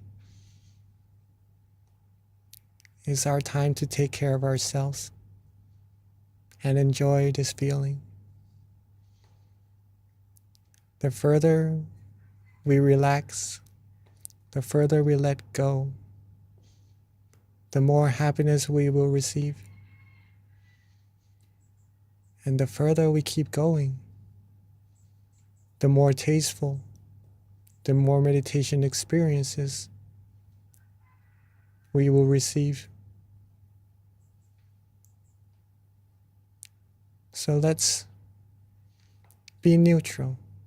Don't worry about what will happen.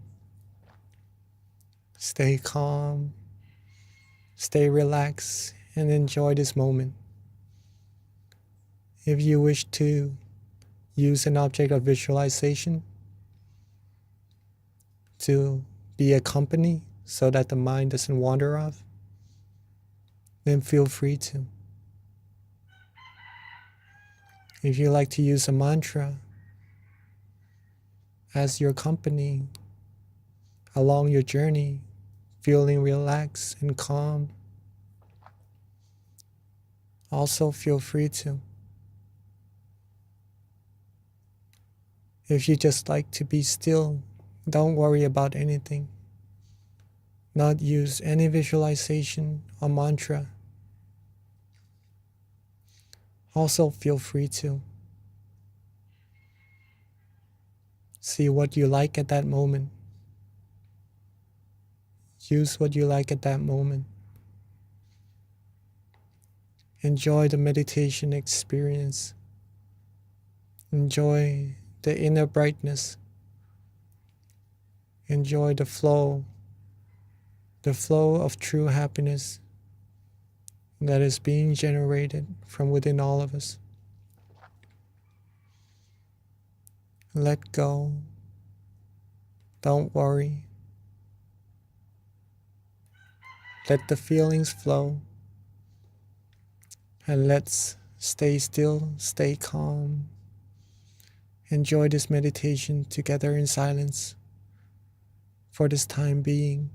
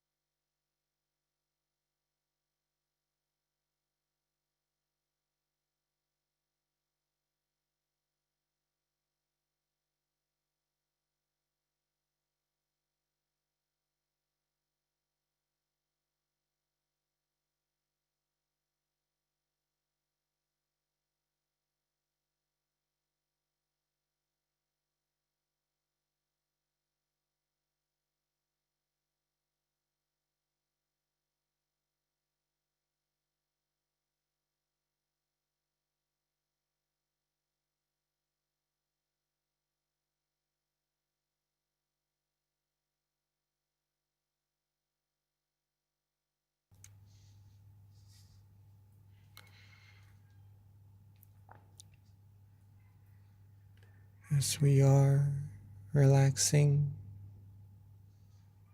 releasing, being calm, being still. At some point, we may start to have some wandering thoughts. Maybe we did not really pay attention to them, or they could be some worries we had from before. In this case,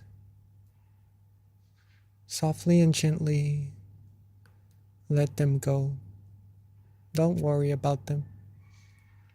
It's perfectly normal. Let them go. Relax our body again. Let go again. Let our mind flow again. Come back to the point of balance. Be relaxed, be worry free. And you'll get back right onto the road. The middle way, the middle path. Not too tense, nor too loose. Just right. It feels right. It feels precious. It feels good, feels relaxing, feels fresh. That's how you know you're on the road. If you feel any tension or any sleepiness along the road, simply use the same technique. We could lift our eyelids up just a little bit. Reset. Let go of all those feelings, tension, drowsiness, wandering thoughts. And when we are ready, when we are calm and fresh again, relax our body, relax our mind, come back onto the road, come back onto the point of balance, the point of tranquility. Repetition of coming back to this balance point will take you deeper, firmer, more skillful in meditation,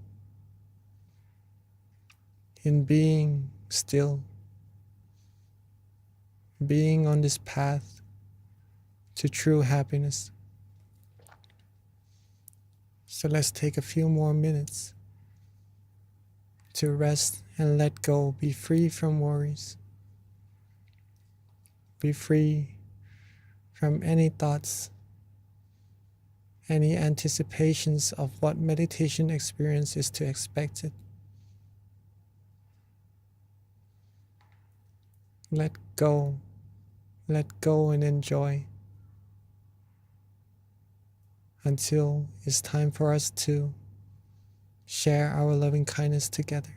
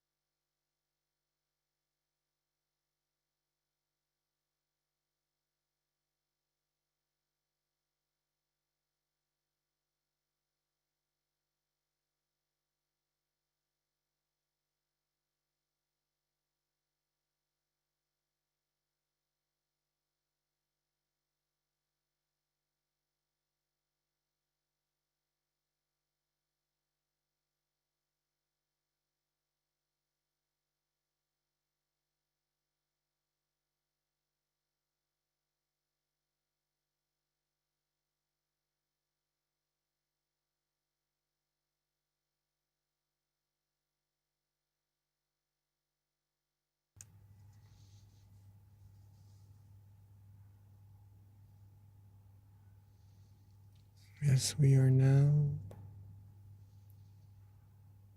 being calm, being relaxed, being with our inner happiness, our mind has now gained an amount of purity, whether if we know it or not. Our mind is automatically gaining positive energy, gaining cleanliness, gaining merit. The more we still our mind, the more we'll be able to sense it. And at this moment, some may start to feel the brightness. Some may start to have some meditation experiences.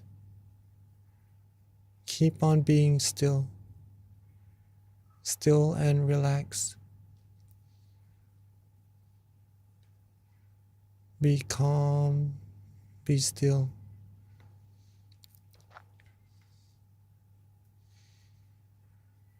As we are about to share our loving kindness to all our human friends and to all beings all over the world,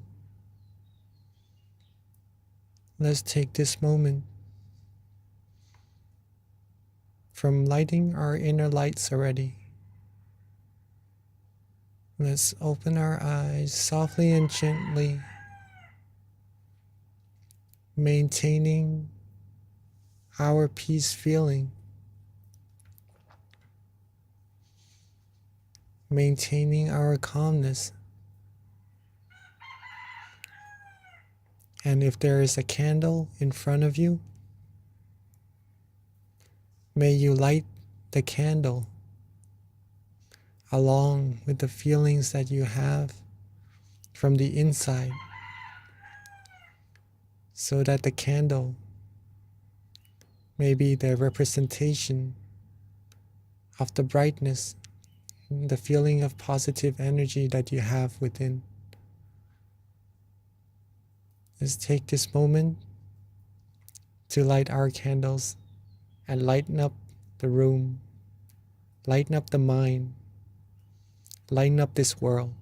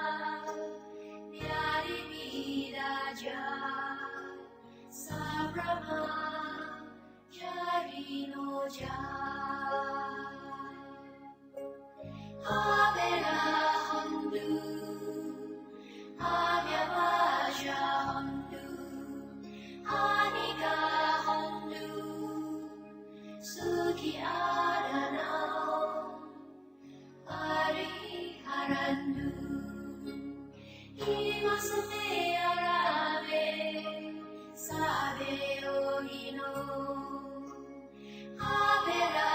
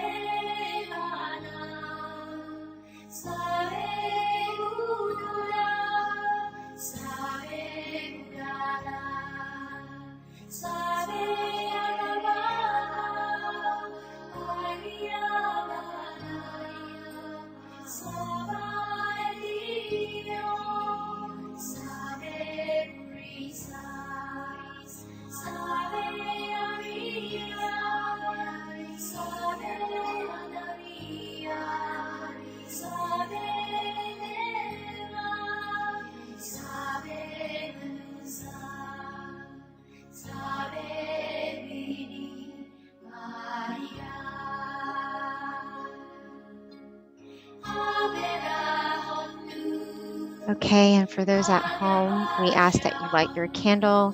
If you don't have a candle, you can also use an app to light the candle, or if anything, just imagine that inner candle that is within you. So at this time, we ask everyone to please turn on their camera, and we're going to take a group photo shortly. Here's my candle right here. Again, if you don't have a candle, you can definitely just imagine one that is within the center of your body, and turn on your camera so that we can all see your beautiful faces.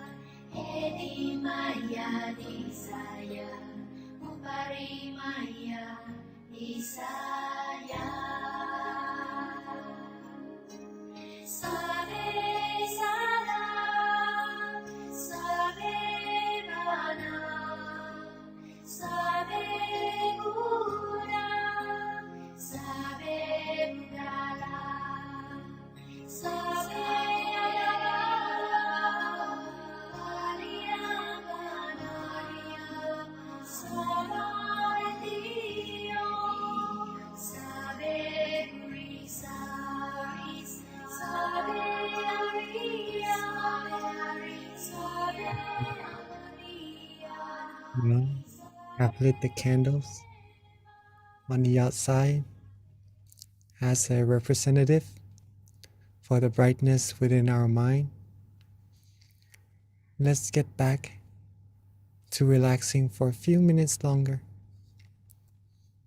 just to share this brightness from the inside with all beings, all humans, all over the world. Let us relax ourselves back where we were. Imagine our candles right at where we feel most comfortable, most relaxing, seeing it bright, clear, and radiant, along with our mind being bright, clear, and radiant as well. Let's think of all our good deeds, our past practice of generosity, helping other people, giving smiles, giving endearing speeches, or coming together here, cleansing ourselves, cleansing our mind, coming together as a clean, clear crystal sphere as bright as the sun could be, or even brighter, and share this positive energy, share this brightness with everyone around us sitting in this room, joining this Zoom session together. Have all of us have part in this positive energy. Have all of us be happy, healthy, strong, happy. Be fulfilled in all our good wishes, free from negativities, harms, diseases, free from anything that could take us onto the path to ruin. And let's share our love, our brightness, our purity, our positive energy outwards even further to our community, our society, our city,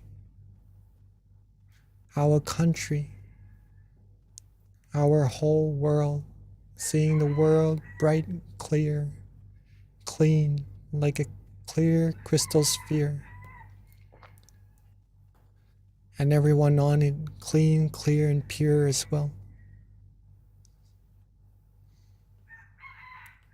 Let's make a wish for everyone with our positive energy, with this feeling, this peace that we all have from relaxing, from resting, from accumulating our good deeds.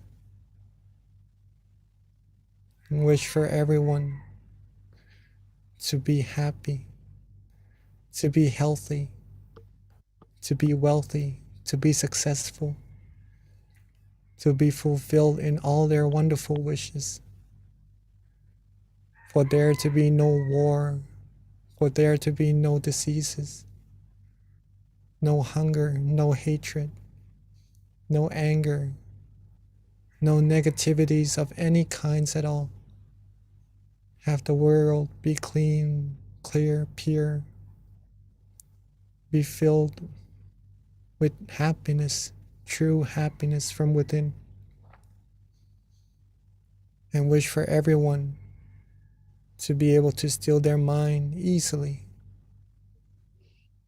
and attain the utmost, the foremost of happiness as easily and as quickly as possible. Let's take a few minutes to share our loving kindness brighter and further out into space, into the universe, outwards infinitely, borderlessly, reaching all beings no matter where they are, having all beings, not missing a single one, have part in our kindness, our love, our positive energy as well. Let's take a few minutes to rest and share our loving kindness together.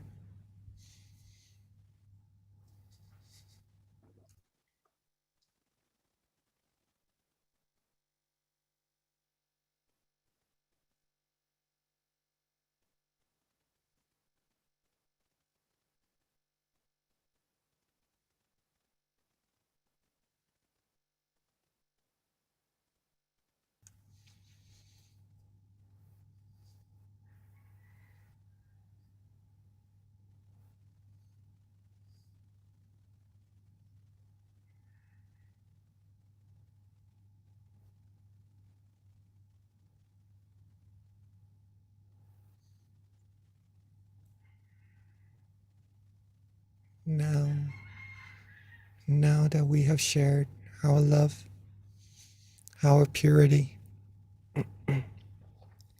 our positive energy to every other beings,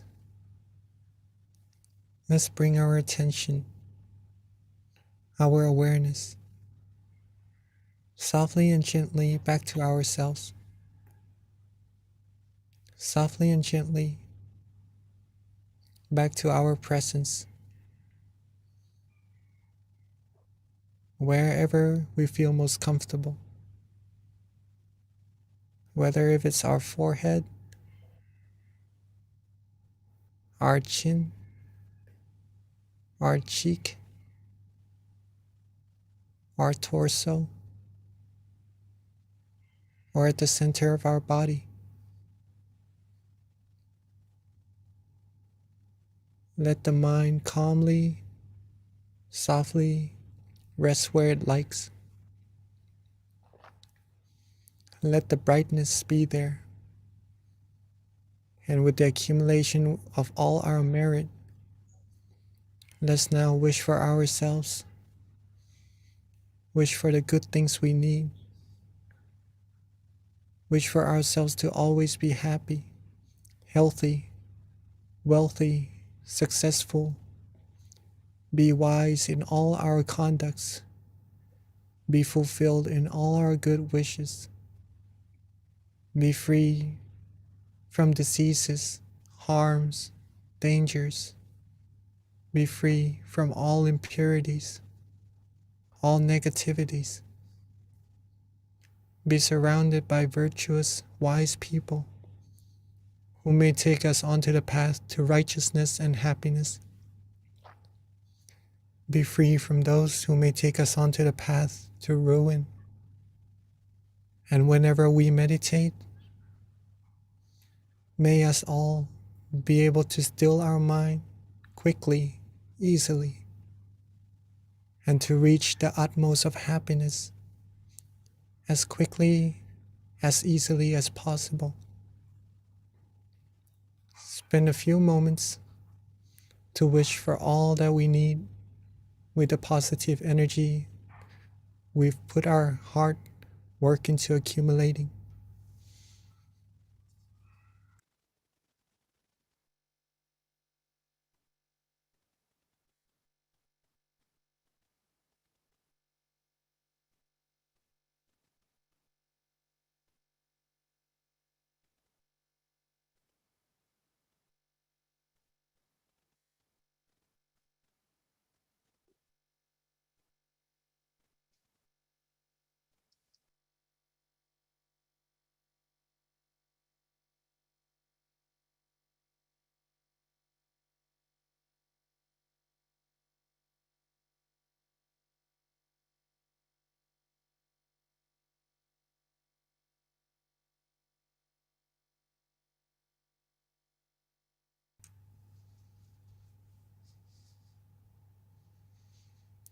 And now that we are reaching the end of our session together, let's recall our calmness.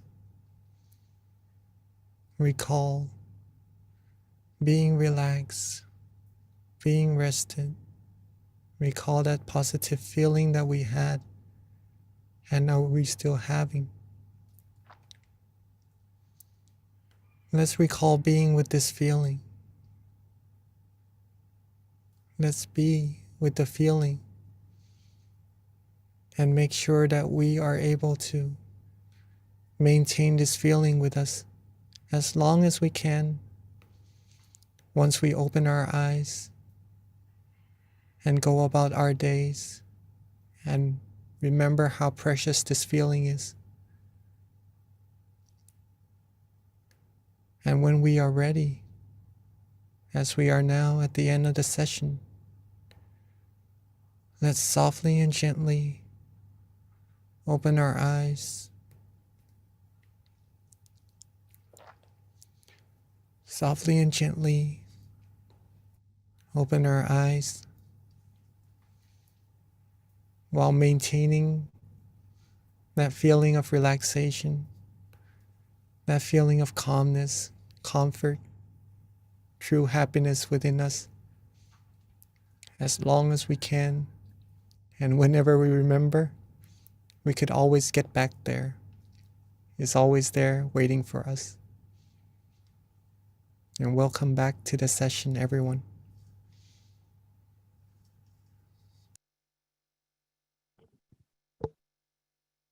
Thank you, Venerable Jackie. That was so lovely, and the blessing was so powerful. So before we transition to the Q&A and back to Venerable Jackie, just a couple of announcements that we need to make. First of all, our next full moon meditation is going to be Wednesday, February 16th. So please mark that on your calendar, invite your friends and family. Let us all be the light together by sharing this light with other people, having people join our call. So please be sure to extend it out to your friends and your family. Join us on the 16th of next month, which is on a Wednesday. Again, that's February 16th. In addition to that, just another thing, the tamagayameditation.org. This is a great website to learn more about our various centers around the US. That way you can find your local center. It's our centralized website, so please check it out, tamagayameditation.org. Another website that's very important is MindGem. So if you haven't already, download our app. It's called MindGem. It's a great app. It's got many of our various meditation teachers. Also, another great way to stay on top of our full moon meditations. If you have the app, we do send out notifications through the app so that you can be a part of our full moon meditations and be reminded of the events when they're about to take place. So please download the app if you haven't already. And it's a great supplement in terms of a tool to meditate on your own when we don't have a session or you can't go to your local center. Another thing, we do have our various centers right now that are open and are welcoming people to come meditate with them.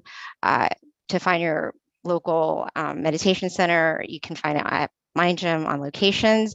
But right now we've got Chicago, which is having classes online and also in person, California as well, which is our Success Meditation Center. New Jersey's also having meditation classes now, both online and live. Alabama as well. Georgia Meditation Center plans to open in March, so please stay tuned for that. So with that, wraps up all of our announcements. And at this time, I'd like to transition over to our teaching monk. This is the best part, so don't leave us. It's the Q&A. You can learn so much, and it really helps in terms of inspiring you to be committed to your meditation practice, learning more about meditation, and questions that other people might have that you might be thinking of as well. So at this time, we do welcome questions. You can easily just put it in the chat and then we'll read it and then have the teaching monk answer. So please, if you have any questions, let us know. Yes. Before, if anyone has to leave, right? Two things. One thing actually, but into two that I would like to share with everyone. Awareness and relaxation. These two things are really important to take away from these meditation sessions, right? It's been probably reiterated so many times. Please, yes, if you could take anything away, these two things would be very precious to have, since it helps you still your mind and it will take you to that refuge, that happiness inside all of us, inside all of yourselves that you already have, right? Awareness and relaxation. Practice that repeatedly, and then you'll be able to come across deeper and deeper happiness also. So rejoice in all your merit for that. If anybody would like to share their meditation experiences or have any questions like Miss B just said right now, please feel free to ask or share your experiences. It will be very beneficial to everyone here as well. So Venerable Jackie, we did have a question kind of at the top, but keep in mind for anybody who needs to log off, feel free to do so. But if you're interested in learning about the questions that other people have, and again, this should help inspire you, please stay on. One of the questions it came through the chat, Venerable, and it just has to do with if you read about the Dharma or the wisdoms of the Buddha, does this generate good karma? Oh, of course it does. Of course it does. Am I okay? I'm on. All right. So pretty much the teaching of the Buddha is mainly to help us reach that inner happiness, right? So if you read it, if you study it, and then you take it into practice, that would give you a whole lot of benefits and good karma as well. reading took so long. It took so long for the Lord Buddha to become the Lord Buddha. It took many lifetimes to accumulate merit, perfections, in order to be able to attain this wisdom that he attained right on that day of enlightenment. That wisdom is pure from a mind that is free from all defilements. If you are able to study it, read it, you'll get that knowledge as well. Thus, it is good karma, of course. So Venerable, another question that just came through, this has to do with if you have like childhood trauma, how do you overcome those scars and integrate the wisdom and meditation into your life? Childhood trauma. And this is How do from John Upshaw. Sorry, he asked this question. All right, that's all right. Okay. If we have childhood trauma, a good way, it may be easier said than done, right? But if you are able to let go, it may be a specific situation that happened. In that case, we actually might have to discuss it to see further details of how to actually look at it and overcome it in that certain situations, right? But all in all, whatever happens, if we could see that it is something that could happen to someone, it's something that comes and goes, right? This is what comes along with being human from the very first day that we are born. It is suffering, right? It is suffering.